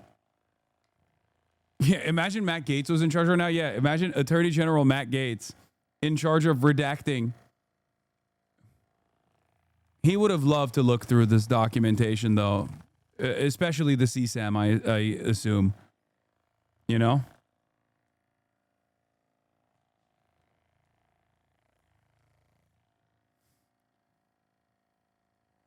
More MJ? Yeah, I saw that.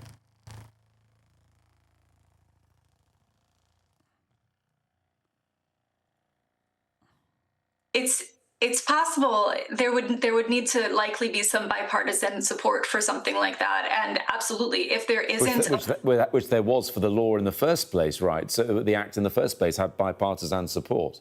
That's correct, but it's not quite that straightforward. There was a great deal of infighting, and there was a great deal of controversy about that. And really, at the end of the day, that the act passed because there was really no other choice.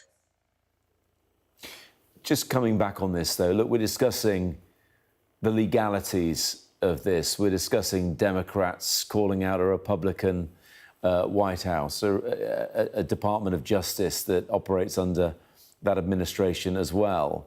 Is there a risk that these 1,200 victims, potentially, that we hear about get lost in all this? That they're the most important people, potentially getting forgotten about, the people that you represent? That is what has been happening since Jeffrey Epstein's death. The only photo of Donald Trump is photos in the fucking drawer, okay? Which means they missed it. Which implies that they went through all the documents and deleted or redacted Donald Trump's face on all the documents as though he was one of the victims, okay? The only photo that Donald Trump ever is shown in this tranche of data is in the fucking drawer of Jeffrey Epstein. It's not like the primary part. It's not like the main fixture. As in, they literally redacted everything except for, and I think some of the main ones that they fully redacted, I suspect they did because it was identifiable photos of Trump, so they just like redacted it in its entirety. Yeah, it looks like at least some of the photos of Donald Trump slipped through the cracks in the DOJ's attempt to hide them in this partial, heavily redacted release. Yeah.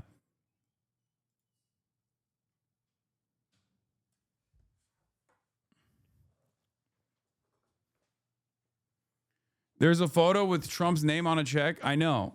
Like some stuff slipped through the cracks. But this also, in my opinion, this also shows that they actively did try to redact photos of Donald Trump.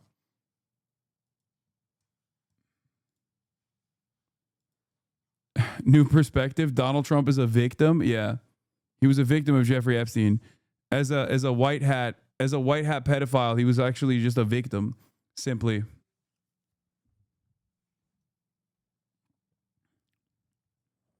My brother in Christ, was that the Pope? Yes. Yes, that was the Pope. There's a photo of the Pope there. There's a photo of Bill Clinton, photos of Donald Trump, and also photos of Holy shit. Photos of Donald Trump and who else was over there? There was a MBS. Crown Prince. Another Bill Clinton painting has hit the tower. Oh, I haven't seen this one before. This is new. Not as strange as the previous one. Obviously, the famous one is not Francis, the other one, not the woke pope, the pope prior to the woke pope. I'm sure you guys have already seen. I'm sure you guys have already seen the famous photo. It's not new. It's from his profile. Oh, Jeffrey Epstein, international money man and mystery. Terrific guy. Donald Trump booms from a speakerphone. He's a lot of fun to be with. Yeah, this is from the New Yorker profile. I had not seen this one before. But the other one is from his home of Bill Clinton in a dress. That one is Bill Clinton in a dress is obviously the famous one that I'm sure you guys have seen before. Just tuned in. Have you talked about the photo of the IDF shirt found in Jeffrey Epstein's home? Yes, there is a photo of the shirt from his closet, but there's also a photo of Jeffrey Epstein on Lolita Express wearing the IDF sweatshirt. I mean, yeah, this is the famous one. And apparently there's a signed letter next to it. I wonder what the fuck.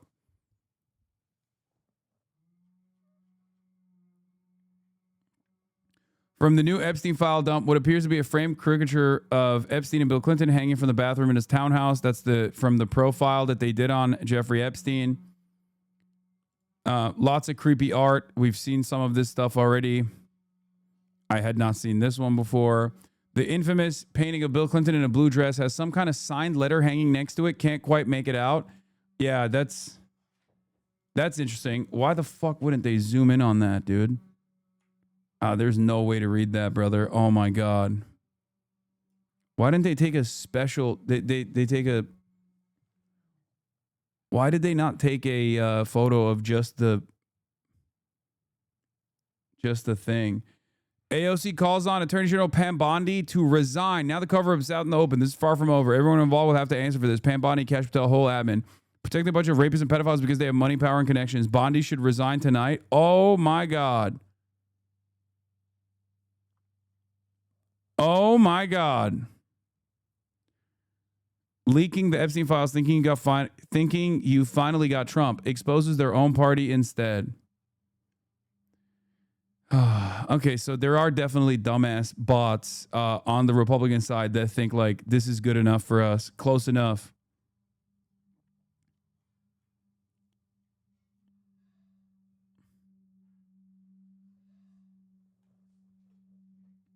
She ain't resigning. It's the holiday. Trump took no questions. No, I know. The letter is from an airplane stationery, 727. Is that what it is? There's obviously the IDF sweater. This is interesting. Photo from a bedroom at Epstein's Little St. James Island.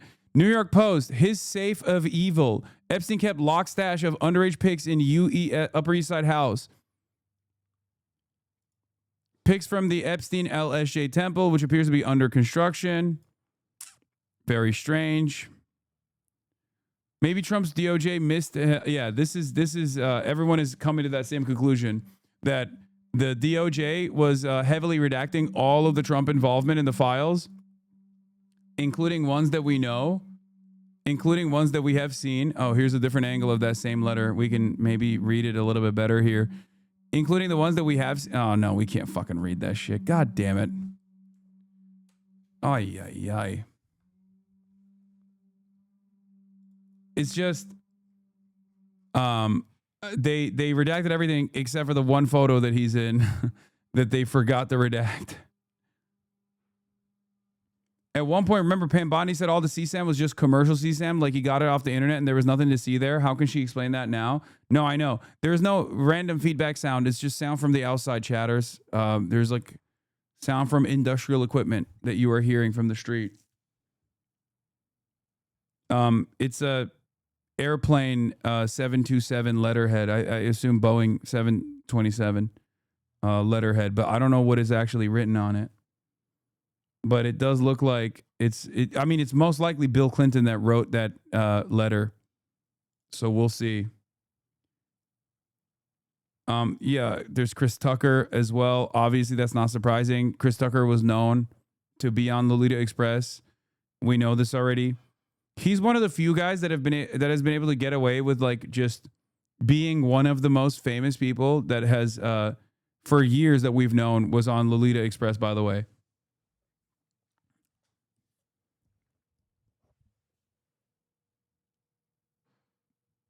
Did release confirm that Cash 100% lied under oath as well? I mean, the release definitely shows a lot of inconsistencies in the ways that these guys have fucking communicated about what was in the files and what wasn't in the files. The Justice Department has made public today. And obviously, if you, I mean, I don't know who even believes Pam Bondi at this point. Agrees, posting on X just moments ago that the According to The Guardian, around 90% of the released Epstein files are redacted. Jesus Christ. Joining us now, Democrat from California and the ranking Democrat on the House Oversight Committee, Congressman Robert Garcia. So, Congressman, you posted on X saying that you and your team are doing a major review of the documents, adding, quote, "It's clear that this is not a full release." What stands out to you of what's been released or what has not? Well, first, I think we should be very clear. This is absolutely breaking the law. I mean, they have not. It should be read as 90% of the Epstein files is Donald Trump. 90% of the Epstein files is redacted because 90% of the Epstein files is Donald Trump. I'm kidding. It's not just all Donald Trump. So there's it could be even more than half of the documents we're reviewing right now have already been released. This includes court documents. It includes public video that's already been released to the public. It includes other civil case documents that are in there, the prison footage from Epstein, Ghislaine Maxwell's testimony. And all of that information, including about 33,000 pages that were initially released to the Oversight Committee, are all in the public record. That already does not count for new information. Then we have what appears to be new, including some photos and other documents. Those are highly redacted. And we don't really have any explanation as to why they've been redacted or what is actually there in those documents. And so we have right now, what we're seeing is not transparency. This is not what the law passed. This does not meet the subpoena that the Oversight Committee has in place. What it is defying the Congress and, quite frankly, defying what the president signed into law in releasing all of these files. And so the review will continue. They're now saying they're going to try to get these documents over the next few weeks. In our initial estimation, and again, this is our estimation right now, it could be that we're only getting about 10% of what the DOJ likely has. And of that 10%, 5% of that has already been released, and the other 5% is highly redacted. So we're getting very little so far. We hope to get more in the days ahead. But this is Pam Bondi. Donald Trump should release all the files today and immediately. There's a lot that's been redacted. The White House seems to be arguing that what's been redacted is just to protect the names of the survivors. Look, I think we have to obviously see what the redactions actually are. At the end of the day, redacting names of survivors and victims absolutely should be the case, and I'm hopeful that they've done that in a way that's responsible. At the same time, we don't know what else is being redacted there. And so we've got to also talk to folks that we know have worked to put these documents together. We have to ensure they're not just redacting the names of those that could have been either co-conspirators or names of men who have abused women and girls. So that information is going to be critical in the days and the weeks ahead. But we also need to be clear at this moment. I've been on the phone with Jamie Raskin and the Judiciary team most of the day. And we agree. We're going to likely have to take legal action if the Trump administration continues to stonewall, continues to not provide us full transcripts, and clearly they don't have a real interest in transparency. The searchable bar that they've included that's supposed to be searchable for the public is not even functioning correctly. And so this is not a real release. This is continuing a cover-up that's been going on now for months.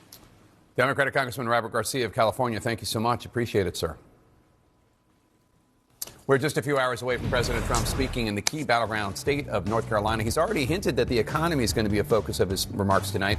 Is it going to be the same message Americans heard from the president at the White House earlier this week? Our panel weighs in. Stay with us. Your sisters are running early. Early? This headache. We've got an hour.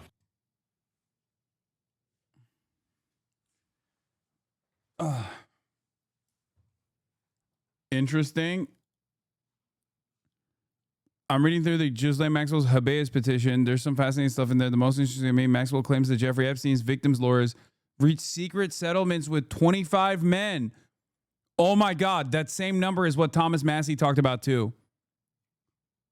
Who are these people? This is also really odd. Apparently, trial victim Carolyn Andrano's mother signed an affidavit saying she was coerced into giving evidence. Having seen Andriano's testimony, I find that hard to believe.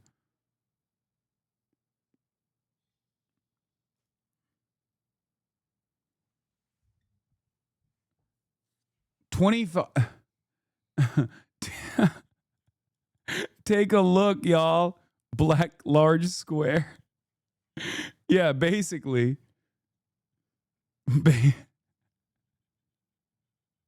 Hey, yo, check this out. All fucking black squares. Oh, man.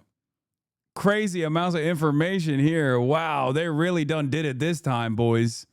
They really done did it this time, boys. You already know. Take a look at this.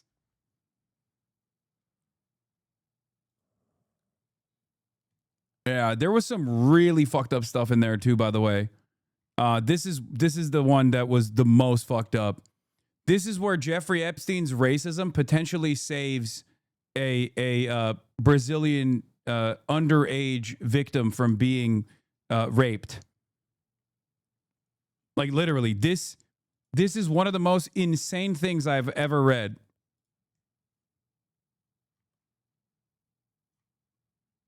Straight up. Yeah, very extremely rare racism W, I guess, but we read it earlier today. Friends of and we don't know if like the we know that the victim is not identified here, but there is also some other information here that's redacted that leads me to believe that it might not have been just victims that are redacted here, but other affiliates, like people who are who should have been criminally charged, but were separately not charged.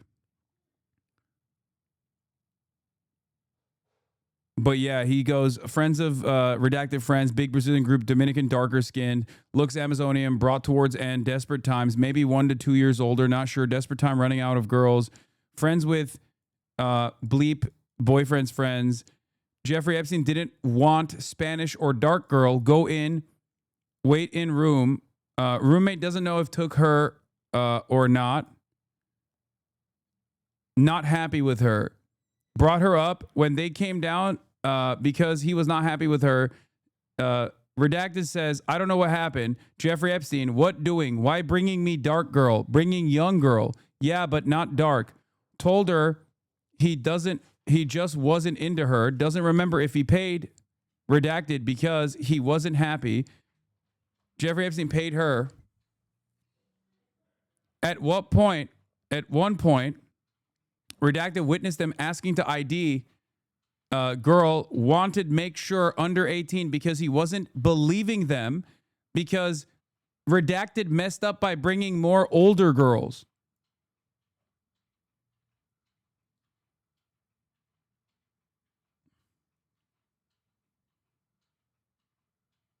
Epstein was invested in race and IQ, and he gave $200K to an alt-right science, race science streamer. Jesus, are a leader so stupid and gross? Yes.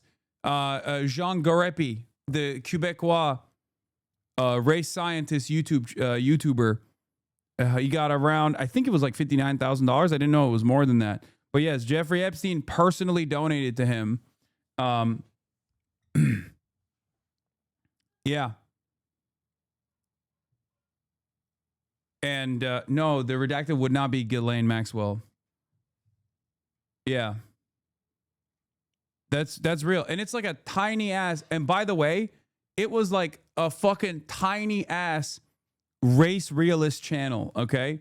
Like incredibly racist, but like not super well known at all. Which means Jeffrey Epstein was that fucking tapped in at the time to like super far right race science YouTube pages.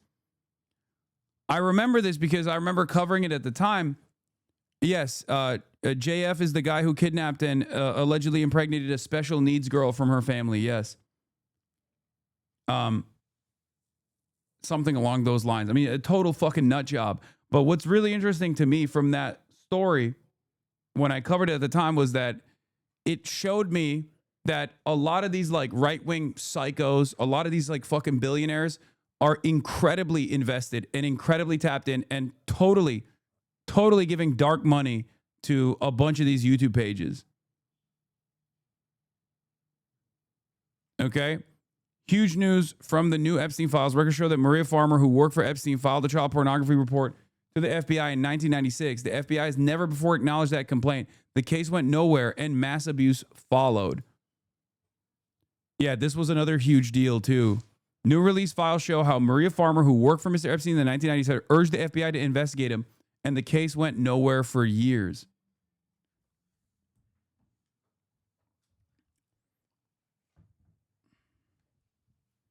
Oh, Bill Clinton came out with a statement. Oh, shit. Clinton's spokesman on the Trump administration handled the legally mandated deadline passed by Congress and signed a month ago by Trump for the full Epstein files release. Statement from me. The White House hasn't been hiding these files for months, only to dump them late on a Friday to protect Bill Clinton. This is about shielding themselves from what comes next or from what they'll try and hide forever. So they can release as many grainy 20-plus-year-old photos as they want. But this isn't about Bill Clinton. Never has, never will be. Even Susie Wiles said Donald Trump was wrong about Bill Clinton. There are two types of people here. The first group knew nothing and cut Epstein off before his crimes came to light. The second group continued relationships with him after. We're in the first. No amount of stalling by people in the second group will change that. Everyone, especially MAGA, expect answers, not scapegoats. Okay, first of all, Bill Clinton directly is in the second group. Okay? Bill Clinton, Bubba, absolutely is in the second group. Make no fucking mistake. The notion that Bill Clinton found out about the young girls and the sexual misconduct and then cut all ties is a lie. You want to know why I know that's a lie? Because Ghislaine Maxwell was at Chelsea Clinton's fucking wedding. Bill Clinton's daughter, Chelsea Clinton, got married. And while Bill Clinton was walking her down the aisle, her dad, Ghislaine was in the fucking center of that photo. And the Clintons actually the Clinton Foundation kept connections with Ghislaine Maxwell, even if they weren't directly hanging out with Jeffrey Epstein, at least in public. They absolutely kept up close relations with the other Epstein affiliates. Okay? And yes, the reason why I believe this is a real statement is from the Deputy Chief of Staff for President Bill Clinton, Angel Urena, and Isaac Dover reposted it. So that's the reason why, yes, I think this is a real official statement. Yeah, here it is. Ding. And that shit was not that long ago, okay? This is far, far after, like many, many years after, Jeffrey Epstein was already a known pedophile, okay? And not only that, is it 2010, thank you. And not only that, but leading into 2016, when Hillary Clinton was running, they were worried about their affiliations with Jeffrey Epstein and Ghislaine Maxwell being known to the public. DropSite Today reported on this. Okay, here it is. Epstein and the Clintons, as Hillary launched presidential campaign, Epstein feared exposure. Okay? Since Jeffrey Epstein's second arrest in 2019, the Clintons have spent considerable effort distancing themselves from the enigmatic financier, and they're currently fending off House Oversight Committee Chair James Comer, who threatened contempt proceedings after the political power couple refused to testify this week regarding their relationship with Epstein. Epstein first came into public view after accompanying former President Bill Clinton on 2002 tour of Africa aboard Epstein's infamous Boeing 727 plane, later dubbed Lolita Express. Abundant photos from that Africa trip with Kevin Spacey and Chris Tucker have just been released by the Justice Department. Through a spokesperson, Bill Clinton has acknowledged traveling on Epstein's jet during a humanitarian tour of Africa in 2002, but has said he knew nothing of Epstein's crimes, never visited Epstein's properties, a lie, which we know is a lie, and ended contact in 2005. In a Justice Department interview in 2025, Ghislaine Maxwell downplayed Epstein's connection to the former president, telling Deputy Attorney General Todd Blanche, President Clinton was my friend, not Epstein's friend. Yet, as Hillary Clinton's 2008 presidential campaign ramped up, it was Epstein looking to duck the Clintons. Epstein was facing increasingly dire legal consequences in South Florida, stemming from his years-long sexual exploitation of young women and girls. The glare of a presidential campaign risked unraveling what Epstein and his friends and ally Ghislaine Maxwell had so effectively constructed over the years, as they were increasingly associated with the spectacle of Clinton world. Okay? Kaçsın, boş ver. Eyvallah baba. Sağ ol. Peki. Bana sosları da vereceğim. Ha. Ha. Sağ ol, sağ ol. No. No, just saying thank you in Turkish. Thank you. Oh.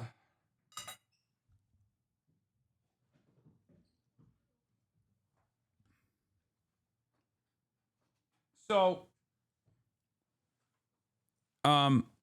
in a May 26 email, 4 months before signing his sweetheart deal to avoid federal sex trafficking charges, Epstein predicted to Maxwell that Clinton's opponents would attack her friends in any way they can and warned her that Clinton's presidential run could bring unwanted attention to Maxwell. He wrote to Maxwell, you can see the papers are starting on Hillary's friends, Vin Gupta, he wrote, adding, I think you're better off not having your name associated. Allegedly, some of the redactions can be removed according to some random Discord source. Yeah, I don't think so, okay?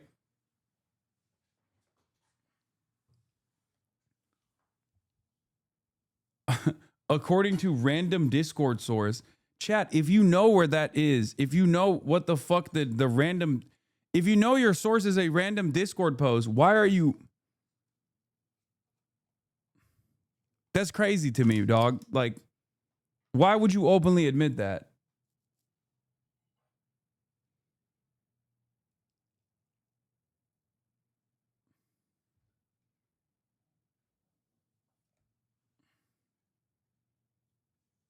Well, a random Reddit post caught the Brown shooter. I know. Stranger things have happened. Yeah. Trust no one, except trust everybody, I guess.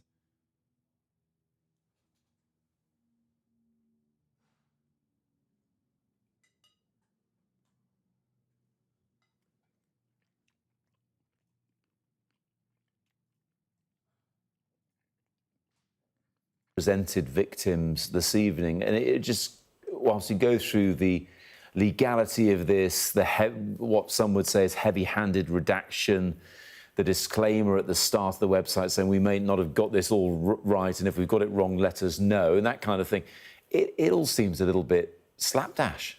It does, and these documents are, of course, new to the public eye. They have been in... You know, the Department of Justice has had them for a long time. Trump himself has been facing calls for a long time, and US administrations before him, to release them. To say there's a lot of documents and it's going to take a lot of time, they've kind of had time. You know, there have been promises to release these files for a long time. So, it's another excuse and another reason that I think not many people are going to take very sympathetically to. And again, a lot of the people closer to this in the US don't hold out much hope that when we get to a couple of weeks' time and we may be able to access all there is to access, who knows what may or may not see the light of day, that it won't necessarily change anything. We already knew what Epstein was like. We know that there were others involved. You think the Department of Justice may have an idea of who they are now and should act upon it now. It doesn't fundamentally change a lot of what the rest of us understand.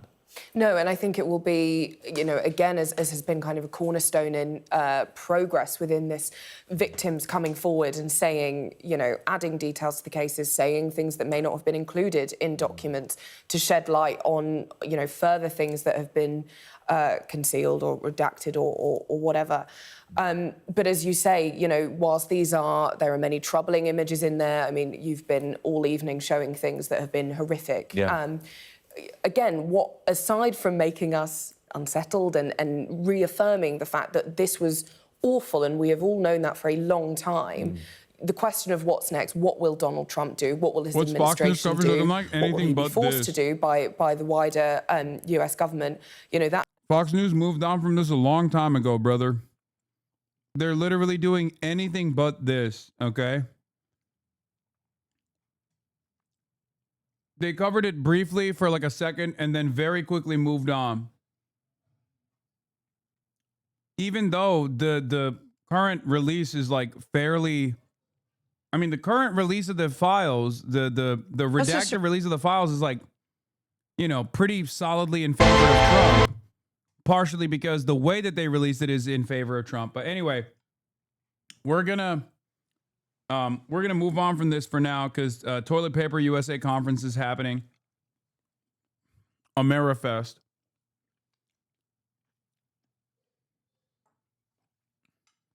We Are Charlie Kirk being played all around us, in our hearts, in our souls. And if there's more information that comes out or anything that's like pertinent to the file release, we'll get back to it. But for the time being, HOGWATCH is on.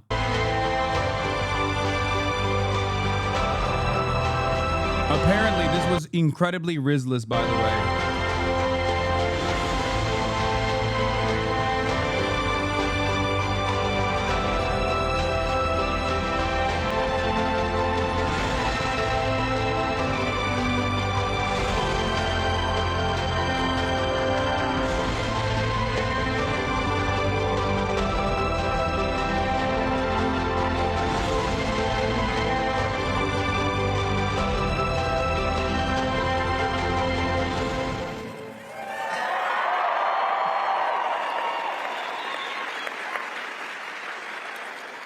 This is a full circle moment for me. 2 years ago, my husband stood on this stage and said, "Here I am, Lord, use me."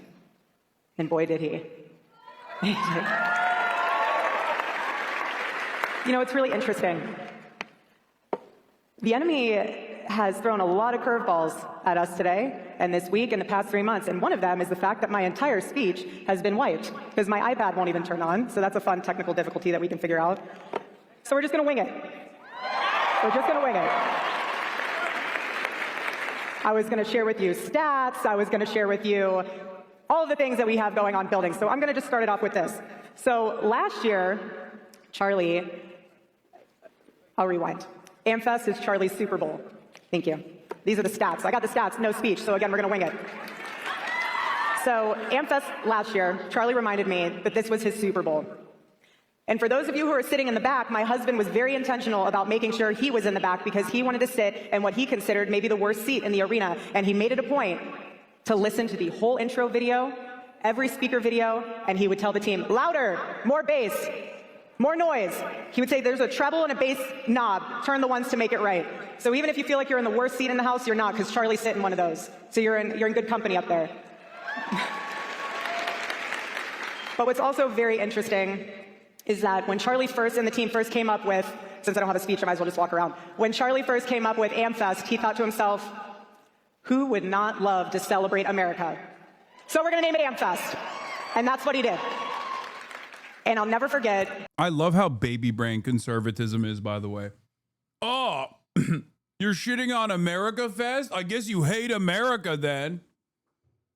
It's 1.5 speed, chatters. Calm down. Oh, got him.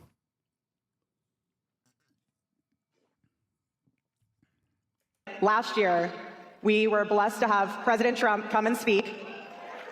Yeah, where's he at today? And afterwards, Charlie turns to me, starts running.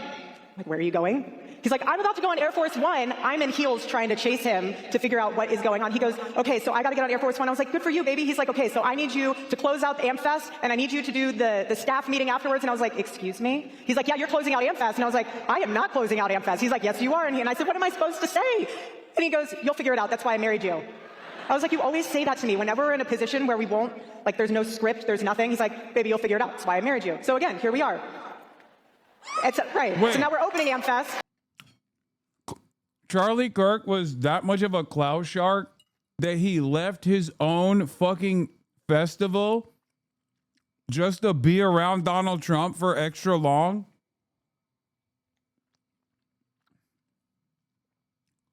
She just outed him. She just basically said, yeah, Charlie didn't give a fuck about AmFest for the opportunity to be on Air Force One with Donald Trump.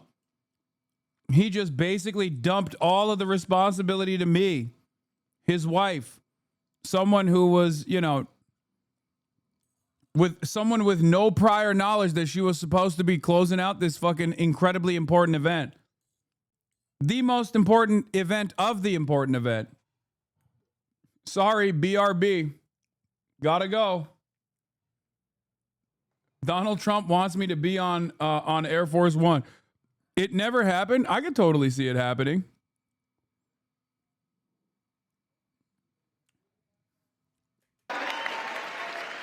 But what's so interesting, and what I have learned so much within these past 3 months, again, the enemy, but he will never win. We know we're on the winning side. God is so good. So Charlie loved to share AmFest stats, so that's what we're going to do really quick. He would love for you guys to know that 80% of the attendees have never attended a TPUSA event before. So thank you for everyone who is new. Welcome home. Turning Point USA is your home, and we're loving that you're here. 1/3 of the attendees are students. We love our students. 54% are female attendees. Okay. We have 40 breakout sessions, crazy. 178 sponsors, all 50 states represented. We have 25 countries represented plus Puerto Rico, but I have the list here. Don't worry, guys. Egypt is not on the list. Don't worry about that. But wow, she's so funny. Oh, how funny. I say Egypt and my iPad turns on. That's fun. Where were we? Okay.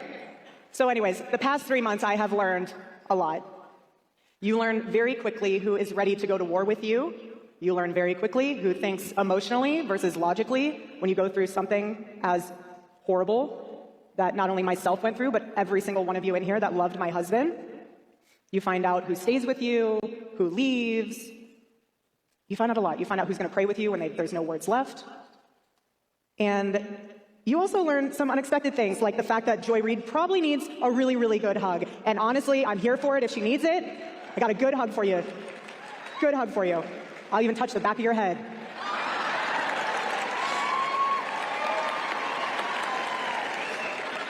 But I love you guys.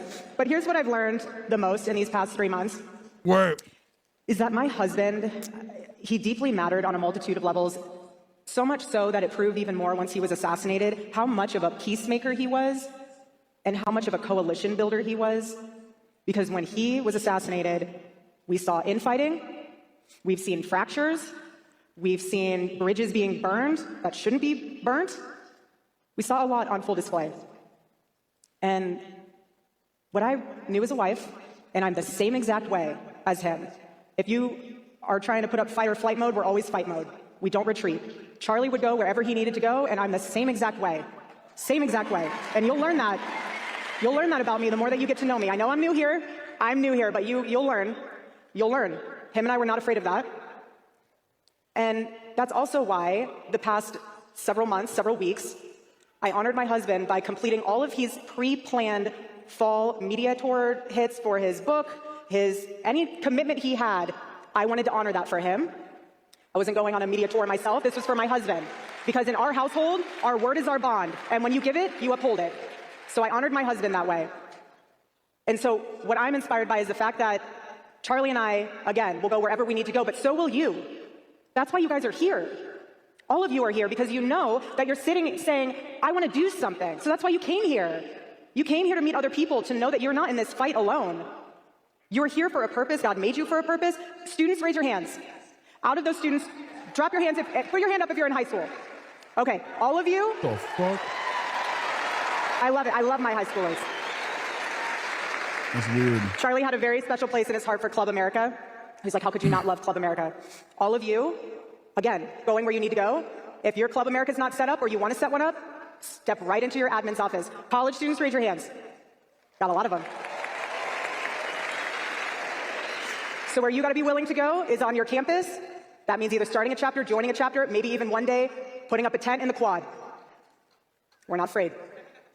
For churchgoers, hold your pastor accountable for biblical citizenship. Okay? There are so many ways to get involved. That's why Charlie built Turning Point USA the way he did. He didn't care your race, your age, your background. If Charlie listened to every single person that told him, you're too young to make a difference, you don't have enough connections, you're not going to do it, he would have let that noise consume him, and he would not Turning Point Kindergarten have built the machine that he has built today. So don't you dare let anyone tell you you're too young, you're not smart enough, and you're not connected enough. As long as you're a part of Turning Point USA, we will empower you and give whatever you need to be able to make that come to life. Okay? Charlie wasn't just a speaker, he wasn't just a political thinker, he wasn't just a thought leader. Again, he was a bridge, he was a pathway, he was a connection point to generations. He was a pathway and connection point to communication, to inner politics. And he also looked at a generation that has been mocked, that has been dismissed, that has been discouraged, and told them, you matter, your ideas matter, your decisions matter. And he would say this country is still worth defending and still worth sacrificing for. So, like all of you, this is our turning point as well. It was already getting weird for Charlie to keep doing this shit as like he was, I think he was like, what, 31 by the time he got assassinated? But his wife is even older. So I'm pretty sure she's like 34, 35. So for her, it's like even weirder that she's, wait, she's 37?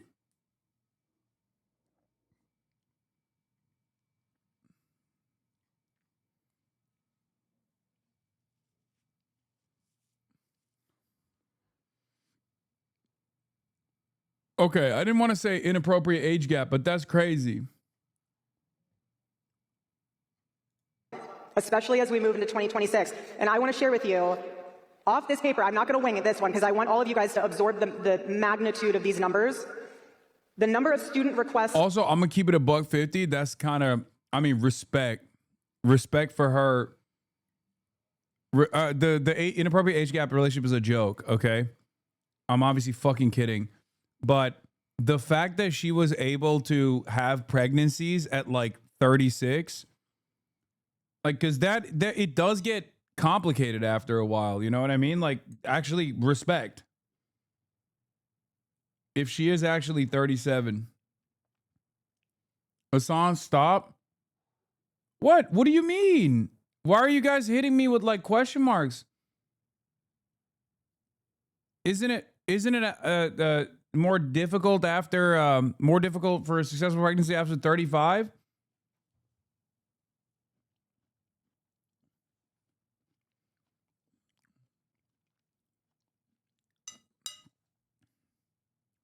It's post 40s, babe. Am I outdated? I mean, I don't know. Maybe I just know the wrong information. I'm giving her respect, by the way. This wasn't me like making fun of her or anything like that.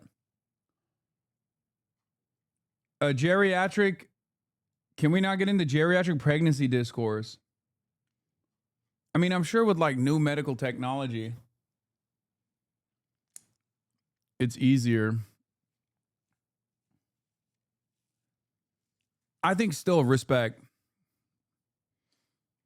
If you're 35 and up, and you're still, you know, you're able to pop out babies like that, that's, you know, I'm going to give you respect. Brother, you're talking to a 34-year-old who literally fucking destroyed his ankle on the basketball court, and now my upper back is busted. I can't even imagine getting an entire human life out of my pussy, okay? Shut the fuck up. This is not like some sort of fucking feminism discourse. Do you understand? I'm talking about age as someone who feels it. Jesus Christ. I would die if I had a vagina and I was capable of giving birth. I would literally die in the process. Shut the fuck up.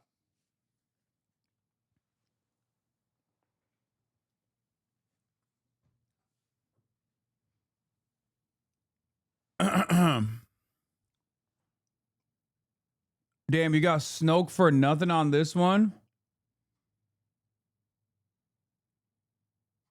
A true victim of time, old man? Don't make me show you my fucking foot right now, Chad. If you keep talking shit, if you try to fucking tell me that I'm not being woke enough or some shit right now, I will show you my foot. I swear to God, the rest of the broadcast will just be accompanied by my blue ass toes. Okay? And yes, my fucking toes are blue, dude. My toes are blue. I got Smurf toes.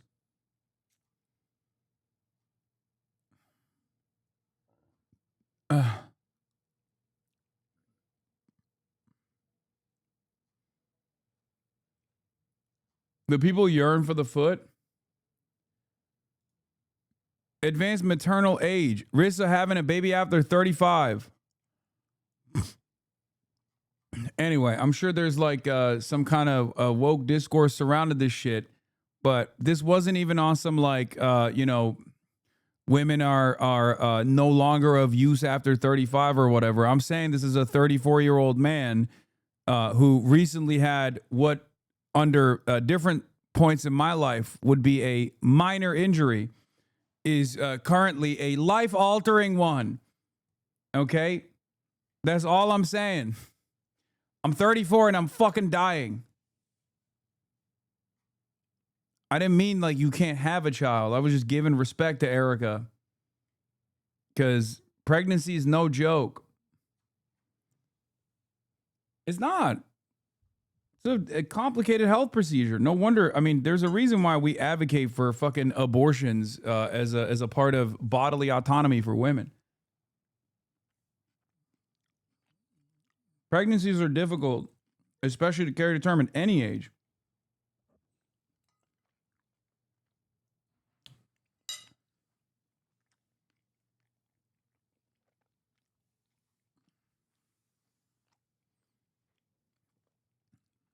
Can us men get some respect for jorking it? No. All right, let's continue. To get involved since 9/10.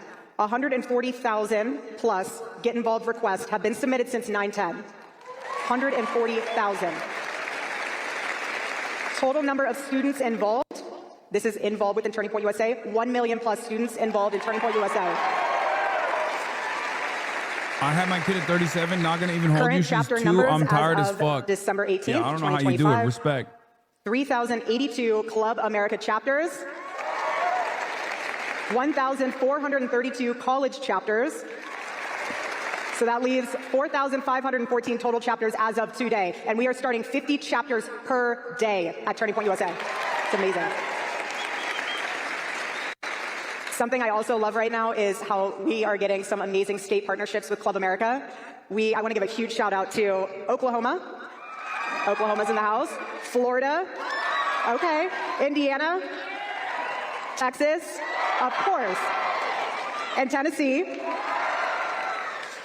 Another turning point for us for 2026 is the Make Heaven Crowded Tour, something I'm very excited about. For those of you who attended the memorial service, that revival is a slice of heaven that I'm going to make sure we take around this whole entire country. So we have different tour stops that are going to be coming up that I want you guys to be aware of. Feel free to take a picture whenever they put it up there. But if you're in any of these cities, we are bringing that to you.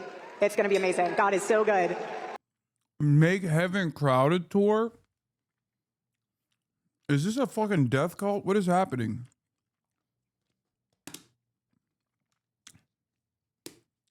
Bro, they're gonna bust out the Kool-Aid at the end of it.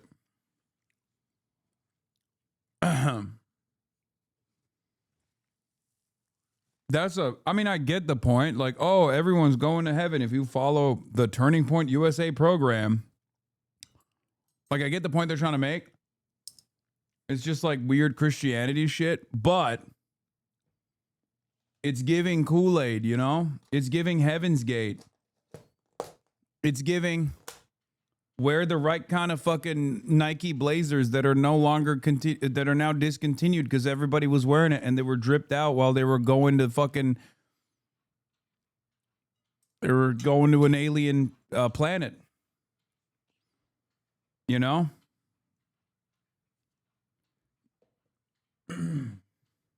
the Nike. Oh no, not the Blazers. The Cortezes, I think, right? God is so good. I also want to note that our church partnership, since 9/10, we have over 8,000 church partnerships and counting. This one's very special to me. Charlie's love for debate will always be the DNA of Turning Point USA. Oh. We believe in debate because we believe in truth, and we believe in civil discourse because we believe that truth can withstand scrutiny. So that is why we will be launching the Pick Up the Mic initiative and getting back on campus for Prove Me Wrongs and campus tour events this spring and fall of 2026. That's crazy. I'm also really excited about everything that we're doing at Turning Point Action. We are locked in and mission focused for both 2026 and 2028. We're investing in states and not just in races. So what I mean by that is we are building the red wall, Arizona, Nevada, New Hampshire. That's going to be very important to us. We're going to ensure that President Trump has Congress for all 4 years. We are going to get my husband's friend, J.D. Vance, elected for 48 in the most resounding way possible. And for our hometown Arizona folks, so you guys... That's crazy. She getting a little ahead of herself there. JD 28 endorsement already? Damn, girl. Damn. The body's not even cold yet.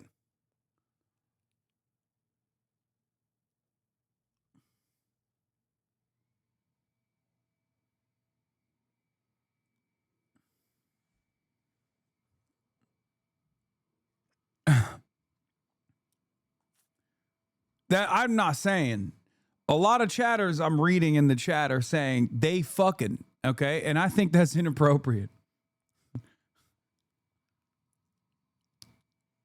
We do not know if she's actually pregante or not.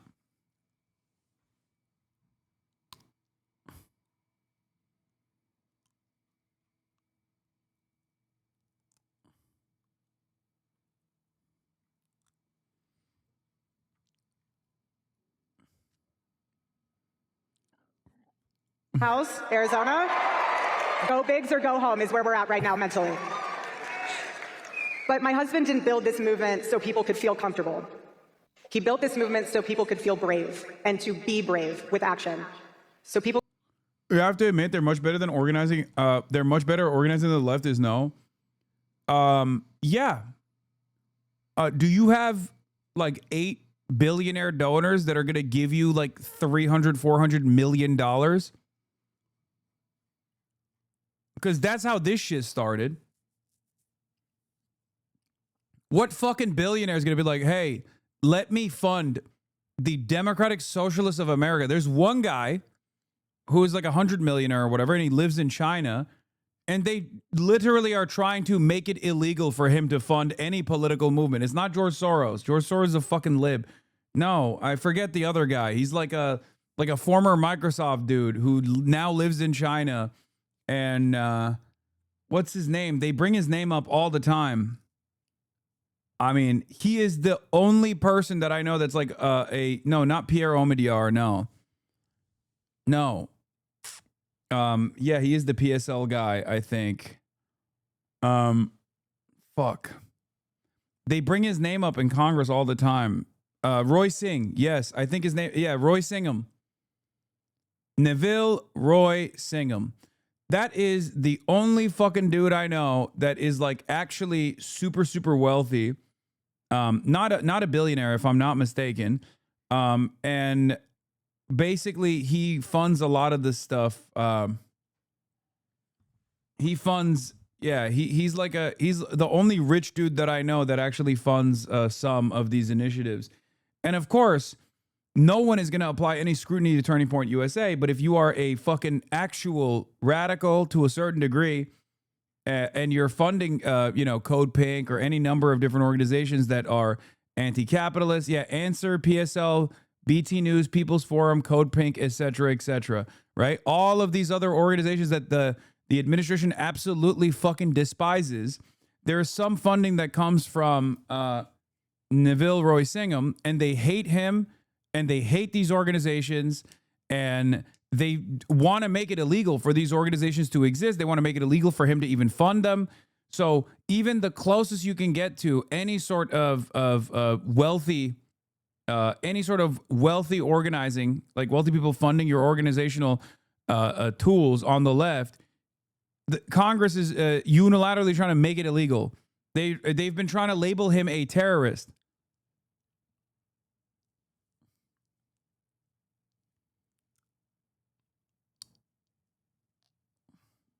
Do you understand?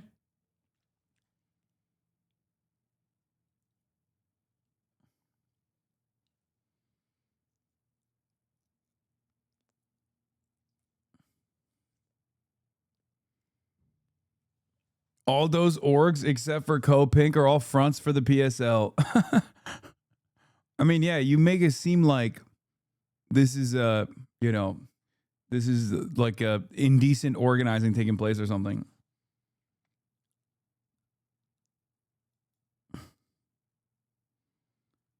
Anyway, so yeah, that's it. There are virtually no super wealthy people that are funding these sorts of initiatives. And the ones that do are considered terrorists by the American state. So there it is. You could see on full display that when you stop talking to people, especially those that you disagree with, you are the one that actually becomes weaker. Let that sink in. So you may not agree with everyone on this stage this weekend, and that's okay. Welcome to America. Charlie would have welcomed that. He believed disagreement was something not to be canceled. It was something to confront with clarity, courage, and grace. And Charlie loved truth way more than conformity. So this weekend for me personally is laced with nostalgia and it's laced with hope. But deeper than that, it's about carrying forward what Charlie built and ultimately what he gave his life for. And I've said it before and I'll say it again. The mission didn't end with Charlie's life. It's being lived out through each. Would you consider becoming the Frederick Engels of the left? Dog, what are you talking about, dude? Adjusted to the relative wealth that Frederick Engels had at the time for the rest of the society, rest of fucking like German society, rest of British society, rest of European society. Do you think I am the equivalent of a fucking factory owner?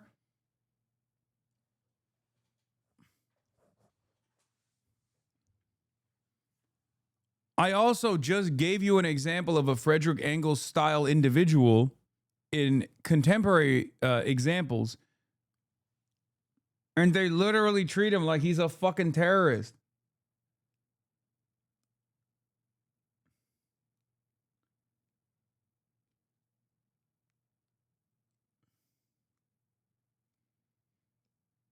Engels is a broke boy compared to you. Fact check by Real American Patriots. It's true. Oh my God. One of the saddest parts about having these sorts of conversations with the left is that many people, and I guess this is a byproduct of being, you know, Marxist, socialist, and the like. None of y'all know anything about money. Your understanding of like relative wealth is so silly. It's like almost like a child's understanding of the world. I know some of you are obviously memeing, so it's not serious. But there are also like legitimately children or people who have the understanding of money as a high schooler who think like, yeah, why don't you also out meet, you know, fucking Sheldon Adelson or the Adelson dynasty? You know? Yeah, let me go band for band with Miriam Adelson, dude.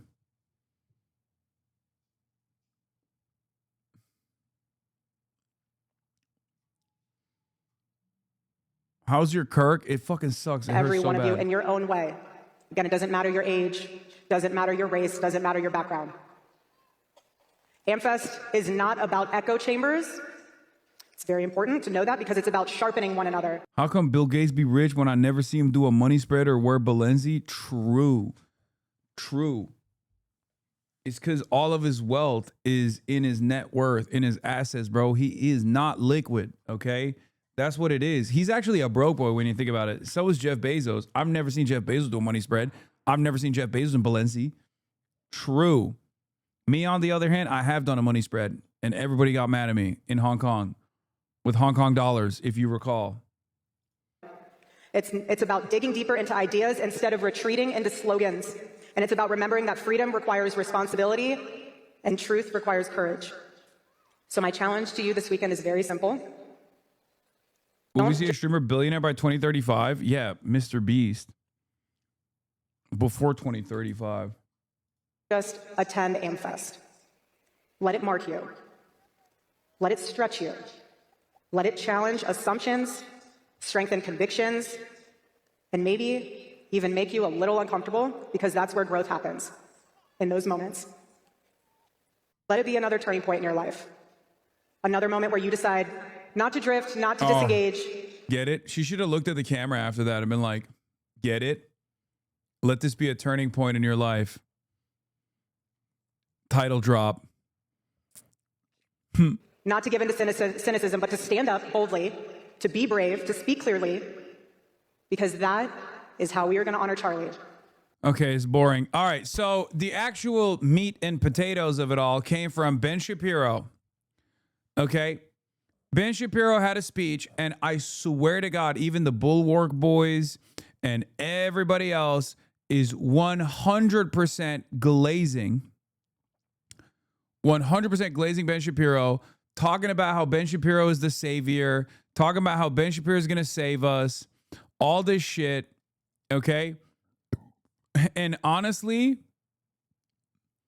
I feel like it's a op. Ben Shapiro has no motion whatsoever. And the only reason why he was brought, to this event is because he is, as I like to say, marginally more invested in anti-Semitism and significantly more invested in Israel. Okay? And a big part of the back and forth that took place here, bro, you boring as fuck. Hello, Hasan. I'm a cockroach. I'm here to be on the brain. Hello, Hasan. I'm a cockroach. I'm here to be on the brain. Why is Asman more entertaining? Bro, you boring as fuck. Well, stick around, chatter. You might accidentally learn some stuff. It's also weird that you're calling yourself a cockroach. That's so odd. Anyway, I genuinely don't understand it. It's like, I think people ride with being like pathetic. Like people just basically ride it. They're like, oh yeah, this is a fucking badge of honor. I'm fucking disgusting. I'm filthy. I shit myself. Yeah, don't you feel owned that you acknowledge me being fucking gross and weird? You're just cucked. You're like mentally cucked. Very odd. Anyway. So, as I was saying, Ben Shapiro obviously is already washed, right? Obviously washed. No motion. Nobody gives a fuck about what he has to say. Big part of that is because like the first wave of people left after Andrew Tate because they were like looking for, no more nerdy commentary, but instead like less nerdy jock style commentary to feel cool. That's why they moved into like the men's right activist place, right? They moved beyond the Ben Shapiro's of the world, like the intellectual dark web, to less intellectual versions of conservative commentary that was just like shitting on targets more openly and stuff. Anyway, but then the final death blow came when Ben Shapiro could not stop eating Israel's dick over and over again, non-fucking stop. He was just like, he was hitting the pro-Israel lines over and over again, and everyone was like, okay, you're done. Fuck you. Now, in the process, he fired Candace Owens, as you guys know, who he knew was a hateful person, definitely was an anti-Semite when Ben Shapiro hired her.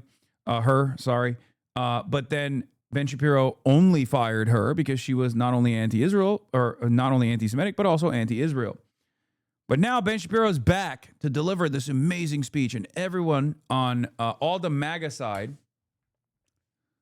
on MAGA Twitter, all the establishment rhinos who are both pro-Trump and also pro-Israel were very excited that Ben Shapiro delivered this amazing speech. Let's take a look. Of course, people showed up afterwards as well, asking some questions about USS Liberty, shit like that. Okay. Well, thank you so much. Thank you so much. It's obviously a massive honor to be here at Turning Point USA. It's even more of an honor to follow Erica Kirk, a heroic figure and a true American patriot. I really believe that the best way to judge the goodness of a man is to see the goodness of his wife and his children, and on that measure, Charlie was unsurpassed. Erica and her children are in all of our hearts. Okay, I can't be watching this in double speed. This motherfucker speaks like he's in double speed all the time. And of course, this is an incredibly bittersweet moment. It's absolutely bitter because of the murder of our friend Charlie Kirk, an irreplaceable human being. I knew Charlie from the time he was 18 years old, and I watched him build himself into one of the most powerful exponents of conservatism in America, one of the most powerful coalition builders in American history. But it's also sweet to see the number of people who continue to remember Charlie each and every day and to carry on his mission. Well, today, I want to talk about the future of the country. And the future of this country, this amazing country, relies on the future of the conservative movement. It relies on what TPUSA defines as its core mission: freedom, free markets, and limited government.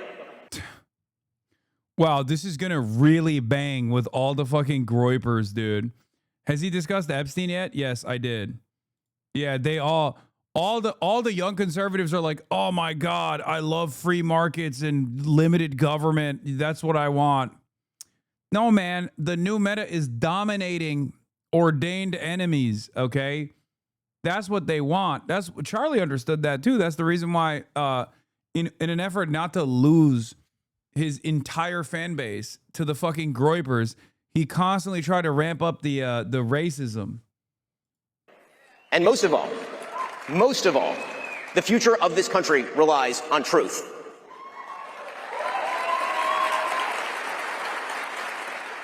This country relies on truth because victory, true, real, lasting victory, cannot be. Boo, they've also moved on from the truth meta. Truth meta is so outdated. Let's be real. Let's be fucking real, dude. Ain't nobody wants truth. Ain't nobody give a fuck about truth. What they want is lies that humiliate their opponents. Lies, no matter how ridiculous, no matter how silly, makes their opponents feel better or makes themselves feel better as opposed to their opponents. Okay? Obviously, Ben Shapiro's basically trying to go back to the, excuse me, facts over feelings, please, like that kind of narrative, even though he personally gave up on that shit a long time ago as well. So good luck. Okay? Good luck. I do still see like a bunch of people that, you know, try to relive the glory days of like the debate lording, where they'll be like, you have no argument against, you have no counterfactuals against Asmongold, so you are just simply resorting to an ad hominem. It's like, brother, you are a dying breed. I love seeing you out there in the world trying to do this thing, but most people will just go, shut the fuck up, you nerd, and move on, you know? And it's really funny because they were doing that to this, okay? Asmongold tweeted, I love when he tweets about like understanding women. It's my favorite type of Asmongold tweet because it's so like out of place. Why are people crashing out on the Asian female white male combo in particular, but not so much at the other combos like Asian male white female, Asian female and white female, Asian male white female, etc.? Genuinely curious. To which he responded with, everyone knows why. White women love to vote to bring in immigrants from shitholes around the world. But if Trump started importing millions of ABGs into America, they would form the SS overnight.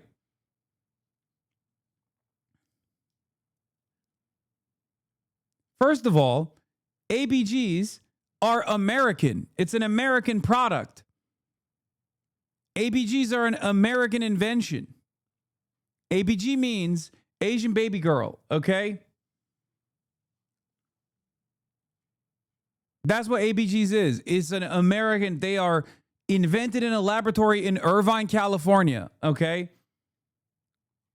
So the idea that like, you know, anyone is importing this American product is very stupid, okay? So it doesn't even make sense. Of course, there's also the fetishization of Asian women here, and also the incredibly idiotic notion that like white women love to vote to bring in immigrants from shitholes. Yeah, dude, that's why 54% of white women voted for Donald Trump. Okay? They were invented in Australia and imported to EDC Las Vegas. Okay, well they fucking they breached containment, and now the actual place where ABGs are from and invented and exist in is the mountainous tundra of Irvine, California. Okay? What are we doing here? You're right about the EDC Las Vegas thing. You're not wrong about that. Okay? But that's where, I don't know where the ABG patient zero was. And I'm not going to say that Australia could not be where patient zero came from. Okay? But now it's most commonly known, in no way ABG isn't a gooner term. It's like a TikTok Zoomer term for the most part, I think.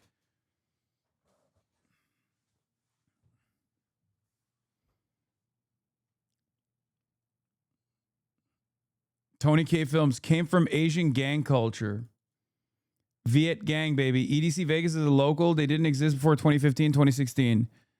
Okay, well, regardless. Okay. ABG's a millennial term law. Okay, well, TikTok Zoomers use it all the time, and they've popularized it.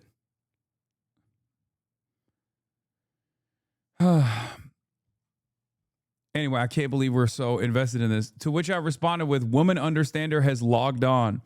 And yeah, see, ad hominem, because you have literally no counterfactual. Yeah, dude, I should be fucking debating the sincere statements being made here about ABGs. You have no counterfactual. White women would immediately form the SS overnight. What is your counterfactual to the very real argument being presented here that white women only vote with their pussies, and also they only vote to bring in immigrants from shitholes around the world so they can have sexual intercourse with them? And then if Trump all of a sudden magically started importing ABGs from Irvine, California, and maybe Australia into the United States of America, all the white women would get very jealous and very mad and would form the SS.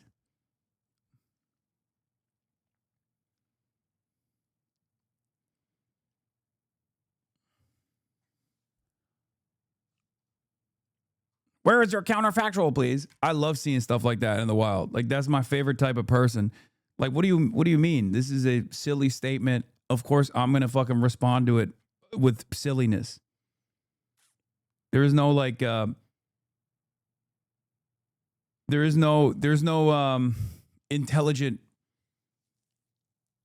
fact-based analysis being represented here. So, in any case, why was I talking about this?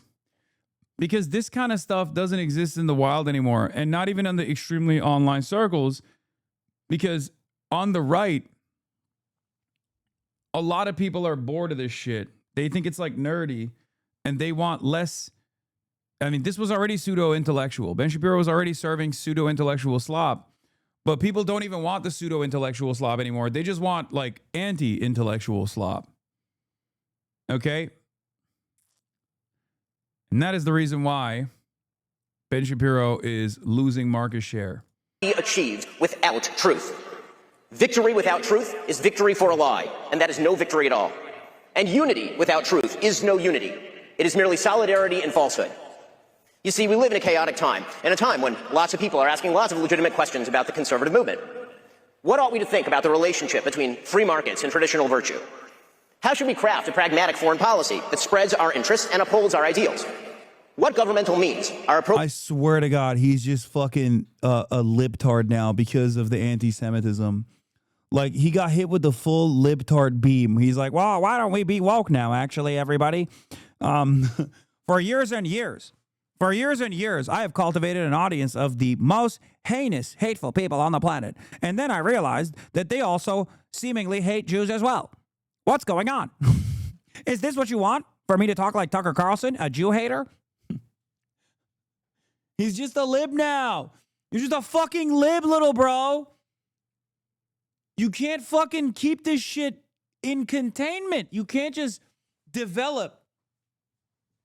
I gotta sit back down. You can't develop an audience whose galvanizing factor, whose entire organizational principle revolves around shitting on black people, brown people, women, gay people, trans people, and then not expect them to also tie that all up and say, yeah, you know, Jews are a part of that too, actually.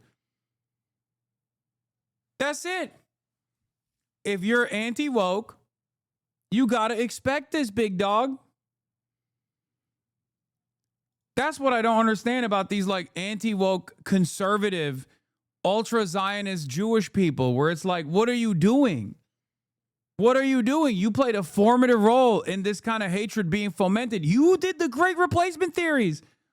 Did you not open a history book at any point and look at who the Nazis were initially saying were responsible for the Great Replacement? It was your relatives, brother. They always tie it back to the Jews. What the fuck were you thinking?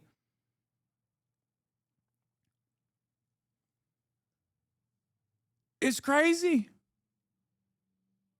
That's why it was always like from afar, I always found it so strange, right? Like I was like, dude, you agree with like every neo-Nazi on like 99% of issues. The one issue though you don't agree on is that they also think you're a part of the out group because you're Jewish and you're responsible for all the woke shit that they hate. A real leopards, how could these leopards eat my face moment for Ben? And they are so actively. Are you a little excited that your enemies of 10 years are going through the same stuff you go through with liberals? I mean, the difference is I've always been oppositional and antagonistic to pro-capitalist liberals who find themselves allies or aligned openly with reactionary Republicans. Ben, on the other hand, has actively fomented his own demise. Like he has literally been a responsible figure. Do you not understand? He's a responsible figure for so many young minds who watched Ben Shapiro dunk on fucking libtards and went, yeah, I want more of that. I'm right wing. I love this shit. And now those guys have advanced. They've moved beyond Ben Shapiro. Okay, they're now saying, no, Ben, you're also woke because you're Jewish and we don't like you either. That never happened. What never happened? You think that Ben Shapiro is not responsible for a decent number of motherfuckers who became right wing, like far right and neo-Nazis and shit? That absolutely happened. Brother, Nick Fuentes openly talks about how Mark Levin, who also is in the same vein as Ben Shapiro, an ultra-Zionist, ultra-conservative Jewish commentary person, Nick Fuentes learned about the Great Replacement theory from Mark Levin. He's open about it. He talks about it. He's like, the first time I ever realized that white people were actually being displaced ethnically in this country was when I heard Mark Levin talk about it. David Horowitz, another one of these guys, former trot, turned into a neocon, massive Islamophobe, thought that as long as our enemy is united, as long as we're all united in hating Muslims, none of these guys will come back and hate on the Jews, I promise. Rest in piss to David Horowitz, that piece of shit. He was a monster who played a major role in developing talent. Candace Owens is one of the most prominent voices in American politics right now. One of those voices that Ben Shapiro is going to call out by name in this speech. Candace Owens was plucked out of irrelevance by David Horowitz first, and then positioned as a voice to be reckoned with on the conservative movement side by the likes of Turning Point USA, and then Ben Shapiro. You think Ben Shapiro didn't know that Candace Owens, who once famously said Hitler just wanted to make Germany great, that Candace Owens wasn't anti-Semitic? No, he did. He knew that. He hired her because she was not only anti-Semitic, but also anti-black, anti-trans, all the good stuff that he wanted. And on top of that, Candace Owens was pro-Israel. That's the only thing Ben Shapiro cared about. And then lo and behold, October 7 comes around. Candace Owens sees the writing on the wall, probably became even more anti-Semitic than she was before, and started being anti-Israel. That is when Ben Shapiro fired Candace Owens. These are the people who propped these figures up. These are the people who melded their minds. Okay? So the very anti-Semites that are now basically capturing the youth wing of this movement, they all came from this background. They all grew up watching Ben Shapiro and shit. Because people like Ben Shapiro, Mark Levin, they thought, I think, you know, Ashkenazi Jews are white.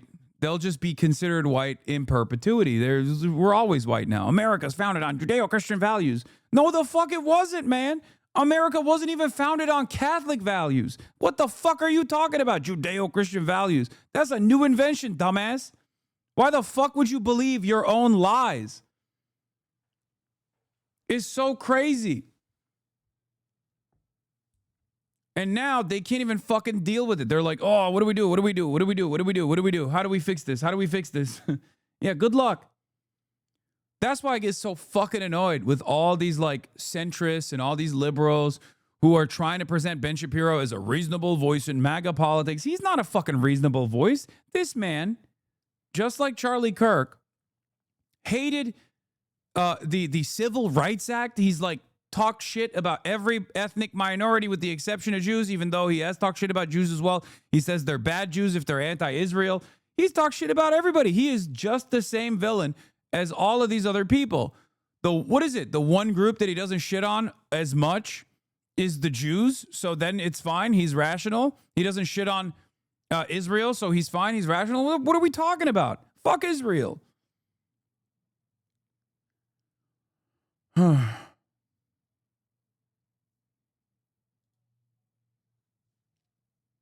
Yeah, the Islamophobia Network. The network's architects, Daniel Pipes, David Horowitz, Frank Gaffney, Stephen Everson, Robert Spencer, work through well-funded hawkish pro-Israel groups like the Middle East Forum, Horowitz Freedom Center, Center for Security Policy. Worth remembering, AmProg exposed the network's slogan Islamophobia a decade ago as an organized, well-funded system backed largely by right-wing pro-Israel donors. It fell out of mainstream long ago, but the same actors are now working desperately to resurrect it. This pro-Israel network fueled Islamophobia as a part of a coordinated political project to manufacture fear and steer U.S. policy towards war and confrontation in the Arab and Muslim world. The narratives resurfacing today come straight from that playbook.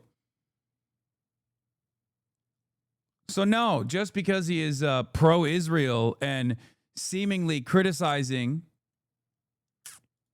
Candace told the story. Ben Shapiro split happened when time.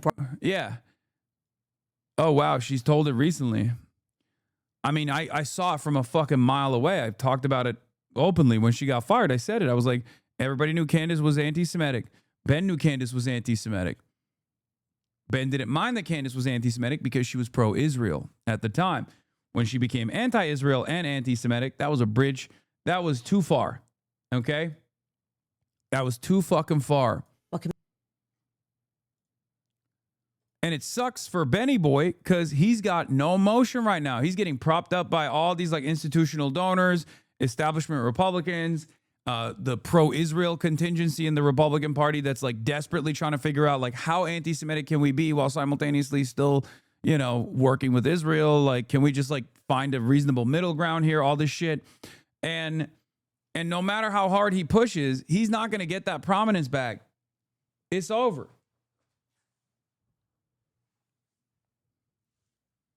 It's fucking over. It's done.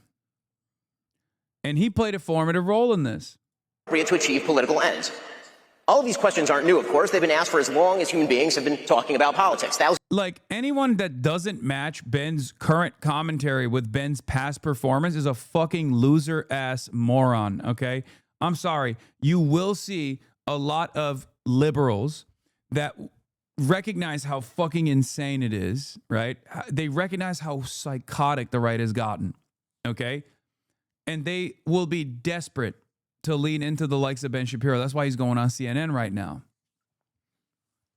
Libs will welcome him with open arms. They'll be like, oh, well, at least he's reasonable. Fuck no, he's not. If you say Charlie Kirk is doing politics the right way, I need you to tell me exactly which one of Charlie's choice moments you agree with. If you say Ben Shapiro is a reasonable voice in the MAGA conservative sphere, I need you to sit there and tell me in great detail, which statement do you agree with? What of the fucking worldviews that Ben Shapiro presents on a daily fucking basis do you agree with? There is no such thing. I hate these motherfuckers that turn around and go, no, you don't understand. This is the Liz Cheney dynamic all over again. You don't understand. These guys they're doing politics the right way. They should have simple disagreements. It's like, bitch, what do you mean simple disagreement? What is the fucking simple disagreement here? We're not talking about which milkshake flavor is the best tasting. We're talking about entire swaths of the population being worthy of dignity or not, being worthy of existing on U.S. soil or not. That's not a fucking simple disagreement. Maybe for you it is, from your position of privilege, but I don't agree with that. I don't think this is just a simple fucking disagreement. I'm not going to let all of that shit slide because now Ben Shapiro is railing against the conspiratorial right because he is the champion of anti-Semitism. Is that the only thing we are supposed to care about? In this, I mean this seriously, okay?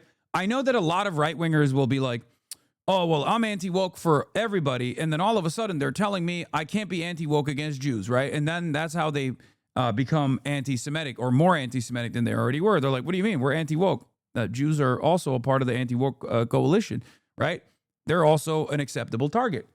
But on the liberal side, we can't just fucking make this new calculation where we are also doing the same thing that the fucking Donald Trump administration is doing, right? On the left side, not even just the liberal side, but like on the left side as well. This is something that I see where people are like, well, okay, he rails against anti-Semitism. Okay, is that the only fucking form of bigotry that's not available? Or that's not acceptable? What are you talking about? Oh, wow, he rails against anti-Semitism. Oh, great, okay. The fuck? Whose calculation is this? If you're going to actually stand against bigotry and harmful opinions and conspiratorial thinking, you got to do it unconditionally. There's no fucking, well, he's shitty to trans people, he's shitty to black people, but at least he's good to Jews. The fuck? What is this? No, but we need coalition so bad right now? No, not from Ben Shapiro. Yeah, you bring the fucking, dude, yeah. You bring the scorpion into your own home if you want to be stung. And before you know it, like, this is the problem. Because before you know it, when you're like, oh, these guys are on our side. These guys are, no, he's not. On what? On what grounds is he on your side? What is a fucking part of Ben Shapiro's worldview that aligns with yours that you think makes you an ally? What? I need you to tell me. Seriously. Of years. And over the course of this conference, you'll hear a lot of opinions on a lot of these questions. I have my own perspectives on them, of course. You can hear them every single day on my show. My fundamental values have been the same for 25 years. Peace through strength on foreign policy. Traditional values on social policy. Free markets with regard to economics. But today, I want to talk about something even more important. How to discern those attempting to speak truth from frauds and grifters. Because something is new. An informational environment. He doesn't even agree that January 6th was an attempted coup of Mao, so much for his lib allyship. That's what I mean. He doesn't even do that shit. Because he's like, he is a Trump dick rider. He is a conservative grifter through and through. The only area that he does not grift on is Israel, okay? That's it. That's his only sincere moment. He will say whatever needs to be said in order to maintain in order to still play a formative role in shaping conservative minds and doing conservative propaganda. There's only one place that he doesn't budge on, and that's fucking Israel. That's it.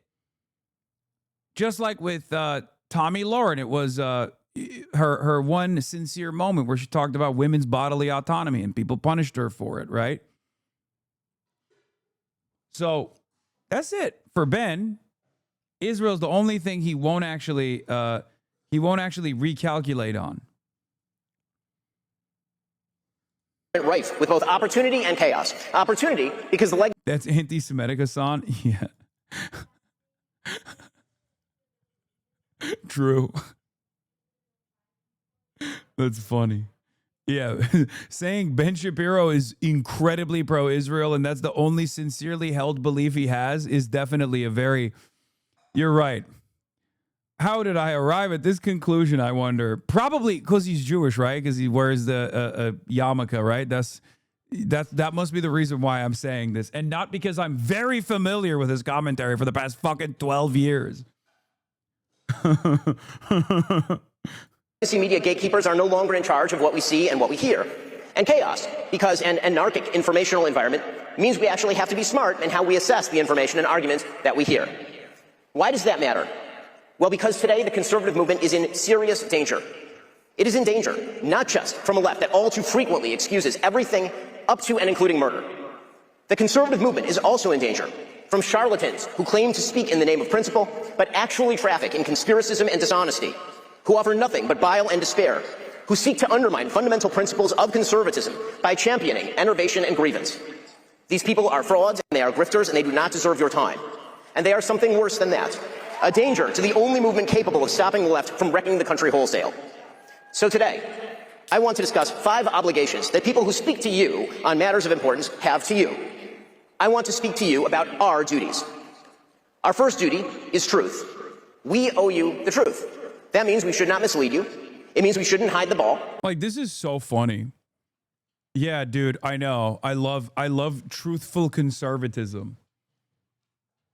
Like, who are you talking about? You're at the Turning Point USA Ameri conference, dude. Amerifest, or whatever the fuck it's called. What do you mean? Oh, wow, we have a duty to the truth. Who's he talking to?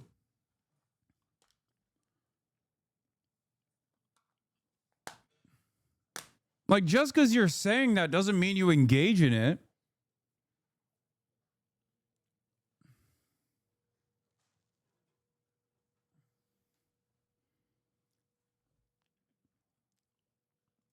Isn't this just making the divisions worse? Isn't this just making the divide deeper? Why woke scolding? Exactly, which is why I love it. Yeah. No, this is, don't interrupt your opponents when they're making a mistake, right? Yes. Turning Point USA was already in a unique predicament with all of the anti-Israel youngsters that are also anti-Semitic. And the conservative battlefronts, right? On the conservative front lines. But now that Charlie's gone too, and all these fucking vultures are eating one another alive to try to take advantage of the power vacuum. You have, on the one hand, Tucker Carlson, who is leading the charge alongside Candace Owens and Nick Fuentes on the anti-Israel front on the conservative side. And then you have the Ben Shapiro and the Barry Weisses of the world. Who the fuck do you think people are going to pick?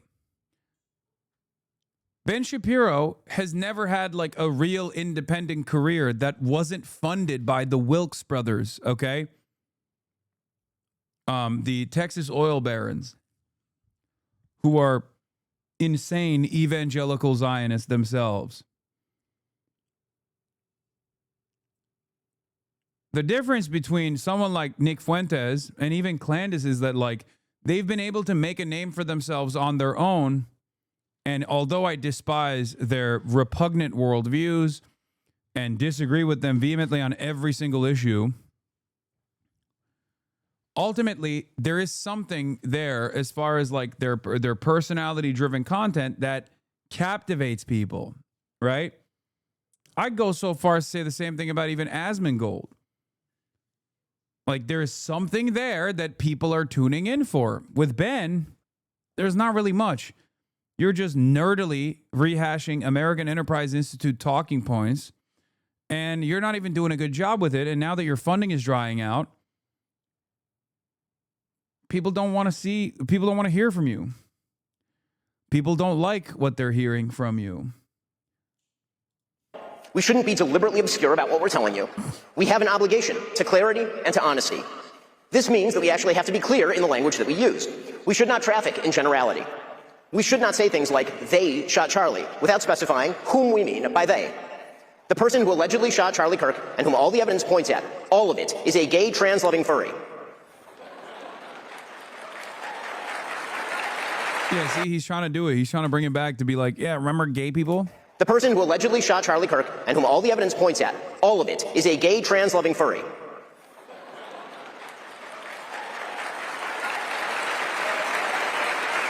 Yeah, he big mad. Nah, it's Israel, bro. Fuck it. Actually, you know what? He negatively polarized me. I think it's Israel that did it. I'm a clandestine operator. Maybe it was Israel, Ben. Oh, you don't like it? Oh, is that anti-Semitism? Is that anti-Semitism? See, do you see what I mean? Do you see what I'm explaining here? Like, you can't on the one hand be like, I'm a truth lover. I'm a truth lover. I care about the truth. And then try to make a snide remark about Candace Owens while fucking simultaneously your commentary on this issue is just like transphobia, homophobia induced. You know what I mean? Like, what are you fucking doing? What are you doing? It's not working. It's not going to work. Okay?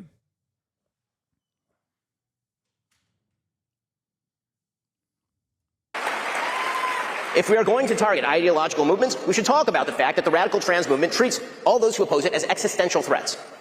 Or if we're going to talk about the Democratic Party making room for the radical trans movement and echoing its inflammatory rhetoric, well, we should talk about that. Those are specific problems, and they require specific responses. When people say they shot Charlie, however, they are instead trafficking in vagary that results in increased hatred without proposing any effective response. They are fostering despair and rage, and that makes things worse. We must also be honest about what people say and do, regardless of what that means coalitionally. It is the job of politicians to build coalitions. It's the job of those of us who try to shape public opinion to hold politicians to account and to hold them accountable to our values. We must not let fear of audience deter us from telling the truth. We must not let fear of other hosts deter us from telling the truth. So, for example, if Candace Owens decides to spend every day since the murder of Charlie Kirk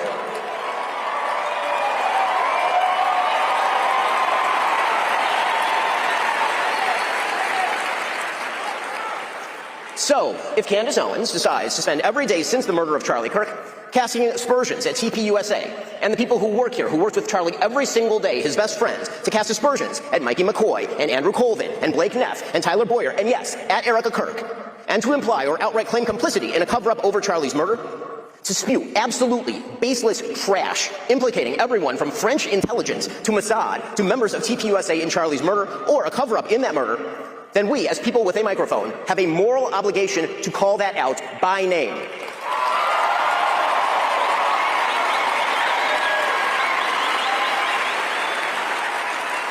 Erica Kirk and TPUSA never should have been put in the position to have to defend themselves against such specious and evil attacks, particularly in a time of mourning.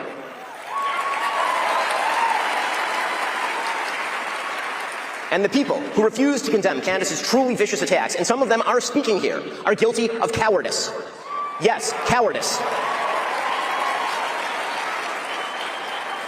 The fact that they have said nothing while Candace has been vomiting all It's in 1.25 speed, but it's fine. sorts of hideous and conspiratorial nonsense into the public square for years is just as cowardly. Second, because we owe you the truth, we owe you the duty to speak out of principle, not personal feeling. It should not matter whether we despise someone or whether we love someone. The question is what they say and what they do, and whether those things are morally decent or not. On a political level, do they foster freedom, justice, and prosperity? On a personal level, do they treat others as they would wish to be treated? Personal feeling is not a substitute for moral judgment. To take again the Candace Owens situation as an example, friendship with public figures. Yeah, they brought. If this is their big gun, I think it's cooked. But like this was getting tremendous praise, tremendous amounts of praise from fucking from basically every like establishment Republican rhino. There's also a Tucker Carlson thing too, though. There's a Tucker Carlson speech here as well. who say or do evil things is not an excuse for silence on the matter. Politics is not the sisterhood of the traveling pants. Politics is about principle, and if you are willing to sacrifice basic truth and simple principle in favor of emotional solidarity, you have betrayed your fundamental duty to the American people.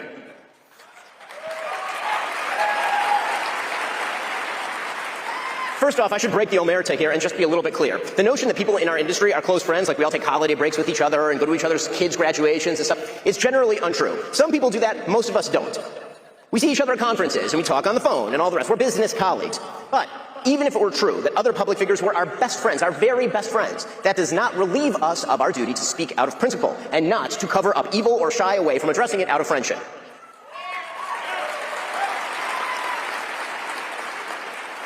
So no, Tucker Carlson, it is not an excuse to go silent on Candace's targeting of TPUSA.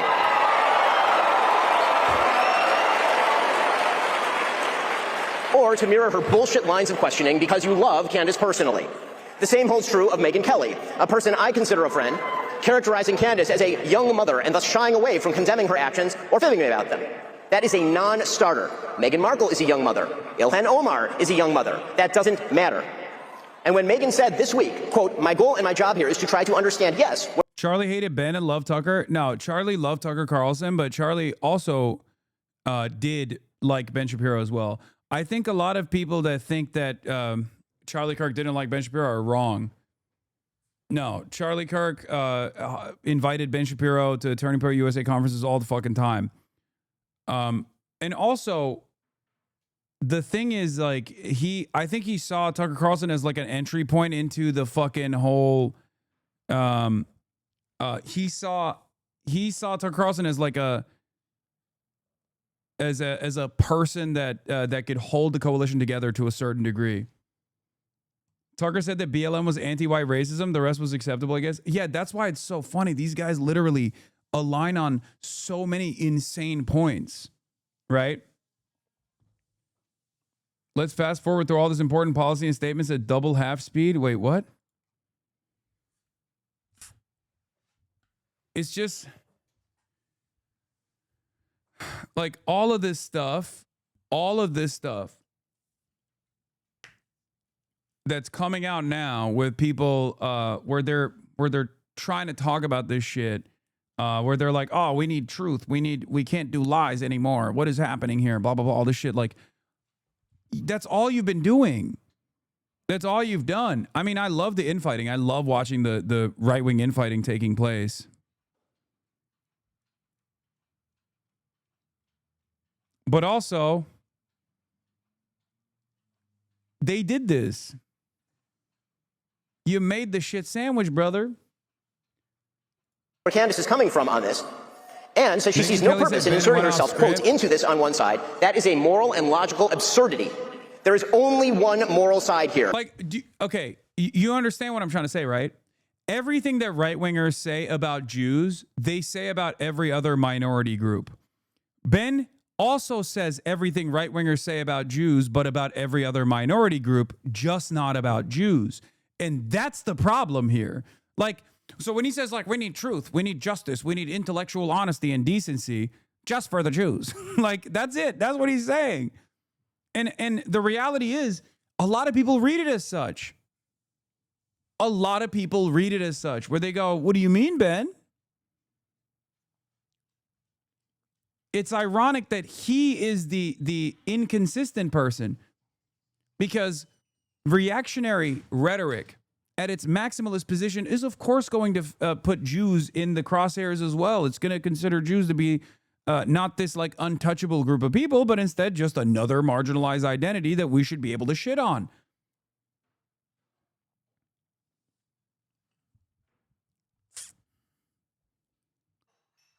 That's it. That's it. Erica Kirk's side.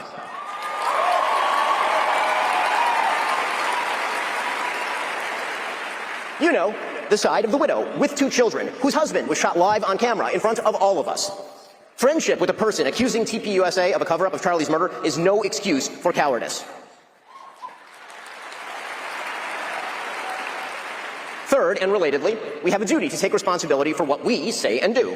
If we hire awful people, we're responsible for that. I have some experience there. Yeah, the reality is he's happy to continue blaming black people for their situation and hating Muslims all for being terrorists, hating all undocumented migrants. That's what he considers to be decent and honest debate. Just don't talk that way about Israel. Exactly. And it's so funny because, like, he even is fine with anti-Semitism. His own words, by the way, not even mine. I'm not even saying this, but like, in his own words, he's fine with anti-Semites as long as they're pro-Israel. He has said it in the past. He has said it over and over again. He's shown that with his actions. He's shown that by hiring Candace Owens. So like, so even on the anti-Semitism front, he's like somewhat agnostic. And he also, one could even argue, entertains anti-Semitism and anti-Semitic tendencies and anti-Semitic statements all the time when he talks about how, like, you know, Jews who are anti-genocide are actually capos or bad Jews or whatever the fuck. Right? Wrong. Ben Shapiro is a Jewish supremacist. Sure. If you're a Zionist, yes, of course. Ben Shapiro is a Jewish supremacist. That is true. That's Zionism. A part of Zionism is Jewish supremacy. Having said that, he also will actively shit on anti-Zionist Jews. He will routinely say Jews who are not pro-Israel are bad Jews. They're capos. They're collaborators. They're worthless.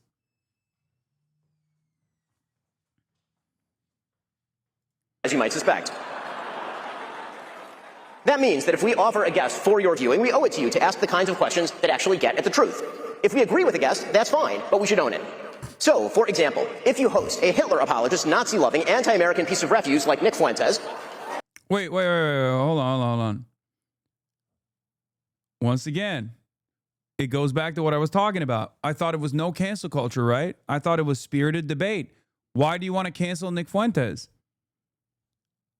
You can't conduct yourself this way.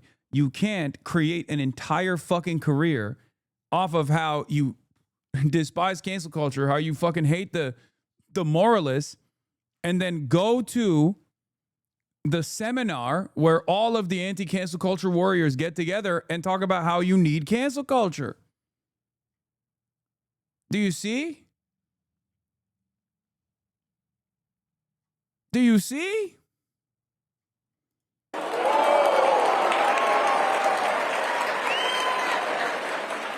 You know, the Nick Fuentes who said that the Vice President of the United States is a, quote, fat gay race traitor married to a Jeet. The person who said that Charlie Kirk was a, quote, retarded idiot. The person who said, and pardon my language here, it's his quote, that he, quote, took Turning Point USA and fucked it, and that's why it's filled with groypers. If you have that person on your show and you proceed... Yo, low-key. Also, this is low-key part of the reason why...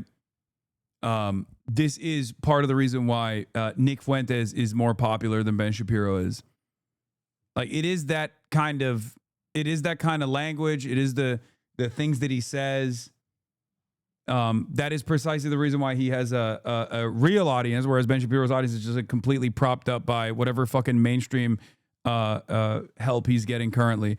Stereotypically classless decision by Ben Shapiro to use Charlie Kirk's stage to disavow half of the American right by name. Jews like Barry Weiss think it's courageous chutzpah. Everyone else rightly sees it as tasteless and self-serving. The reign of Zio-conservatism is over. Oh. I hate all these motherfuckers so much.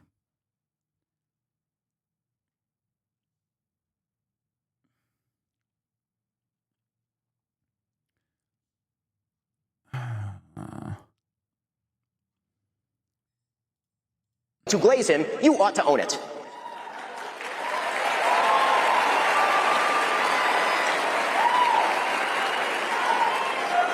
There is a reason that Charlie Kirk despised Nick Fuentes, and indeed even chided Dinesh D'Souza for debate. So you like Nick more than Ben? That's actually bad. He's a fucking Nazi, Hasan. Did I ever say that?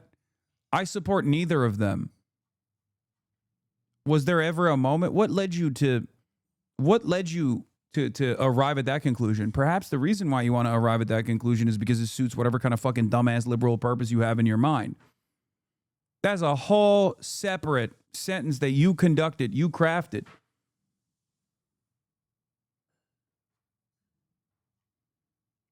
I don't fuck with any right-winger, okay? I do not fuck with reactionary people with reactionary attitudes. I don't fuck with right-wingers at all. As a matter of fact, the reason why I get mad at liberals is because of their endless fucking grace and charity for right-wingers. The rational ones, like Ben Shapiro. Okay? Unless it's my woke king Mitt Romney, who wants to tax the wealthy like himself. This kind of stuff doesn't work, by the way. I mean, maybe it works for like really stupid people, I guess, in your orbit, where you could just be like, Hasan likes Nick Fuentes more than he likes Ben Shapiro. Like, that's not the case. I think Ben is a Zionist, but Nick is a Nazi. First of all, Ben Shapiro and Nick Fuentes believe in the exact same shit, dumbass, with one exception. And it's not one that fucking favors Ben Shapiro, okay? Ben Shapiro and Nick Fuentes believe in the exact same shit. The only difference is Ben thinks it's the liberal pedophilic elite, you know, the globalists or whatever the fuck, and Nick thinks it's Jews, okay? That's the difference. It's a pretty significant difference, but the major point of contention that they have between them is not even around that, okay? It's around Israel. And the reality of the matter is, because of how fucking distorted people's attitude is towards what Israel is doing, Nick Fuentes is actually on the side where he's able to fucking craft a more moralistic and more reasonable argument as a fucking neo-Nazi against the fucking state of Israel that's doing the current Holocaust. He is a denier and defender of the previous Holocaust and wants to do it again to the Jews and to everyone else, okay? Ben Shapiro is currently justifying the Holocaust that took place for the past 2 fucking years. So they're completely aligned on pretty much everything. But the only reason why Nick Fuentes is growing in prominence is because he can present himself as being on the right side of this pivotal fucking issue. And the faster people realize that and immediately stop fucking defending Israel and immediately come to terms with the fucking reality that's taking place in front of their eyes, the faster we can rid ourselves of this fucking Nazi scourge. But because Democrats refuse to reckon with this reality and think that there is like some kind of marginal, incremental change position that they can take, some kind of liberal Zionist position that'll be enough, they keep losing to the Marjorie Taylor Greens of the world. They keep losing to the Nick Fuenteses of the world. Okay?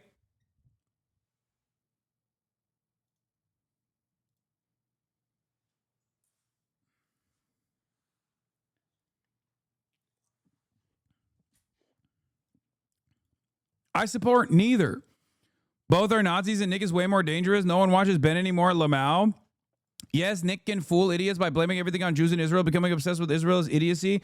Both are bad. Nick and Ben both. Yeah, okay, so you do fucking agree with me. What the hell are you talking about? Okay, now you understand my fear. Now you understand my argument. Now you understand my resentment.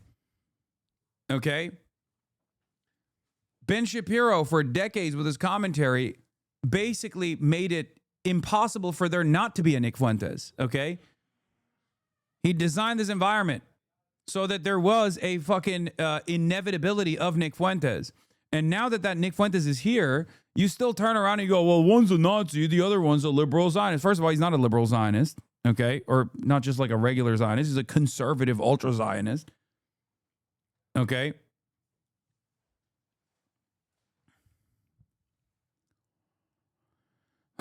What is this?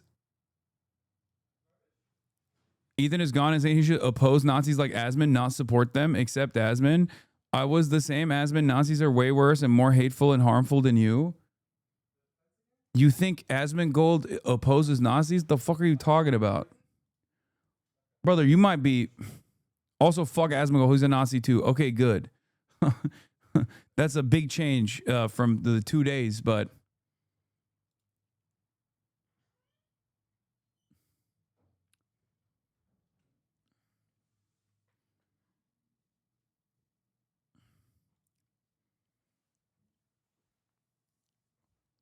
But that's it.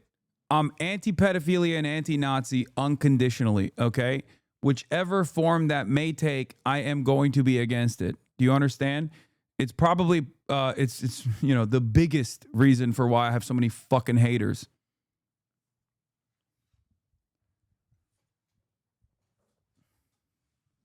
I know we've lost our fucking minds in American discourse in 2025, but you know, those are some key principles here that I will always abide by. Him. He knew that Nick Fuentes is an evil troll and that building him up is an act of moral imbecility. And that is precisely what Tucker Carlson did. He built Nick Fuentes up. And he ought to take responsibility for that, just as he ought to take responsibility for glazing pornographer and alleged sex trafficker Andrew Tate, or for mainstreaming fake historian and pseudo-Nazi apologist Daryl Cooper as America's best and most honest popular historian. Hosts are indeed responsible for the guests. You do understand, like, now he's making a fucking platforming argument. This is just a woke argument, you know? He's just woke. Ben Shapiro is just woke. And from the perspective of a right-wing audience, he's just anti-woke for everybody and woke for Jews, okay? This is not going to work. There is no intellectual honesty or consistency here unless you do think everyone else should be that way, where you can, every other marginalized identity is fair play, fair game. You can do whatever the fuck you want, except for Jewish people.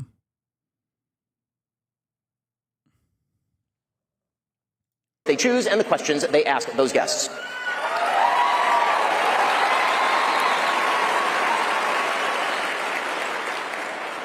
Fourth. Chat, please. Hasan has been diagnosed with high blood pressure, and every inflammatory troll in chat is a direct attack on his arteries. This is a leftist-based practice, harm reduction, and stop stress posting. What the fuck? Because we have a duty to truth, we also have a duty to provide you with evidence of the claims that we make. Emotive accusations, conspiracy theories, and just asking questions, that's lazy and stupid and misleading. None of them are a substitute for truth. None of them are a substitute for evidence. So, when Candace Owen says, I don't know, but I know, that is retarded. And we are all more retarded for having heard it.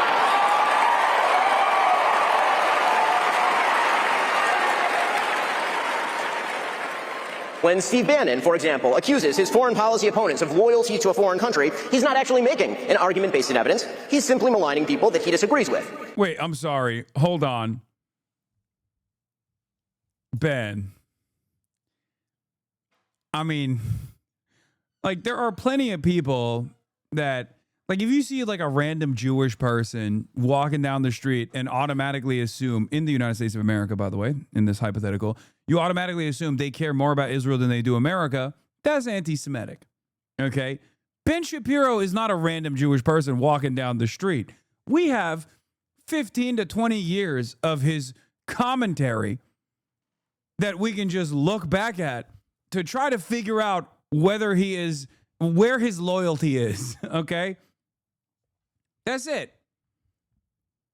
That's it. That's fucking ridiculous. He can try and present this as an argument from, American supremacy all day, every day that he wants to. He could just be like, oh, well, actually, the reason why I'm so pro-Israel is because Israel's America's most valuable ally. But, like, kind of feels like you really love Israel, Ben, and have for most of your career, for your entire career. Who could forget in 2012 when Ben Shapiro famously wrote the article, transfer is not a dirty word, okay? In which he advocated for the complete ethnic cleansing of all Palestinians from the greater Israeli land that, was promised to Israel 3,000 years ago. He said those things. He wrote those things. So he's been doing stuff like this for quite a while, okay? What the fuck did that have anything to do with America, Ben? You know? What's up with that? Which is indeed par for the course from a man who was once a PR flack for Jeffrey Epstein. Check the record. Our duty to provide you evidence means we actually have to do much more than just ask questions. Just asking questions is something my 5-year-old does, and it's really cute when it comes from my 5-year-old. But when grown men and women spend their days just asking questions without, seeking answers, they are lying to you. In fact, they're doing something even worse. They are seeding distrust in the world around you, and they are enervating you in the process. So, for example, if many speakers, including Tucker Carlson and others, get on stage here at TPUSA and claim, without proper evidence, that Jeffrey Epstein was running a Mossad rape ring being covered up by the Trump administration, they are not... Oh, come on. Come on, Ben. Look, this is the problem, okay? Saying Nick Fuentes is an anti-Semite is totally valid. It's something that I think Nick Fuentes himself will openly agree to, right? Depending on, which company he's around. But when you fucking turn around and go, oh, I can't believe you guys are connecting Jeffrey Epstein to Israel and Mossad. Oh, that's anti-Semitism. This is the main fucking problem with a lot of Zionists who have diluted the actual bigotry of anti-Semitism with idiotic conspiracies or with idiotic statements that are valid and people can fucking see, idiotic defenses of factually based analysis that people can fucking see and experience their own two goddamn eyes, no matter how stupid they are, okay? You cannot turn around and say, oh, I can't believe that people are accusing me of being loyal to Israel. Wrong. People absolutely can do that, and it's not anti-Semitic for Ben Shapiro, okay? You can't turn around and say, I can't believe people are actually fucking saying that Jeffrey Epstein was a Mossad asset. Wrong. People can't say that. If you call that anti-Semitic, people are going to look at you and laugh. And last but not least, yeah, Charlie Kirk himself had made the Jeffrey Epstein Mossad connection before he died, by the way. So that's another thing, even though Charlie Kirk was obviously still glazing Donald Trump and decided to drop the whole Jeffrey Epstein stuff, famously. Okay? But this reminds me of the classic take from Zionists want to defend Israel, right? The classic take always where we would see just mountains of children piled up, murdered, slaughtered by Israel every fucking day, pretty much. Parents putting the body parts of their children in trash bags as they try to go to the hospital. And then motherfuckers would turn around and say, saying this is genocide, sweetie, that's anti-Semitic. That's blood libel. Yeah, motherfucker, that doesn't actually make people go, oh my God, is this blood libel? I got to stop saying that. Holy shit. Oh no, I should stop being anti-Semitic. That makes people go, okay, I guess blood libel is not a fucking fake thing then. This is what a lot of these people don't understand.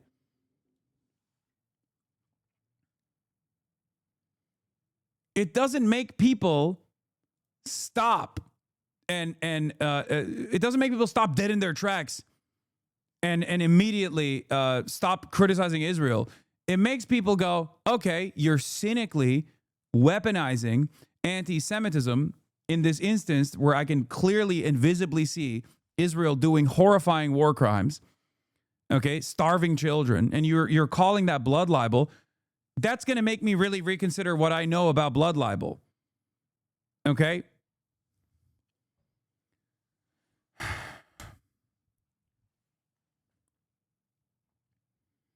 Yeah, man, I can hate the United Arab Emirates without being Islamophobic. Exactly.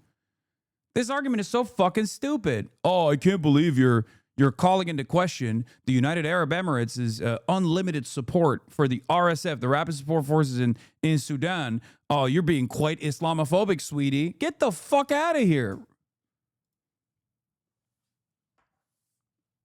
It's so stupid.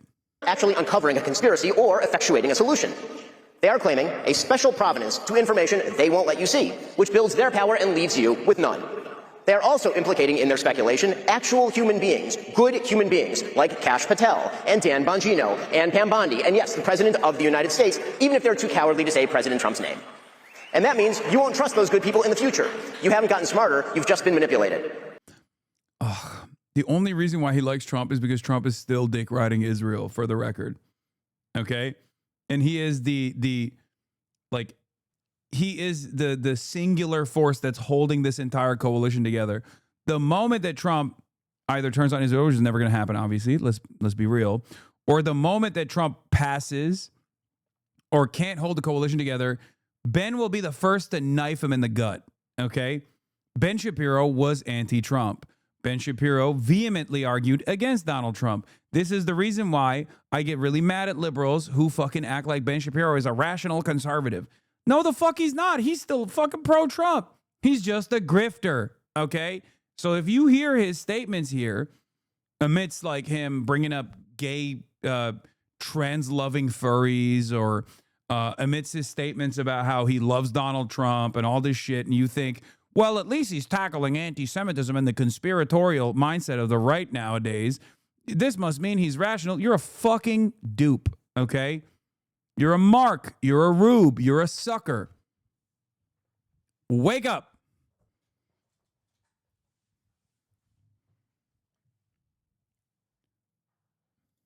When forced to demonstrate their evidence, these same people will often refuse to provide it. They'll claim ignorance.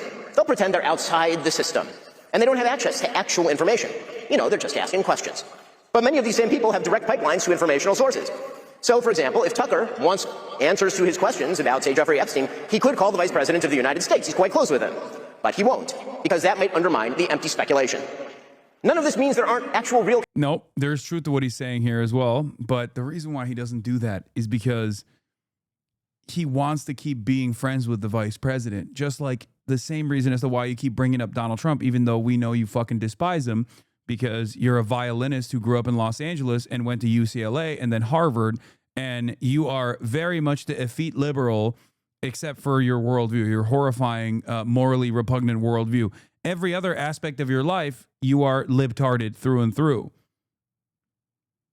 You despise the anti-intellectual right-wingers. You don't like Donald Trump. You've never liked Donald Trump, but you have to sit there and act like you fucking love Donald Trump all the goddamn time. Nah, he likes him now. He's hollowed out. No, the saddest thing I ever saw was Ben Shapiro trying to fucking grift with like a maximum right-wing perspective, demanding Derek Chauvin get released or pardoned. Okay? That's when I was like, this motherfucker's heart is not in it, okay? He was like, hey, guys, I know everyone keeps saying I'm a Jew, and also I love Israel, and no one wants to watch me anymore. But look, I'm being racist. Come on. Yeah, Derek Chauvin. We need to release him now. Please, can you watch me? And that video got like 50,000 views.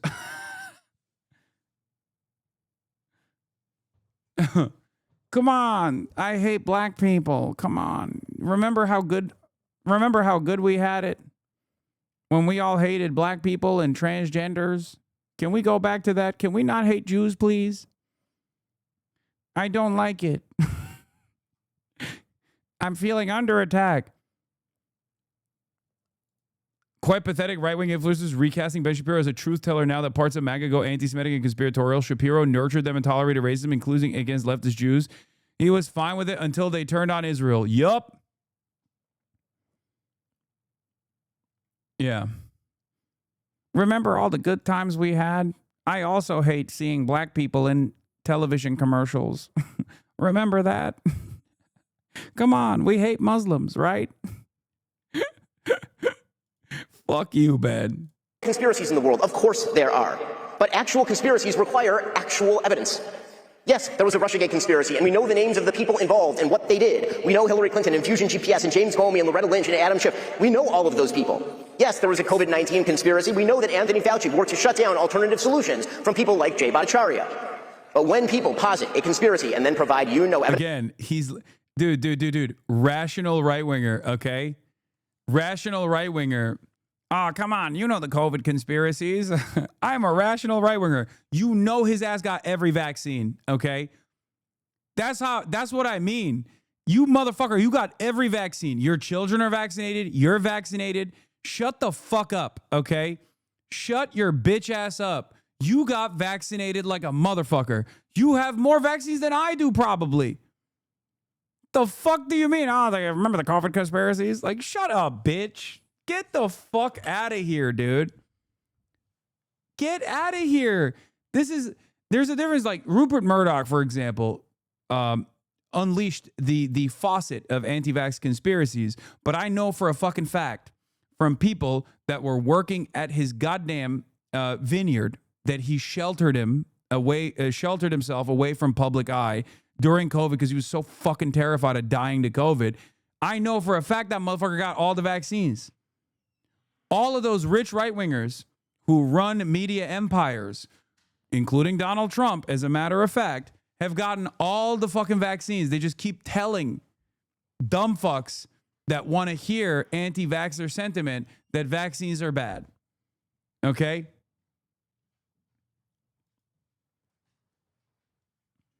Turning Point Amphis Convention is getting ugly on night 2. Steve Bannon says Ben Shapiro was always jealous of Charlie Kirk and will try to take over TPUSA. Ben Shapiro's like a cancer, and that cancer spreads.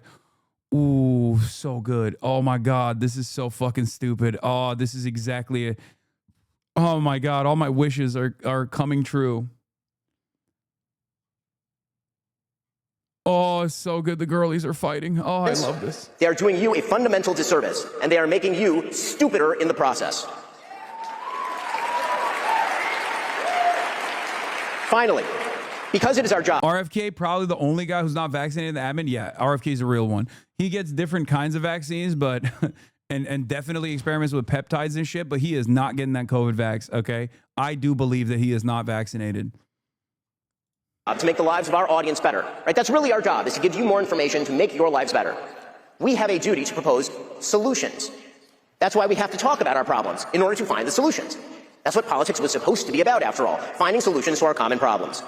If we speak endlessly about the problems we face, without ever positing a solution other than wrecking the system or centralizing power in a cult-like figure, we are not finding solutions. We are merely making problems worse. Trump? Just asking questions, positing vague conspiracies, raving like Alex Jones about the secret confederacies that control your life. None of it makes your life better. None of it. In fact, it makes your life markedly worse. That's because if you... Brother, everything you're saying is at the heart of the conservative mindset. Everything that he's complaining about is like including some of the most prominent fixtures of the modern American right that he is directly attacking, or even like the first principles and common ways of organizing.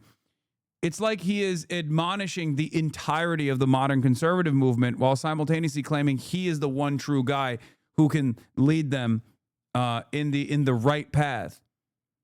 Like, you're fucking shitting not just on Alex Jones, but on like, you know, breaking the systems down and we need to find truth. It's like, you've never done that. Okay? You've never done that.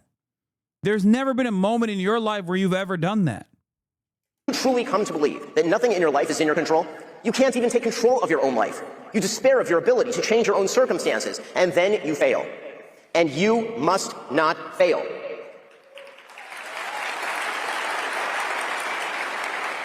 Because here is the most fundamental truth of all in the United States. For all of its problems, many of which, a huge number of which, are real and serious, the United States is still the greatest bit of that begins with truth. We owe you that quest for truth. You owe yourselves that quest for truth. And true victory only, Constitution ever devised by man. Thanks so much. Happy to take a couple questions. I have a Half the fucking people are just like literally doing the Alex Jones Jew questioning, which is not even a question at all, for the record, from this point on. At least the stuff that I saw. You know the video I'm talking about with Alex Jones? That's basically the TPUSA conference questionnaire. And they get really, the groiper that asks them questions are so, like, they get so excited. They're so dumb.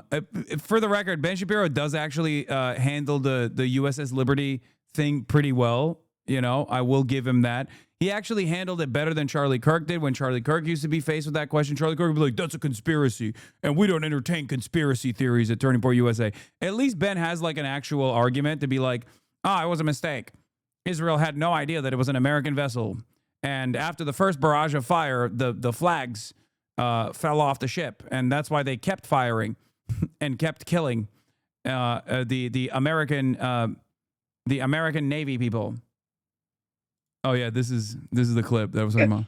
Labeling Jew. That's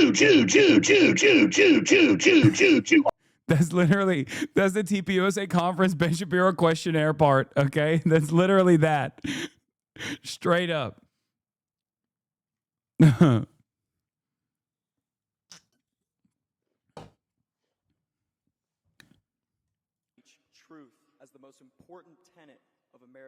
conservatism.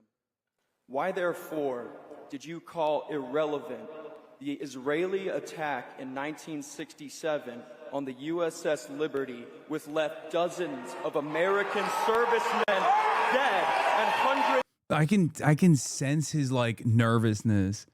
Come on, Groiper. Aren't you the master race? Like, you can't be this afraid of a 5'4" Jewish man, right? If you're the master race, you cannot be that afraid. Here, this is a better video of the incident because the other one, the audio is too low. The USS Liberty, which left dozens of American servicemen dead and hundreds wounded.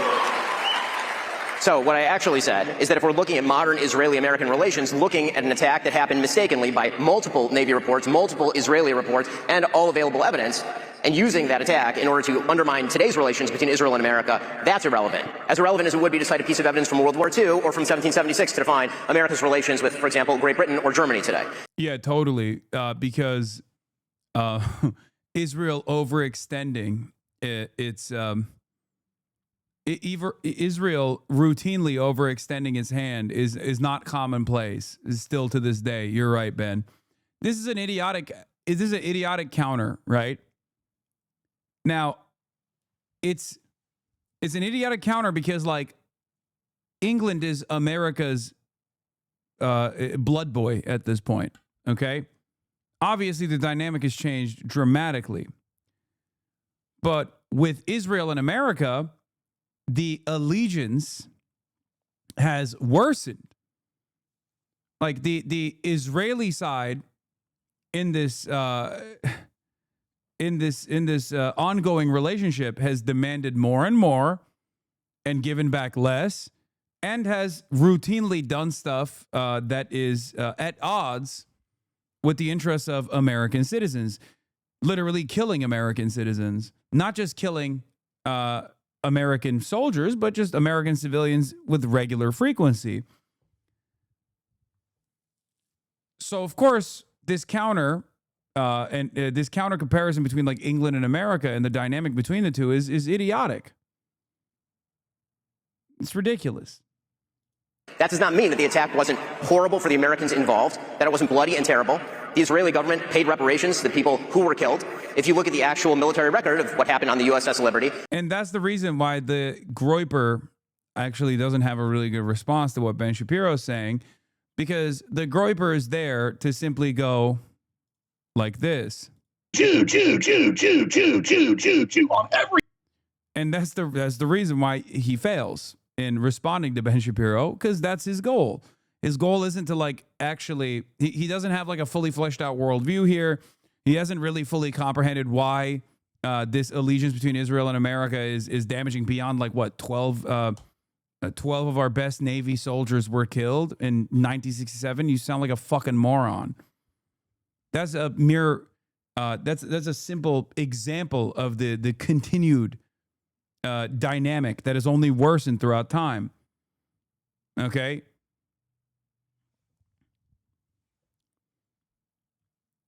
Your anti-Zionism, if it's not genuine, if it's simply a vehicle to launch anti-Semitic attacks, is always going to fall short in front of someone like Ben Shapiro. Did you say Israel killed Americans? When? Plenty of Americans have been killed, both in the West Bank and also in Gaza since October 7.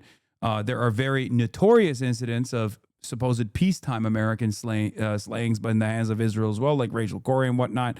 But Israel arrests American citizens. Israel kills American citizens all the time. High-profile ones, as well as, dual citizens who have Palestinian citizenship as well, or even directly American citizens. It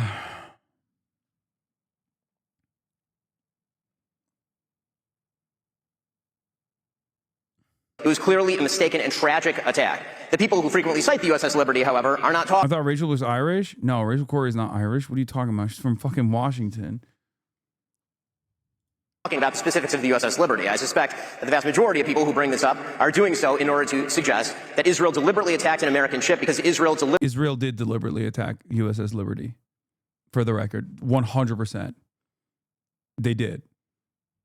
Anyway, let's continue. deliberately wants to harm America. It is connected generally with... Israel, what's next? You mean to tell me Israel deliberately ran Rachel Corrie, an American citizen from Washington State, over with a bulldozer? What's next? Wow. What's next? Israel deliberately shot in the neck famous American Palestinian reporter Shireen Abu Akleh. Wow, that's so crazy. At a certain point, you start realizing maybe they are deliberately doing this, actually. Yeah, they did, actually. They did do that deliberately. A larger point. I wonder if that's your point. If the truth matters. What was the motivation for attacking USS Liberty? I'm just new to that story. I think it was the Americans surveilling Israeli activity without. It was Americans surveilling Israeli activity, and they did not want that. As they were about to, no, not a false flag. The two prevailing theories is either that they wanted to hide what they were about to do against the American interests, and therefore they, before the, in 1967, before they blew up. I think it was before they blew up the Egyptian Air Force, right? Or before they moved on, was it before they moved on the Golan Heights? It's either that or the other argument, the other theory is that they wanted to do a false flag and then make it seem as though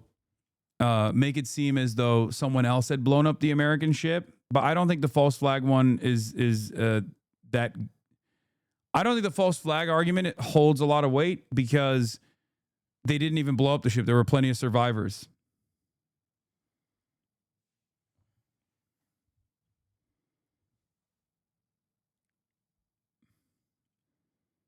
If you wanted to do a false flag, you'd probably have to blow up the entire ship and make sure that there were no survivors remaining. That doesn't matter what? No, that way they can actually have plausible deniability, and that way they can claim that it wasn't them that blew up the American ship. Israel's argument is that they thought it was an Egyptian ship, which was bullshit. Then the Israeli government must be held accountable for that. The American government did also literally hide the incident and also go along with the Israeli conspiracy. Attack. The American flag was flying on that ship. You do not mistake an American ship for a foreign one when our flag is flying. So, and we can spend the rest of the time talking about the specifics of the U.S. Liberty attack, or you can actually go look at the naval investigations that were done, multiple naval investigations that were done.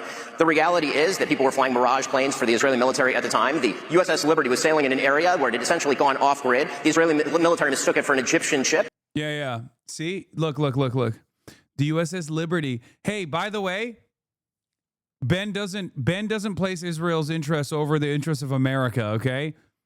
The American ship was off grid where it wasn't supposed to be. It was where it wasn't supposed to be. Oh, really? That's so interesting, Ben. Oh, did they apologize to poor Israel for having the ship get blown up? The fuck do you mean the American ship was off grid and wasn't sailing in the waters that it was supposed to be? It's the fucking American Navy, dumbass. The fuck are you talking about?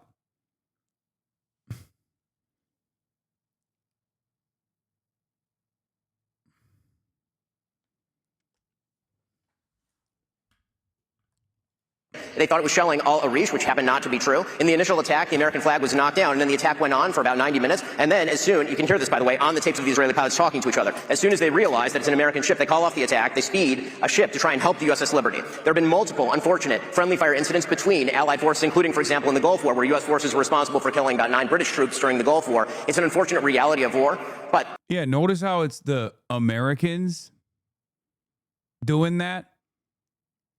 Nobody does it to us. We're the big dogs. We do it to others. If you're a right winger and you hear this, you're supposed to be like, yeah, okay, we did that. The fuck is England gonna do? You know what I mean? But in Ben's attitude, in Ben's mentality, it's just, you know, with the way that he's talking about this incident, he's like, well, you know, Israel lasered the U.S. Navy ship. Israel lasered the U.S. Navy ship, and they felt really bad right after. You're not answering my question, which is, what is your broader agenda in asking the question? Because I suspect that your question is not limited to your specific ire over an incident that happened in 1967.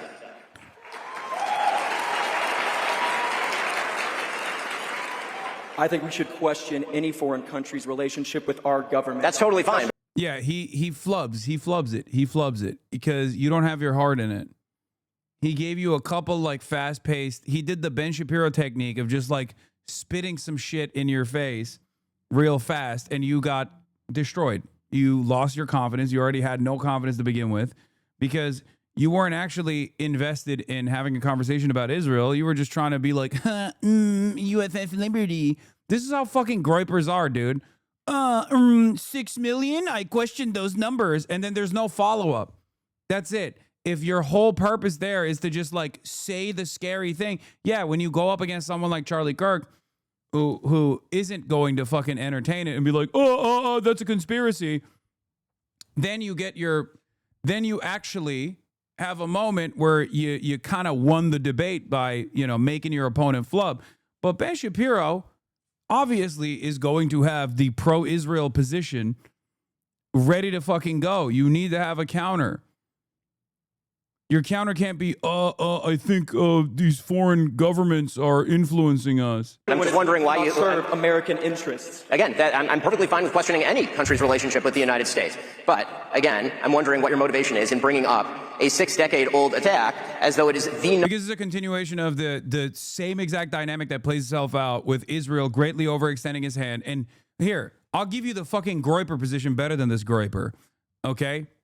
The Groyper position on this is supposed to be that organized Jewry puts its own interests over the interests of regular American Christians. Okay, regular American Christians would do better not to wage war in the fucking region and develop so much enmity back to the United States of America because we're basically playing the role of a goy slop or goy cattle for the Jews. Like that would be the fucking. That would be the better Groyper argument, you know? This guy doesn't even have a good Groyper counter argument ready to go. What the fuck are you doing? Pathetic.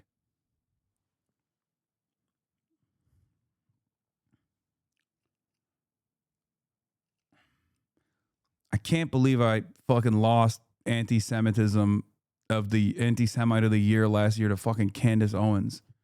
Bullshit. I could out-meet all these motherfuckers, dude. All right, bro, you don't gotta use the Hitler Youth pointers. I mean, they're having a Hitler off right now. Anyway,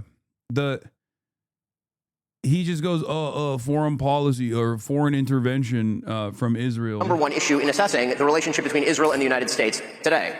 Well, many problems. That literally is just another example of how Israel overextends the allegiance that is supposed to be at the behest of American interests in the region. That's one example. It's a perfectly valid example to bring up. It's not about like honoring the dead or demanding some sort of like reparations for those who were slain or whatever. It's just if Israel is supposed to be an imperial vassal state, a settler colony, it can't fucking lash back out at the big dog in the equation. It's ridiculous. And no other country gets to have this privilege that Israel does. persists to this day, but it's interesting that you say 6-decade-old incident when there are many people in this audience who were alive for that attack, as if this is something that's irrelevant. Well, no, it's just not particularly relevant to assessing the relationship between the United States and Israel today, in the same way that in 1967, there are a wide variety of countries with which the United States had different relations. Okay, it's clear you're not going to actually answer the question, so I'm happy to move to this one.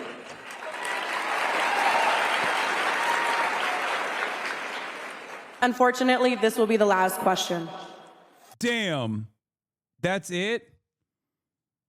One Israel question and they move on? That's crazy. He didn't even do a decent enough answer. So Tucker Carlson gets 40 minutes. Ben Shapiro gets fucking 30. And Tucker Carlson gets, or longer than that. All right, let's see what Tucker had to say. Tucky boy has some fucking takes. I feel like I missed the first part of the program. Hope I didn't miss anything meaningful. But I just want to say, I don't think I did. No, I'm just kidding. I watched it. I laughed. That kind of bitter, sardonic laugh that emerges from you when, like, Upside Down World arrives. When your dog starts doing your taxes and you're like, wait, it's not supposed to work this way. To hear calls for, like, deplatforming and denouncing people at a church. See? Oh, fucking... Dude, this event is so drama-ridden. It's awesome. Or drama-riddled. This is fucking sick. They're all hitting one another, dude. It's awesome. Tucker goes up right after Ben and immediately is like, Ben Shapiro talking about deplatforming reminds me of my dog doing my taxes. Holy fuck, man. They are, whoo! Charlie Kirk event. I'm like, what? This is hilarious.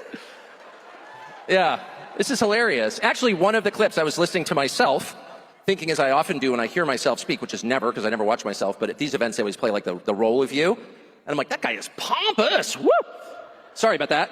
We don't see ourselves clearly. But the prediction that, at some point when Republicans took power again, which I did everything I could, to help, and really felt that was important. I still think, I was right.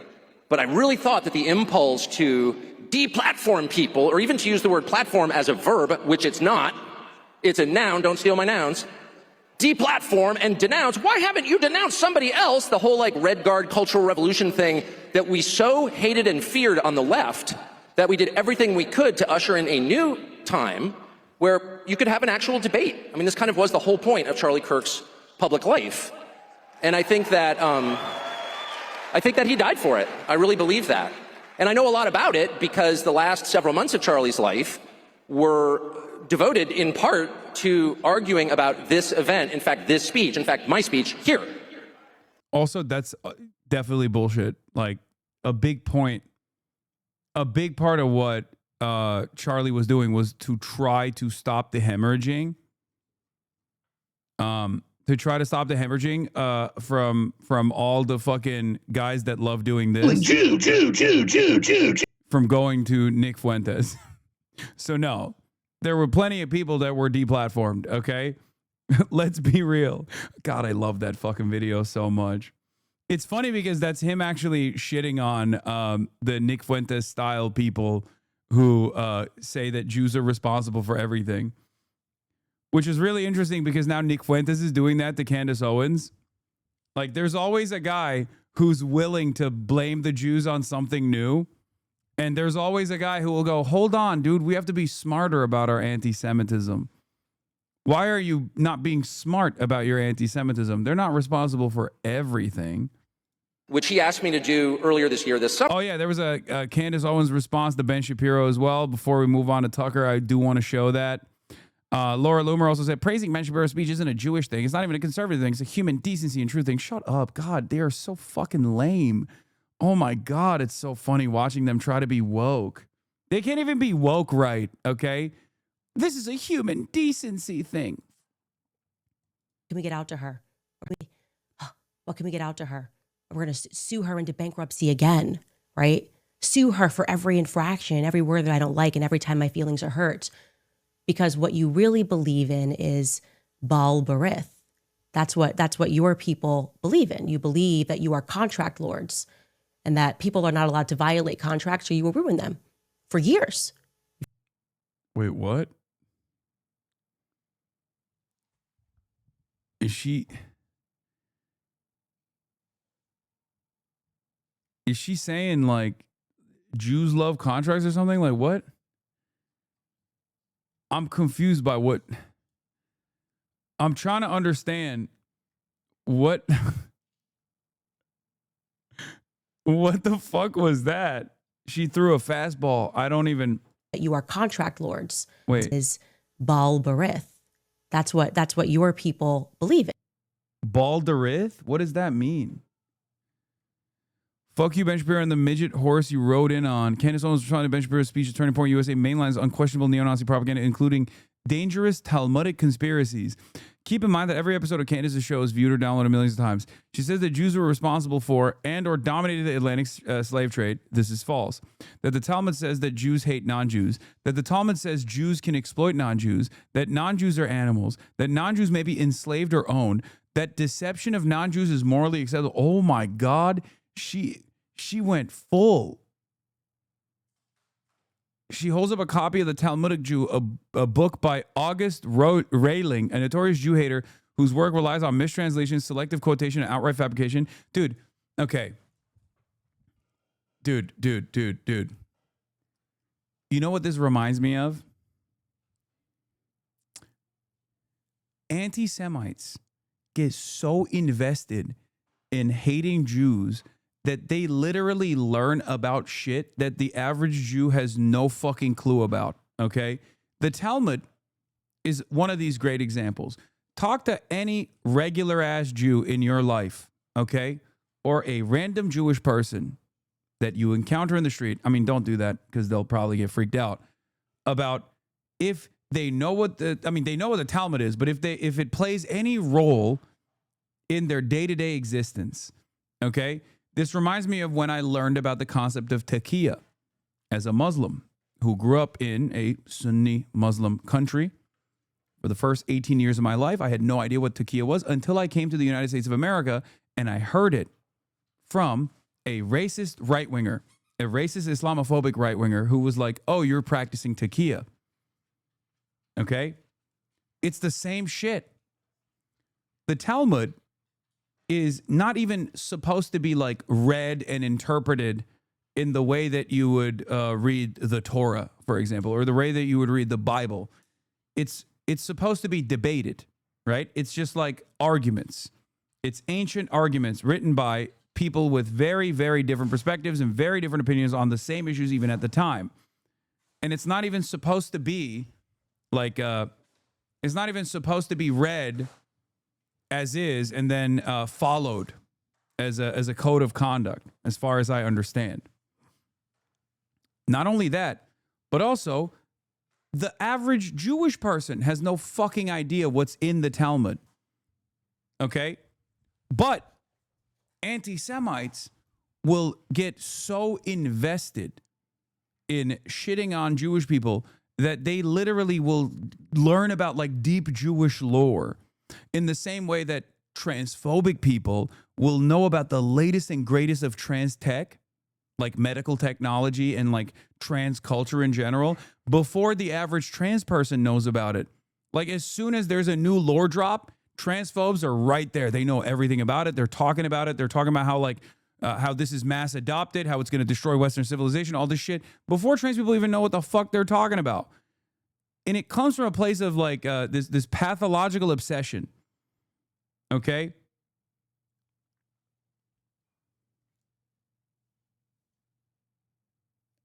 That's what it reminds me of. Like people who just like study shit that the average Jew has no fucking clue about and make it seem like this is a formative text. She holds up a copy of the Talmudic Jew, a book by August Railing, a notorious Jew hater whose work relies on mistranslations, selective quotations, and outright fabrication to portray Judaism and the Talmud as inherently immoral and hostile towards non-Jews. The Talmudic Jew is a polemical attack designed to promote collective guilt and conspiracy thinking about Jews. It was widely discredited during Rowling's lifetime. What Candace says in this video are core components of historic and modern neo-Nazi ideology, particularly the long-standing trope that The Talmud functions as a secret rule book governing Jewish behavior towards non-Jews. This rhetoric has been used by anti-Semites and neo-Nazis for over a century to destroy the reputation of Jews and to radicalize people into committing violence against Jews. Candace invokes the idea of Jews as contract lords, a coded allegation that Jews control or dominate others through contracts and legal agreements. This does not mean contentious legal issues, but everyday legal agreements. This rhetoric appears frequently in neo-Nazi propaganda. She repeatedly says, she repeatedly says, wake up, urging audiences to awaken the hidden truths about Jews, Judaism, and history. Wake up functions as a radicalization cue, signaling to the listener or viewer that they're being welcomed to the banned or suppressed information that they, Jews, do not want the public to know about. Can you talk more about Islamic jihad? Those are the same people that confuse jihad with jihad. I mean, yeah, it's I'm not even going to get into it, but yes, it's a group of people that Islamophobes are also the type of people that literally will like look at random surahs from the Quran, misunderstand it, and then make it their entire life's mission to be like, this is what you believe. Okay? This places Jews in the role of deceptive actors who are hiding the truth while making the listener and viewer feel enlightened.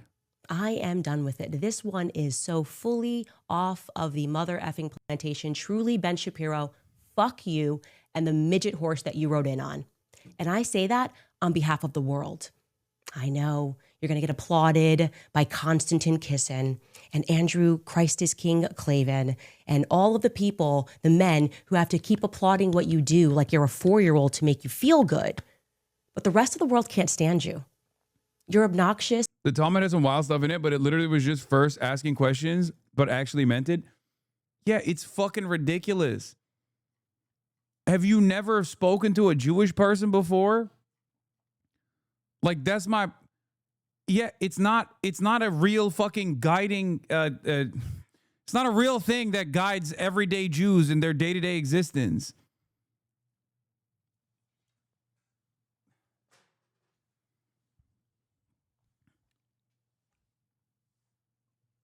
Jews can lie to Goyim, though. Okay, dude, sure.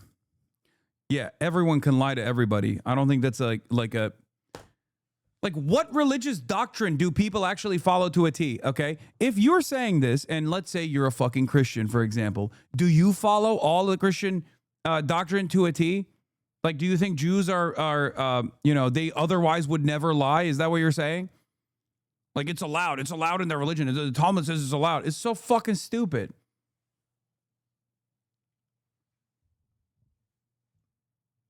Motherfucker sitting here with mixed fabrics talking shit.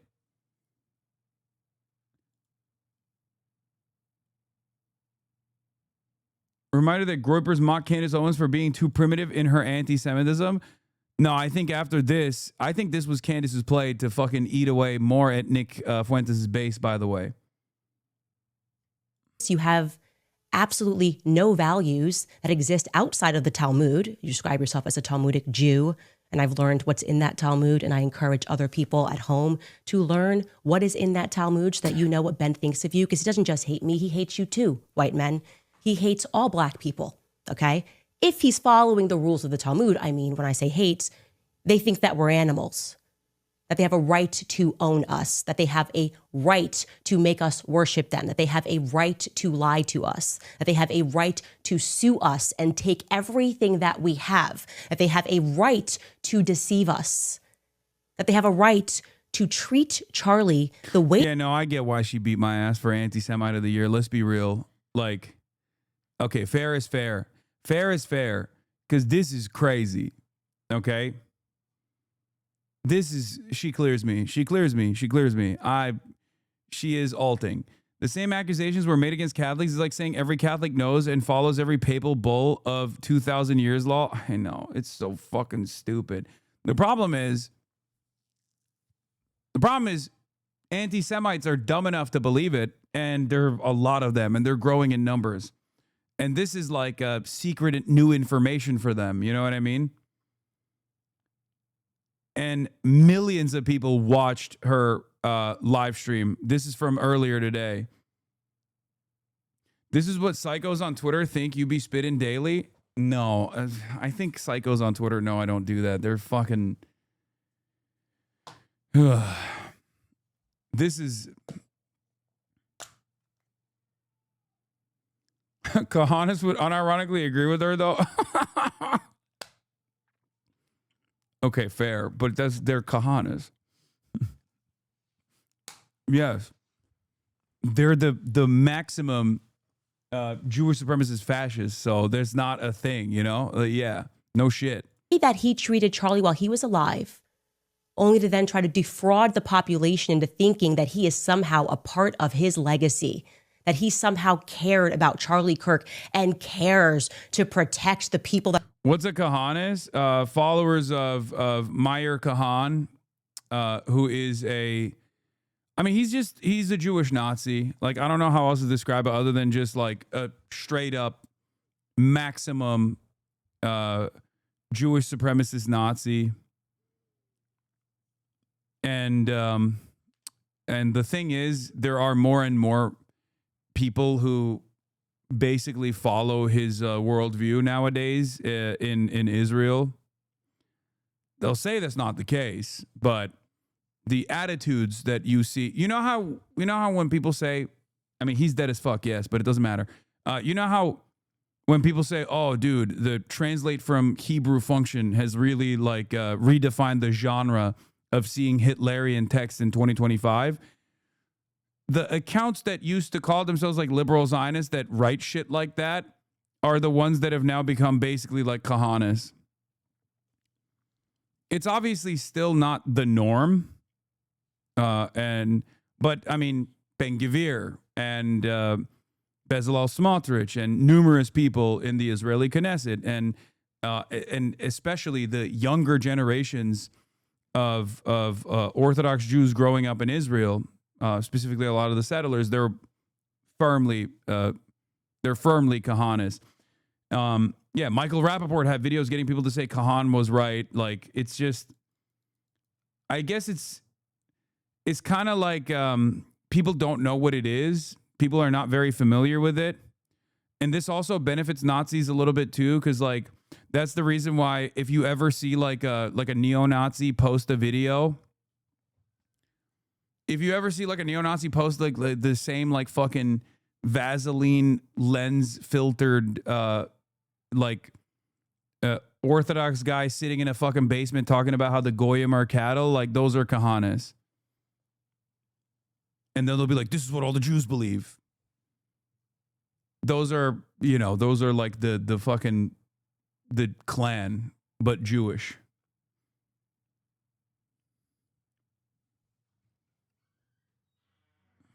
That are working at Turning Point USA. Goodbye, Ben. Goodbye. The question is, how much more money is Ben Shapiro going to spend to make people think that he's popular? How many more articles is his father going to write under a pen name, Hank Berrien of the Daily Wire, under the pen name Hank Berrien, as he wrote while Ben was at Breitbart, before he turned his back and betrayed them too, because that is his nature. He's one of these belly creatures, sliver on. The question is, how many more weeks and years do we have to keep pretending like Ben Shapiro is relevant? It's an open-ended question. Of course, what followed Ben Shapiro on stage is somebody who Charlie Kirk loved very much and who he fought for to the very end against the Jewish donors who were pressuring him, some of them because Ben Shapiro insisted that they do. That is Charlie Kirk's true legacy, and that is Charlie Kirk's true friend, just as I was and am and will continue to fight and ask questions about who killed Charlie Kirk. And to people that are at home, I implore you to wake up to these people who believe that they are contract lords. I challenge Black Americans to wake up to your true history, because your quarrel is not with white men. All of the RSBN live stream of Turning Point was on our side during the conference, like 75-25 for her, is crazy. It is crazy. I mean, it's ironic that even Charlie Kirk taught Talmud Nazis were stupid morons. Yeah, because they are, brother. They are. No, like, with the exception of, like I said, Kahanis, no First of all, even Kahanas are not like motivated by whatever they didn't read the Talmud or anything. Okay, they're just racist fucks. Okay, but if you think the average Jew in 2025 is like, yeah, I read the Talmud and that's why I think the goy are cattle, you're fucking insane. That's not a real thing. Just as Americans do not, or American Christians, the average American Christian is not like the maximalist evangelical Christian fascist Christian nationalist. Okay? It always goes back to the same principle. Are all people a monolith? No. Then obviously this is not the case. That there are, a million different perspectives here. And not only that, but also there are, racist supremacist Jews, just like there are racist supremacist Christians. They might bastardize the doctrine. They might actually try to utilize whatever their false interpretation of whatever religious dictate they have to convince others and to make an argument. But ultimately, it has nothing to do with like a single-minded focus from an entire people that read this book and then decided that is how they operate now. It's very stupid. That Jews are the chosen people, and all non-Jews are goyim, here to serve them. You are a Christian who's clearly serving the Jews, defending Zionism with all you got. But you also believe Jesus is a rabbinic Jew in heaven when you know the Talmud states he's in hell burning in feces. Okay, so you're a Talmudic expert, right? Which Talmud is that in, Jerusalem or Babylonian? I'm talking about Jerusalem, sir. Oh, that's the Jerusalem, which actually is not as divinely inspired. Which one's longer and how long is it? Dude, he is like, God, this is like, who the fuck is like, wow, man, he's really cooking them. You got a fucking non-white groiper again, by the way. Non-white groiper, also not very confident. Talking to Charlie Kirk, who's like, well, counting or not counting Talmudic violence. Like, what is happening? Who gives a shit, dude? What the fuck are you talking about? It's 2025. Or I guess this was 2024. Like, what is this? What is this conversation? Am I crazy? Nerd Super Bowl up in this bitch.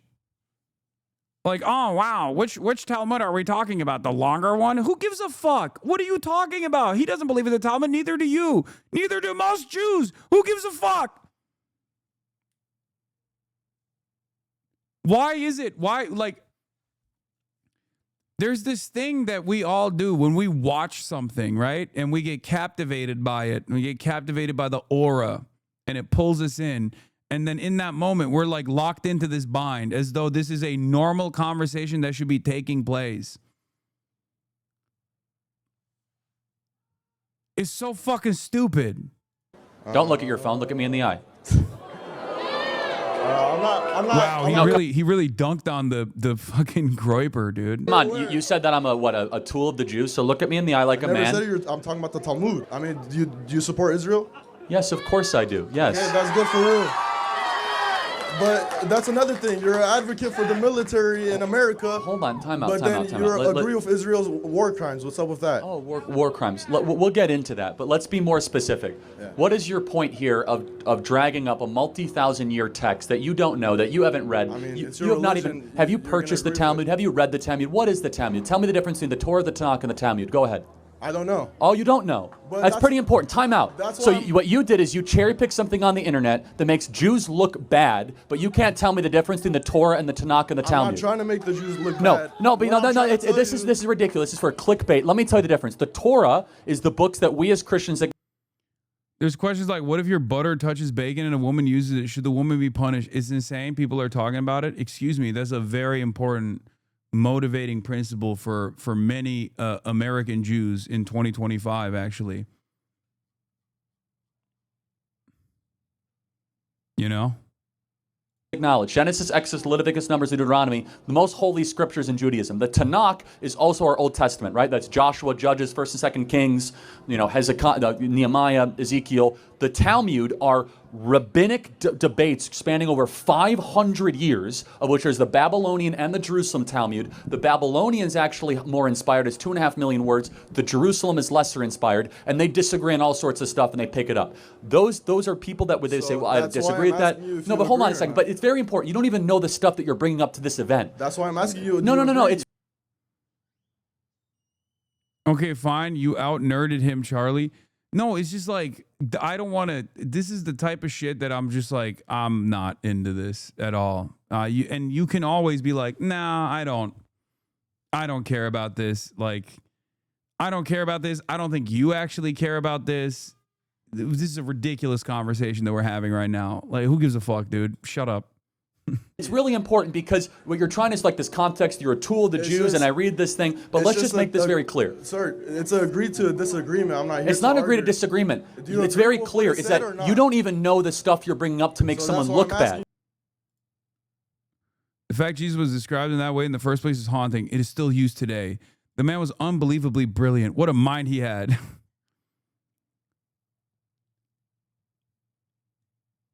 People like Charlie will say this and turn around and do the exact same thing with Islam. It just shows that their Islamophobia is so disingenuous. Oh, 100%. Exactly. Anyway, there's more with the Candace Owens stuff. Okay, wake up to who publishes these books and keeps us warring with one another. Christians versus Christians, right? Christians versus Muslims. Wake up and learn the true history of slavery, because that wasn't exactly a white men sport, okay? Jewish people were the ones that were trading us. Jewish people were in control. Oh, brother. Slavery wasn't a white men's sport? That's nutty. Of the slave trade. They've buried a lot of it, but it's there, and you can find it. I think all of us... What? Islam will never be in cause of history? You cannot reconcile white supremacy and Islam? Need to wake up to this because it's making me absolutely sick that he is so bold that he dare sit near Charlie Kirk's chair, that he dare grace that stage when Charlie Kirk knew. Has the ADL even said anything about this? No, they're too busy getting fucking. I'm visible. Dude, they're too busy yelling at Zohran Mamdani for hiring someone who said, and I can't even say like she said anti-Semitic shit in like 2011 on Twitter. Okay, but nothing like what Candace is talking about, like just making like Jew jokes, right? Except that woman is now married to a Jewish man and has Jewish children, and it was back in 2011, right? And is you know, doesn't believe in any of those things, obviously. That's who the ADL is worried about, though. Trying to get a fucking win trying to score a W off of Zohran. That's not even a joke. They literally did that. They got their first scalp. The ADL got their first scalp. The ADL of New York. Yeah, they got our cat to step down and apologize. Where was it? Hold on. Does anyone have the link?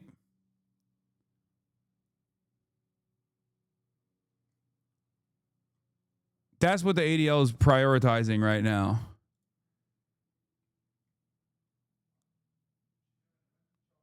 Where is it?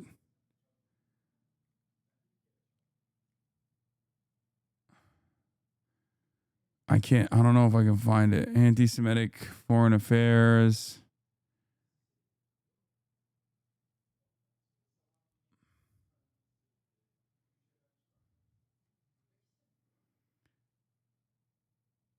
Fuck the ADL, obviously, but it does raise the question whether Zoran's team found those comments and thought they were insignificant or didn't find those comments, which implies they could have way more situations like in the future. I don't think it's like, I think if you've said some fucked up shit in 2011 and then spent a lifetime since then atoning for things that you've said and are now the mother to Jewish children, I feel like you're probably not anti-Semitic still, right? No, it wasn't Kat Abu Ghazal.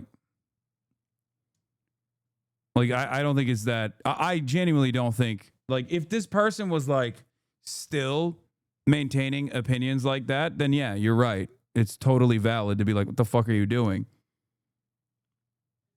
But there is no way you can't resign in that situation, because then it's just going to be the endless, see, Zoran is fucking racist, Zoran is racist, Zoran is anti-Semitic over and over again. It's like a cynical attack. Here it is.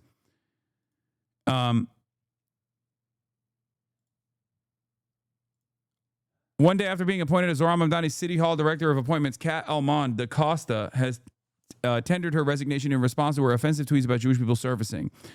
Statements from her and Mamdani. Where are the actual statements? Like, because she did say like, she did hit one of these, maybe not to the same degree. Labeling Jew.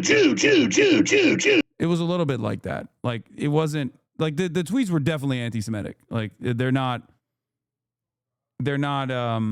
where was it? Hold on. Zoran Mamdani appointee resigns after old anti-Semitic posts resurface. Where is it? Oh, tweeting about money-hungry Jews, something like that. Wait, let's find it. ADL, New York, New Jersey. Oh, here it is. Woo, promoted to the upstairs office today, working alongside these rich Jewish peeps. Money-hungry Jews, shaking my head. Far Rockaway train is the Jew train. That's it. Which is, again, definitely anti-Semitic, okay? Like, yeah.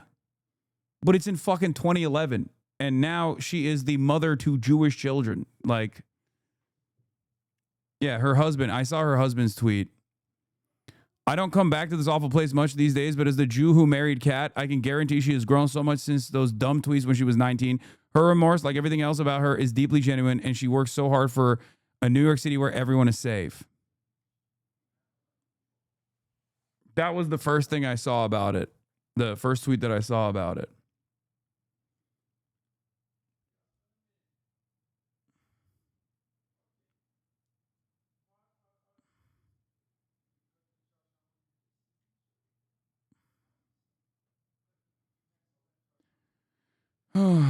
I work with her. She's an amazing person. Yeah, I'm sure she is. I mean, she's on the Zoran transition team. Like, there's not, you know.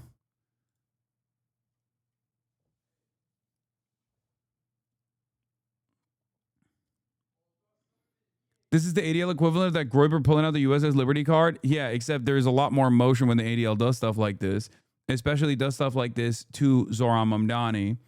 I'm not. Yeah, they're so desperate to try to do guilt by association to Zoran Mamdani that the one person that they can find is now the mother to, is the wife of a Jewish person and the mother to Jewish children who said anti-Semitic stuff that isn't like, you know, the Candace Owens style of anti-Semitism, but like, you know, bottom of the barrel, basic level, level one anti-Semitism, like, oh, Jews are money hungry, that type of shit, which is, again, anti-Semitic. At the age of 19 in 2011, it's, you know, it's fucking, it's ridiculous. It's totally cynical. And it's totally fucking, especially coming from the ADL, it's just like, it's bullshit. Okay? In any case, even though it's bullshit, she had to very quickly back away and said, I spoke with Mayor-elect this afternoon and apologized and expressed my deep regret for my past statements. These statements are not indicative of who I am. As the mother of Jewish children, I feel a profound sense of sadness and remorse at the harm these words have caused. As this has become a distraction from the work at hand, I have offered my resignation. Catherine expressed her deep remorse over her past statements and tendered her resignation, and I accept it, says Zoran Mamdani. And it's like, the reason why I think this is fucking bullshit is also the same reason why the ADL is not even fucking remotely invested in like Candace Owens or remotely invested in Nick Fuentes.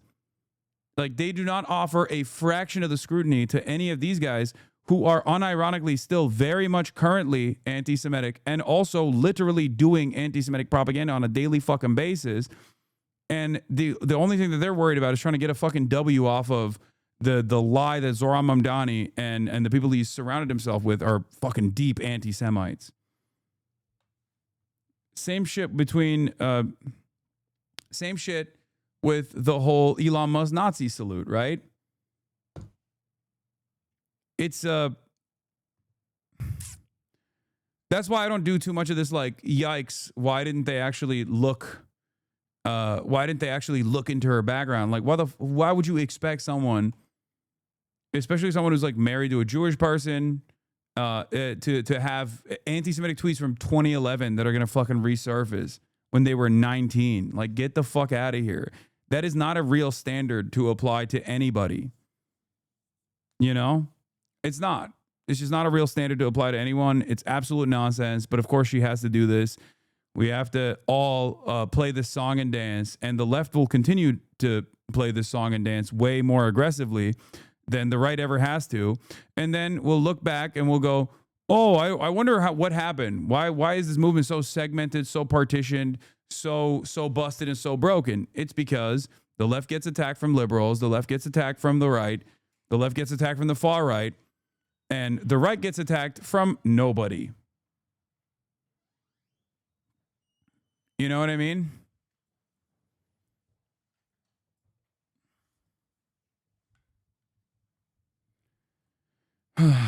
But yeah, it ultimately betrays the notion that people are capable of changing for the better, and I don't like that. Obviously, it's a principle that I hold on to. It's a commitment that I have that everyone can change, everyone can learn from their past mistakes and their past behavior, and I just, I think people need to be a little bit more firm and more honest about where they are now, and not lean or cave into cynical attacks from the opposition. And yes, the ADL is the opposition, 100%. But it'll never happen. It'll never happen. It doesn't happen with me, even though it doesn't even happen in this community when I try so hard to try to get people to be more open-minded. They see it as a weakness, or they see it as like allowing microaggressions, or they see it as me being from a privileged background. Zoran has to cave. Meanwhile, JD Vance outright says, I don't care about someone who is still bigoted. Exactly. These standards are completely out of whack. And the only people that apply it are leftists who apply it to themselves. So, of course, either you have to be perfect or you just lose. And it's impossible to be perfect. There's, human beings are complex. There's going to be some fucking bigotries in there, especially if you go and look at their entire fucking existence. I had to learn not to be like that. When I first started watching you, I was like that. Yeah, no, there is definitely a lot of people on the left that engage in this like purity seeking behavior. And sometimes it's valid, right? It's valid if like someone comes in here and is like, well, don't you think Candace is an ally? It's like, no, I don't think Candace Owens is a fucking ally. Okay. I mean, look at what she's saying, right? But there's a difference between someone who's like, actually Jews were responsible for chattel slavery, not the whites, versus someone who was like, oh, money hungry Jews in 2011. We can have a nuanced conversation about things like this. And I know that people are capable of having a nuanced conversation about things like this. Like, there are varying degrees of intolerance, bigotry, and different forms of hatred, right?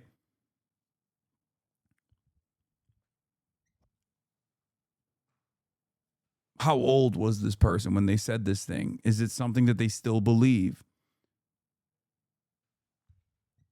It's important. To deny context in this situation is to deny the nature of man. Anyway, it's called holding yourself to a higher standard. There's nothing wrong with that. I didn't say you shouldn't hold yourself to a higher standard. I said that there is holding yourself to a higher standard, and then there is stupidity. And I'm willing to bet that you don't hold yourself to the same standard.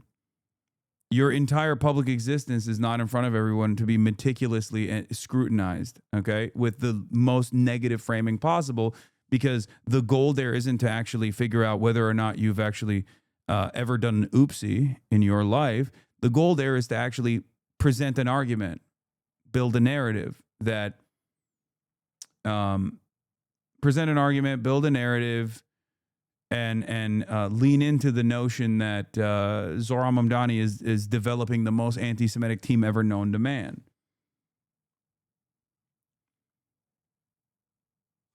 You know? But this is precisely what I was talking about. Like, people immediately go, no, actually, Hasan is wrong. There's an alternative reason why he's saying this. New York City young Republican VIP who got invited after doing blackface and Destiny's acquaintance is back at it again. Do you think Diddy Dan will post about this? No, he will not. This also, this is a literal fucking meth head.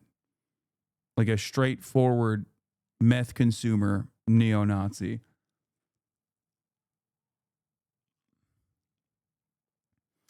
So apparently this is what Candace Owens' fan base looks like now. Really shook, as you can see. Tonight's episode, like, I'm shaking.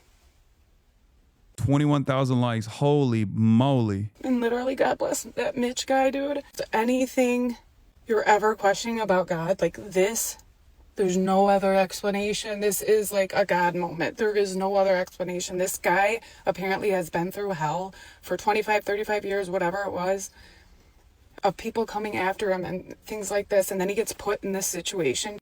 And now it's like he's vindicated. It shows you that, like, God is always faithful. You just have to be patient. It gives me goosebumps. And then on the other end, I'm like so emotional to think that there's like true evil out there, and that, like, I wonder if there was like a time where like Charlie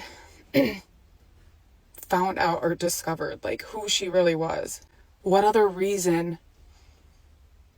I mean, it had to be something so bad that he knew or found out for them to do that to him. But the poor guy, it's like, God rest his soul, because the fact or thinking about him having like this fake life,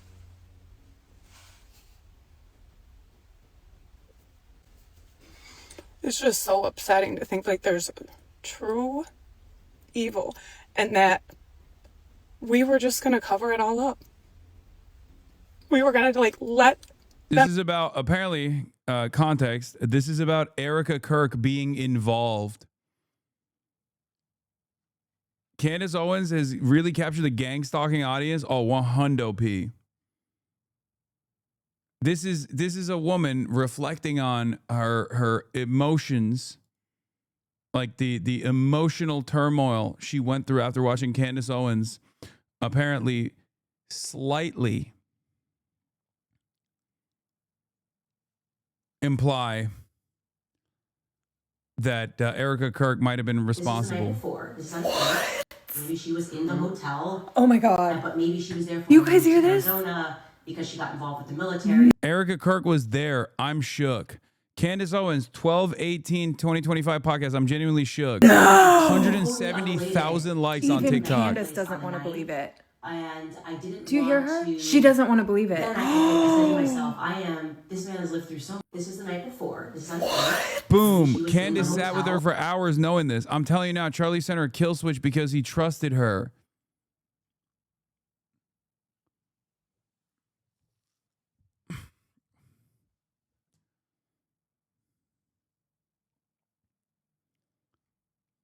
Dude.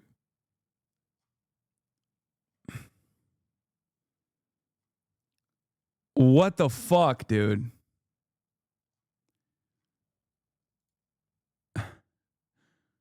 What the fuck? Oh my God, the leading... Lock this woman up right now. Erica Shalom. I'll call 911 on Erica Shalom myself. Candace, 12/18 recap. There needs to be 80,000 likes. A warrant out for your arrest immediately. I'm telling y'all, I've just been pacing because I can't believe who he said he saw. He said that. I said, huh? Excuse me, who? What did you say? This was the best episode in a minute. This was going max and Candace barely spoke. So the guy Mitch who emailed Candace about Fort Huachuca saying it was a crazy lead that ties in with the Charlie Kirk investigation said he saw Erica Kirk and Brian Harbaugh, who used to be head of... I'm sorry if I don't I'm not going to sit here and act like the conservative movement doesn't deserve this. They do. They do. They deserve it. Just a little bit. I mean, this kind of fucks everything up. You know, these are our neighbors, you know what I mean? These are like normies that are hallucinating stuff nowadays. But Low Kirk, the conservative movement kind of deserves it, dude. They do. They do. They really do. They do. You get what you deserve. That's why there are, you know, for every Ben Shapiro, there's like 15 people that have shit on Ben Shapiro since Ben Shapiro was like, man, we can't do conspiracy theories. It's like, bitch, that's the whole thing. That's the whole thing. Groyper drama starting early at Turning Point USA's AmeriFest conference. Blaze host John Doyle, a Fuentes pal turned enemy, scuffles with some Groypers and said he'd really throw down with them if only he was still independent.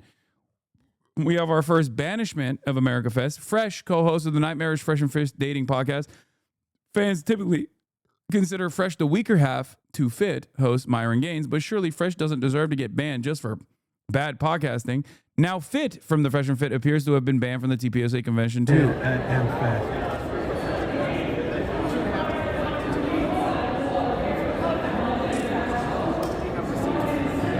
So Amaru is not. Yeah, so what's happening, David? Turning Point did a smart thing. They're not allowing Muslims into their conference. So he's not been allowed in. Ooh, he got the t-shirt on and everything, just standing right Security there. is he's calling nobody because no one's gonna help him get in. So I don't know who he thinks he's calling. But yeah, we got 1 security, 2, 3. Bro's on the weather app. And the event security. And he's calling, I think he's calling like Andrew Tate to help him get in or something. This giving you flashbacks of the DNC? No, I was treated like a fucking VIP until I wasn't. But I didn't have no problems getting into anything at the DNC. You know, until the last day when I got my credentials revoked. But I'll take it. This is first day, baby. Nope, not gonna happen, bud. Yeah, bro, I had the same booth that I had. CNN had to pay $500,000 for. You kidding me? Also, I stand by that, you know? Everything that I said at the DNC, all my criticisms, who was right and who was wrong. I think we all know Donald Trump is currently president, so just saying. Why did you get kicked? Spoke out a little too much about a little country in the Middle East and how the Democrats were mishandling the campaign.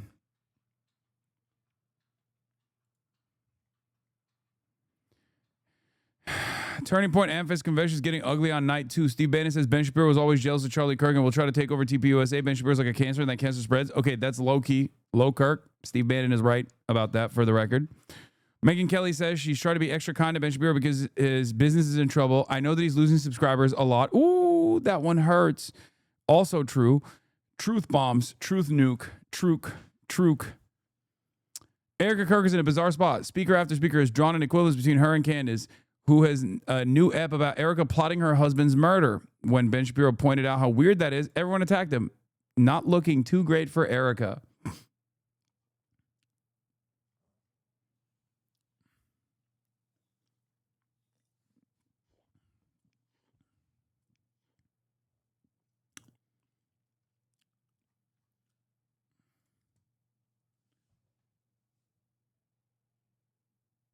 Look who updated this email, by the way. Truk by Megaphonics. Congratulations, Megaphonics.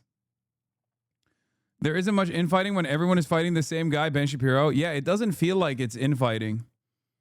It kind of feels like the clandestine operators are winning. It does feel like the Groyper army has won, okay? Even if they don't fuck with Nick Fuentes by name, maybe because they think he's too Mexican or too gay, I don't know. It kind of feels like Tucker is the guy that's dominating this space currently. And Clandis is dominating from afar. And was immediately put under just immense pressure from people who give money to Turning Point. I would assume good people, but who wanted. The major thing missing in this Erica Kirk discourse is the fact that HasanAbi broadcast brought to you by the viewers, right? Yes, the Piker Broadcasting Service (PBS) is funded by you, the viewers, for you, the viewers. Your subscription is in the form of a $6 a month subscription or a free one in the form of a Twitch Prime. Allow me to maintain my editorial independence. PBS is sponsored by you, for you. Thank you. Him to take me off the roster. And this has all become public, and the whole thing is so sad that I never talk about it, except to say Charlie stood firm in his often stated and deeply held belief that people should be able to debate, and that if you have something valid to say, if you're telling the truth, you ought to be able to explain it calmly and in detail to people who don't agree with you, and that you shouldn't immediately resort to shut up racist. You shouldn't immediately go to motive. By the way, shut up racist is the #1 reason I voted for Donald Trump. And because I'm just sick of it. I mean, first of all, if I was a racist, if I was a bigot, I would just say so. Okay, it's America. You're allowed to be whatever kind of person you want. I'm not. I'm sincerely opposed, have always been, and will always be. But the style of debate where you prevent the other side from talking or being heard because you immediately go to motive, well, I wonder why you're asking that question. I wonder why. Why are you asking that question? I detect in the question a certain evil in your soul. And everyone listening should know that listening to you implicates them. And that they someday may be asked to denounce you. And that friendship is not a reason to defend someone. I'm sorry. This is entirely destroying Ben Shapiro's argument without directly calling him out. Or actually, he did kind of directly call him out. And what's crazy about it is that he's doing it in a way that is much more palatable to a conservative audience, touching on how woke Ben Shapiro is being. Okay. And not only that, but also I fucking hate that he said, well, you know, shut up, you're racist is the reason why I voted for Trump. It's like, that's not a good reason to vote for anybody, man. I despise that for so many privileged ass Americans, or at least people who think they have privilege when they fucking don't. Okay. For so many working class dumb fucks, they literally are just like, yeah, that's why I voted for Trump, because he's anti-woke. It's like, you're so stupid, dude. And I can't even hate you that much because, honestly, it's not like the Democrats are offering anything, okay? If they were beyond, you know, we are woke and they're anti-woke, sure, I'd be a lot more mad. I would try to figure out exactly what the fuck went wrong in your brain. But it blows my mind that is the discourse. Like, oh, yeah, I voted for Donald Trump because he's, you know, He's going after the wokes. The wokes fucking annoy me. They piss me off. Like, what are we doing? That's a reason to vote for a president? How stupid is American discourse in 2025 that, like, people sincerely, without any shame whatsoever, go, yeah, I voted for the president that lets me say the R word, okay? No interest in improving your material conditions. No interest in fucking, I don't know, lowering rents, lowering the price of groceries. No, you just wanted to vote for the slur guy. Okay, you could say the slurs now. Does it feel better? Does it feel better? Is everything good now? So fucking stupid.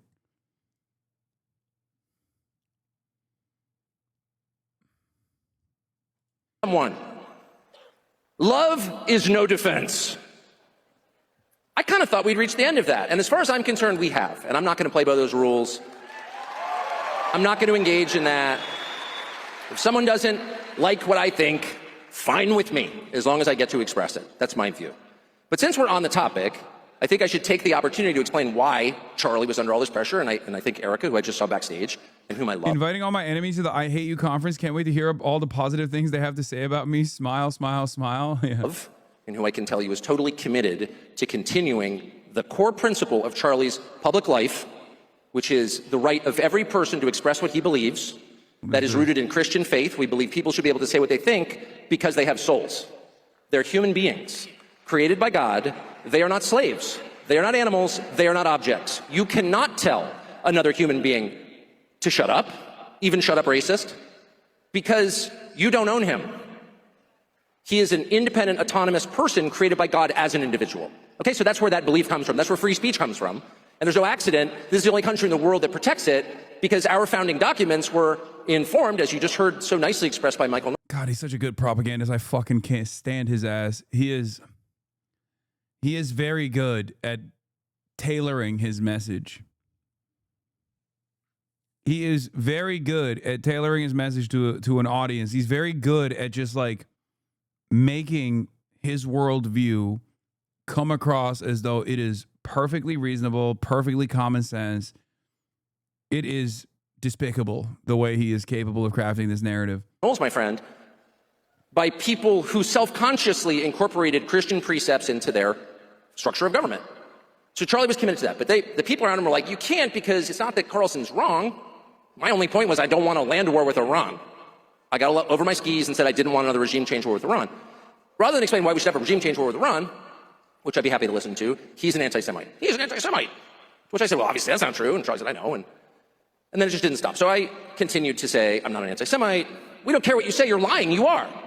So let me just affirm one final time. Not only am I not an anti-Semite, and would say so if I was, I'm not an anti-Semite for a very specific reason. Not because it's unpopular or my donors don't like it. I don't have any donors. I'm not an anti-Semite because anti-Semitism is immoral. In my religion, it is immoral to hate people for how they were born. Period. But that is not. Yeah, except for... Like, come on, dude. Oh, my God. Yeah, no, Tucker Carlson doesn't hate you for how you were born, you know, unless you're insert any number of different minority groups that he has to talk about at any given moment. Like, I've seen the way this motherfucker talks about black people doing crimes or undocumented migrants being a parasitic force that is here to destroy, and vote for the Democratic Party, of course. That's the reason why they're here. Like, he's Mr. Great Replacement. Yeah, oh, I don't hate anybody for where they've, you know, I don't hate anybody for any reason. I mean, come on. Yeah, totally, man. No, definitely. A limited principle. That is a universal principle. It applies to every human being on planet Earth. You may not. You are prohibited by my religion, which is Christianity, from... He actually defended Muslims law. I know. He's been on a... Dude, low key, low Kirk. Shouts out Cutter, baby. I'll just say it. I'll say it again. I know people say that as a negative. I'm saying that as a positive. Cutter and the fucking wallets that they've opened up, I swear to God, we are going to have an Islamic caliphate, baby. The way that these motherfuckers talk about, like, even Trump is like kind of woke on Muslims lately. Well, not lately. He's been going back and forth on the Islamophobia stuff, but like, it was eye-opening to me that Donald Trump was less Islamophobic about Zohran Mamdani than Andrew fucking Cuomo. And I realize it's because he loves oil money, okay? That's it. He loves being around the fucking Gulf leaders. He probably thinks they have funny outfits on, and he fucking loves the money that they got, okay? Yeah, speaking of oil money, speaking of my Qatari funders, open presents, thank you for the 25, get the subs. It's so obvious that these motherfuckers are getting good deals. They're getting invitations to conferences. They're getting treated like fucking kings when they go out to the Gulf, and they love it, okay? Respect. Hating people for how they were born. Because God created them with his spark in his image. Because they have souls. You can disagree with them. You can hate their ideas. You may even find yourself, and I do, I'll confess it, hating them for a moment. But you can't hate everyone who's like them. You can't punish people for crimes they didn't commit. That's the basis of our justice system. That's the basis of Christian ethics. That's why we have what are called human rights. They apply to every human, not just your group, not just my group, but every human, because we don't consider people in terms of the groups to which they belong. Wow, that's so crazy. I wonder if a principled stance on this would be applicable to the undocumented migrants that you justify killing and kidnapping and shipping off to El Salvador with regular frequency because of the manufactured hysteria that you participate in, that these guys are somehow destroying American civilization and Western civilization, Christian civilization, many of which are Christian themselves, by the way, a lot more Christian than Tucker is. But, you know, again, these are not real principles. You can say it and it sounds good and it sounds nice, and certainly you'll win a lot of favors in this crowd, but I know what you say when you're not in this room, when you're not speaking on this podium. It blows my fucking mind.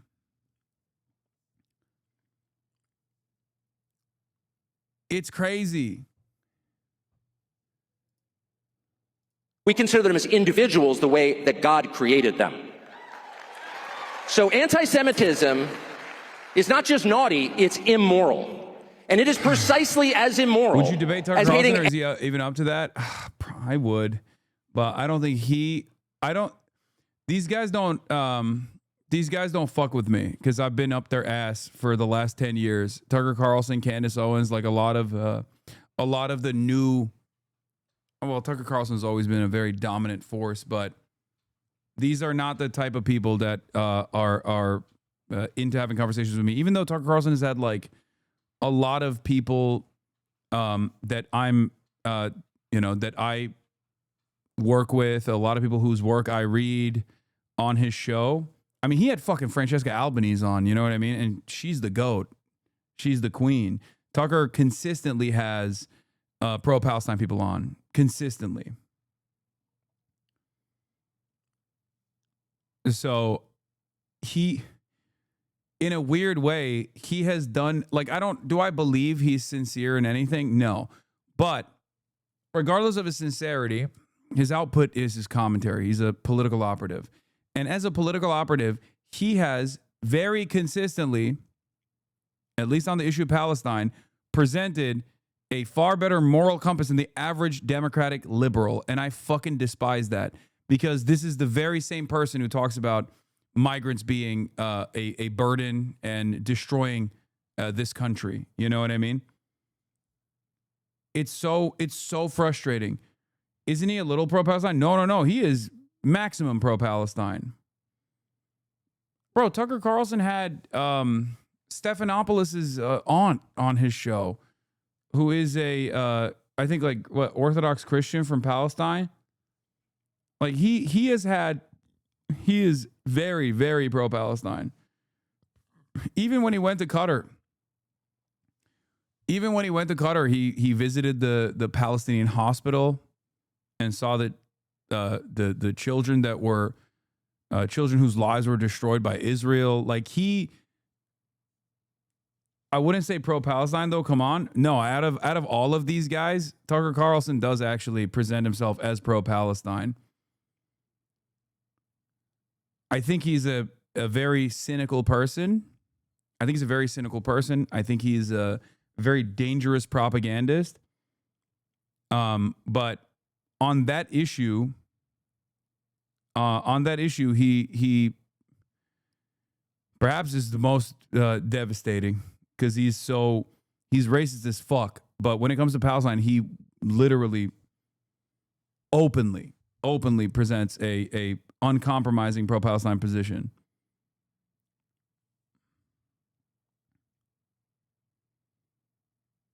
Like, I'm not even like beyond Marjorie Taylor Greene.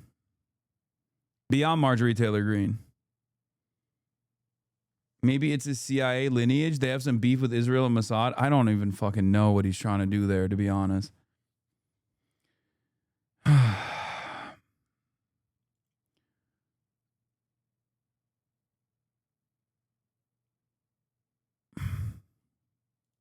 Head of CBS News, Barry Weiss, and I wanted to know if you wanted to respond to that as well.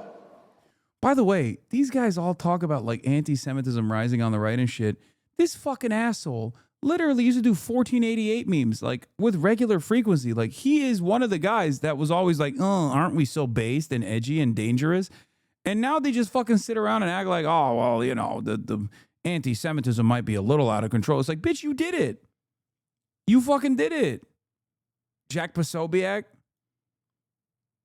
That's why I'm so like, I don't know exactly where I land on this stuff. Okay. I like, how the fuck are they on the one hand trying to rehabilitate Jack Posobiec's image and then also simultaneously worrying about Nick Fuentes? What the fuck's the difference between Jack Posobiec and Nick Fuentes? So it's a similar situation with Barry. None of this is about them calling me out for anything I've said or haven't said, or it's certainly not about Erica Kirk, as Ben tried to make it sound last night. It's about Israel. Those two are very ardent Israel activists, which is fine, but they don't get to dictate how the rest of us feel about Israel or what we do. Oh my God. I think like, even with like Megyn Kelly, who is a demon of the mainstream Republican media machine, I think a lot of the fucking pro-Israel people have just like genuinely been such a nuisance that even they're like, enough is enough, you know? Like, what the fuck? Megyn Kelly? Megyn Kelly was on primetime, okay? Megyn Kelly used to be a primetime anchor. Can you imagine? It's like Anderson Cooper fucking coming out and being like, yeah, fuck Israel, actually. Like, yeah, I don't really fuck with Israel anymore. It's crazy. Like, think about that. Can you imagine a world where Anderson Cooper comes out and is like, guys, I'm done. I'm done with this Israel shit. It's too much. That's what it reads like to me, because this is fucking Megyn Kelly. I know she's like independent now, but Asmongold is seeing the tide shifting. What is this?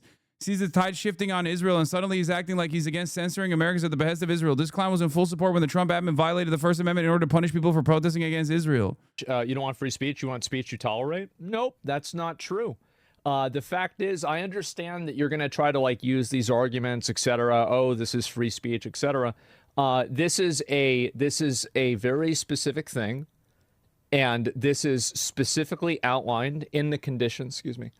In the conditions of people like Eric would rather tone police guys goofing around than hold the true number one cause of anti-Semitism accountable, Israel. Anti-Semitism is a real issue, and you make a mockery of it when you cry wolf at a joke. You don't want free speech?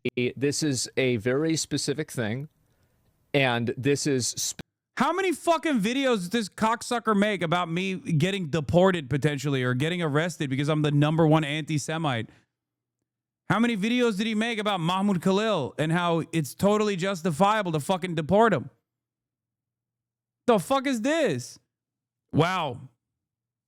Wow.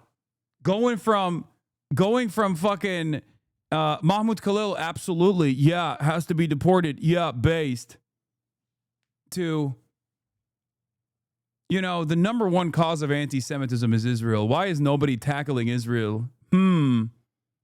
The rats are jumping ship, it seems. Yeah, he covered the college protests. He said it was based.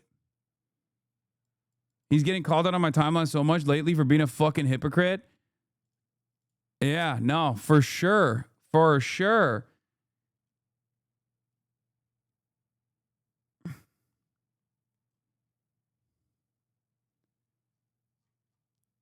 Specifically outlined in the... This is why I fucking told you, motherfuckers, like, if woke made a comeback, he would quietly try to deviate his perspective to the best of his ability. He would tamper on he would absolutely dial it back to like 2020 Asmongold, okay? Even if he had like racist positions or whatever, he would not fucking say it. He would not say it out loud.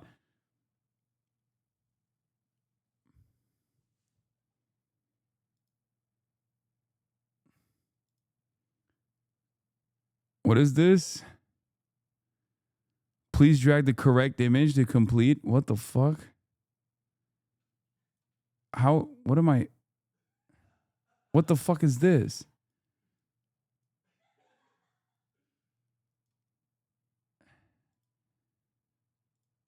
That's crazy.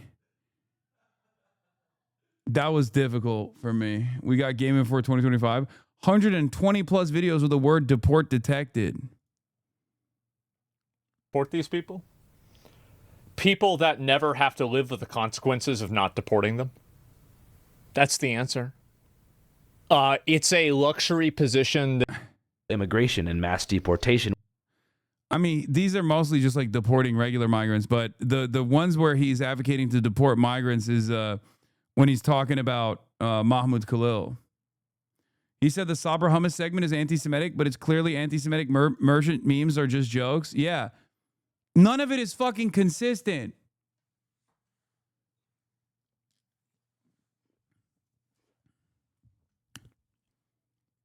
None of it is fucking consistent. He just moves away with the wind because he's grifting to fucking 10 IQ dipshits.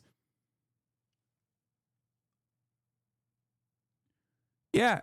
How many videos did he do on the Sabra Hummus is anti-Semitic? Now he's over here talking about how Puka doing the anti-Semitic greedy merchant meme is actually just like silliness.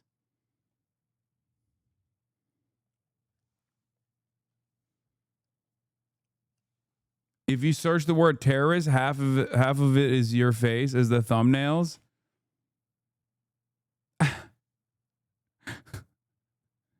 Okay, I thought you were exaggerating. It's not an exaggeration.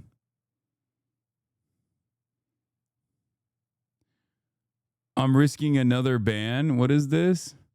Content NUKE Hasan Piker. He can't stop talking about me.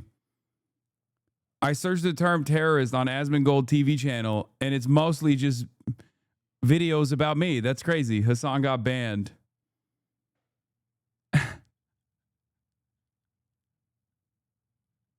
I warned you. Openly promoting terrorist propaganda.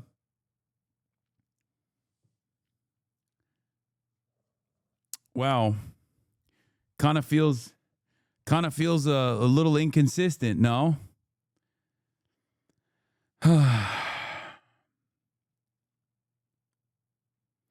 I'm not even sure how the Puka celebration is anti-Semitic. What the fuck does that hand thing even mean? It's a common meme on the internet that Aiden Ross loves doing about himself because his audience is full of fucking Nazis, even though he's Jewish himself. Where it's the anti-Semitic merchant meme. It's like a Jewish anti-Semitic Jewish stereotype. It's like a Groyper thing.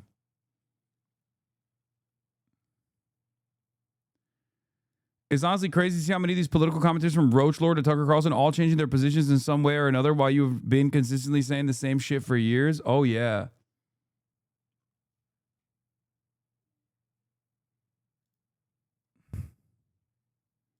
Ah, shit, again? Oh, no. Breaking: Columbia protesters are once again occupying the Butler Library while chanting from the river to... Jesus Christ. Can we just please send in the National Guard and arrest these people? Like, what are we doing? What are they doing? Every single person that did this? Dude, this is so funny. There is literally...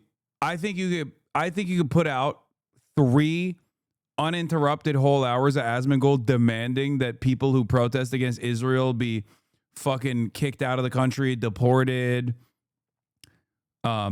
aggressively be the recipients of violence from the state, directly at odds with the First Amendment, by the way. It only took them 2.5 fucking years to arrive at this position, it seems. I think they should figure out if they were a student. And if they were a student, I think they should get expelled. And if they weren't a student, I think they should get charged for trespassing. That's what you do it.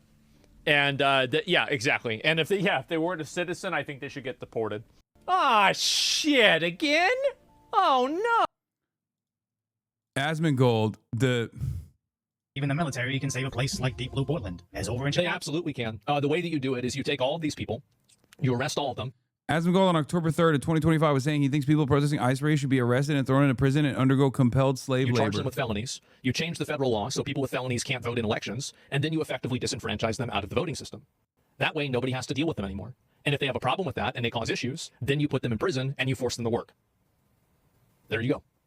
Problem solved. Felons already can't vote. They can in some cases, they can't in others. It's complex. I have friends that have they've personally experienced this. That's what I would do. Brendan Gutenschwager shows us they had the same issue with activists surrounding ICE vehicles. I love how these people are saying, get a real job. Meanwhile, they're in broad daylight, probably on the weekday, going out there, like, get a real job. What about you? Why are you here? Dog, what about you? What the fuck? You never leave your house. Maybe that's why he's mad, because these are guys who are outside. And that's the #1 enemy of Asmongold, being outside. Yeah. Looking at a protest happening on a Saturday. Why are these guys not at work? I don't know. That's a day people work at, right? I think. Like I don't know. I don't go outside. They don't even have a fake job. He called your chat the #1 anti-Semitic source in this platform and blamed you for the shooting in Australia. Chat must have the clip. No. No, this is a man who is consistent. There's no way. So in the same week where he was salivating at the prospect of doing a collaborative stream with Nick Fuentes, as his chat was spamming base when Nick Fuentes was like Adolf Hitler was awesome, he turned around and said, I was the #1 source. My community was the #1 source of anti-Semitism on the platform. No, that seems so far-fetched. Just put spikes on the vehicles. As much as I would want them to run over the protesters, I think that would cause issues. And also, if you run over the protesters, I don't really care if they do it or not, but I don't think it's necessary. Like, if a citizen gets their car surrounded, I think they have the right to drive through the protesters. I do, because it's endangering their life, and every person has a right to self-defense and self-preservation. That being said, if, let's say, you run over their leg, well, then we're going to have to fix their leg, and it costs a lot of money. And then you can't make them work into prison because their leg could be broken or their arm could be broken. So it causes you to lose money in the long term. So I'm not a fan of that. And so, recently, only because I would want to utilize their bodies for compelled slave labor. I like that he's just like fantasizing and LARPing like he would be this like fascist dictator, but he can't even go outside. You know? I don't even think I can't take him seriously when he says stuff like that. I'll be honest. I think it's more funny to just like show how unprincipled and inconsistent he is in everything that he says and does. And he's just basically grifting to whatever his chat is responding to. You know, one day his chat's like anti-Israel, he's anti-Israel. The next day his chat is like, Hasan is anti-Semitic. He's like, oh, Hasan is so anti-Semitic. The next day they're like, Nick Fuentes is based because he's anti-Semitic. He's like, yeah, he's so based. I just don't, I can't take him seriously when he's like, yeah, we're going to prosecute and compel people into doing labor, but you shouldn't hurt the cattle in the process. You know? If you disagree with him, go to China and protest them. I'll wait. What? Go to China? I live in America, you fucking idiot. And he unironically wants to turn America into what you think China is. That's the argument here. Okay? The argument that I'm presenting is that you should be able to protest. Also, I did go to China. It was awesome. He's talking about non-citizens protesting in the U.S. Yeah, except unlike China, non-citizens actually have a right to be able to protest on U.S. soil, you fucking moron. What are you talking about? That's the reason why Mahmoud Khalil is not in prison right now. That's the reason why he was not deported, as a matter of fact. That's the reason why multiple judges that oversaw this case has said consistently that he had a right to fucking organize protests as a green card holder. Not even just like a random tourist or whatever, but a straightforward green card holder. Because whether you like it or not, the Constitution is very clear. Everyone on U.S. soil, citizen, non-citizen alike, have a right to freedom of assembly and free speech, and that includes protests, okay? And that includes protests that you don't like, protests that make you feel bad, protests that hurt your fifis, okay?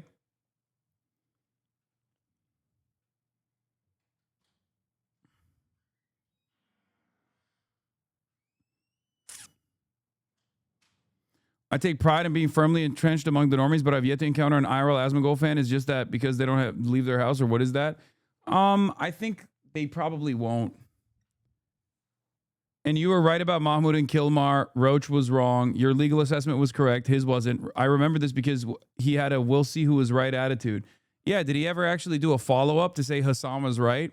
I was wrong. I was a dumb bitch who doesn't know anything, who was just simply chirping into the fucking wind, because that is the truth.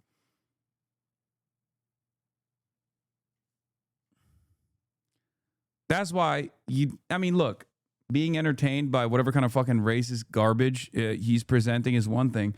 But if you truly think that, he knows what the fuck he's talking about, well, you're going to find yourself wrong quite a bit. Here's the clip that he called. Asman reacts to Sneeko calling out Hasan for hating Jews. He then continues to explain what a grifter is. Here's the easiest way to tell if someone is a grifter. How often do they go against their own side? If they never go against their own side, they're grifting. Wait, what? Nazis, what the fuck? They never go against their own side? How many videos has Asmongold crafted around me yelling at my chat?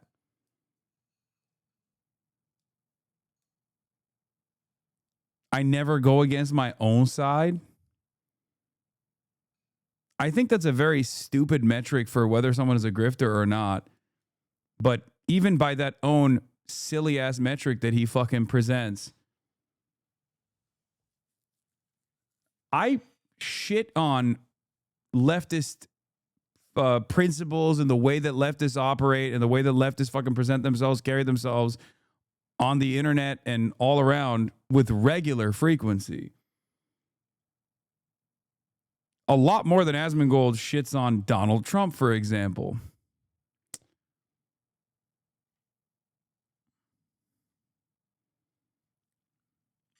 Very, very stupid.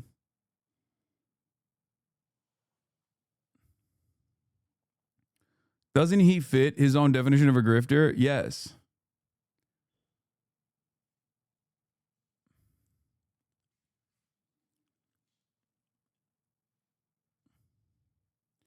Also, his response tomorrow will be that you frame him dishonestly and lie about him and other people. I know, it's got to get boring after a while, right? And I think that vein is it can't be tapped as hard as he has tapped it over and over again.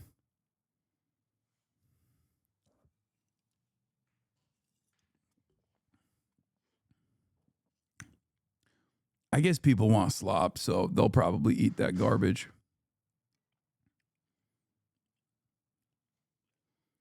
Anyway, that's all I got for tonight. I'm tired. My neck hurts like a bitch, dude. Oh my God. Holy Toledo. What is this poll?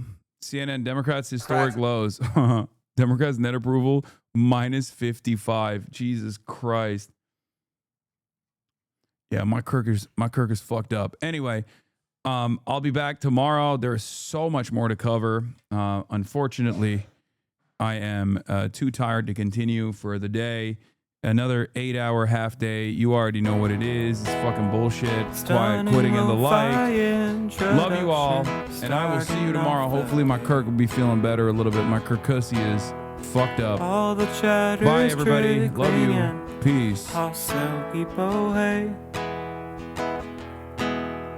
Sunny Los Angeles, California, says Hasan.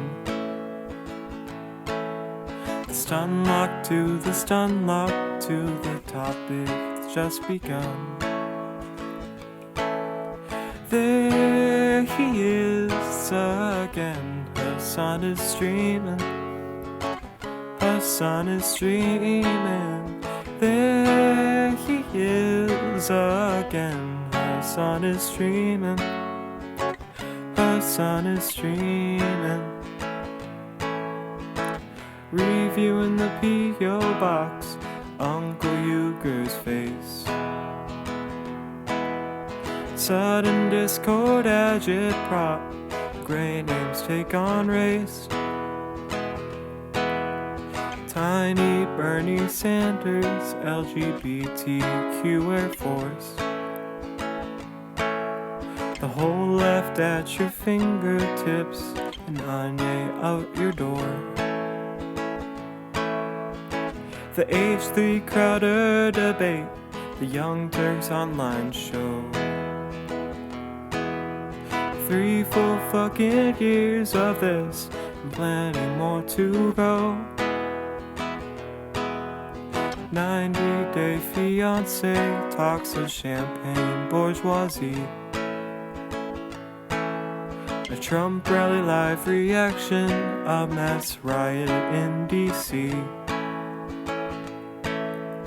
There he is again, Hasan is streaming. Hasan is streaming. There he is again, Hasan is streaming. Hasan is streaming.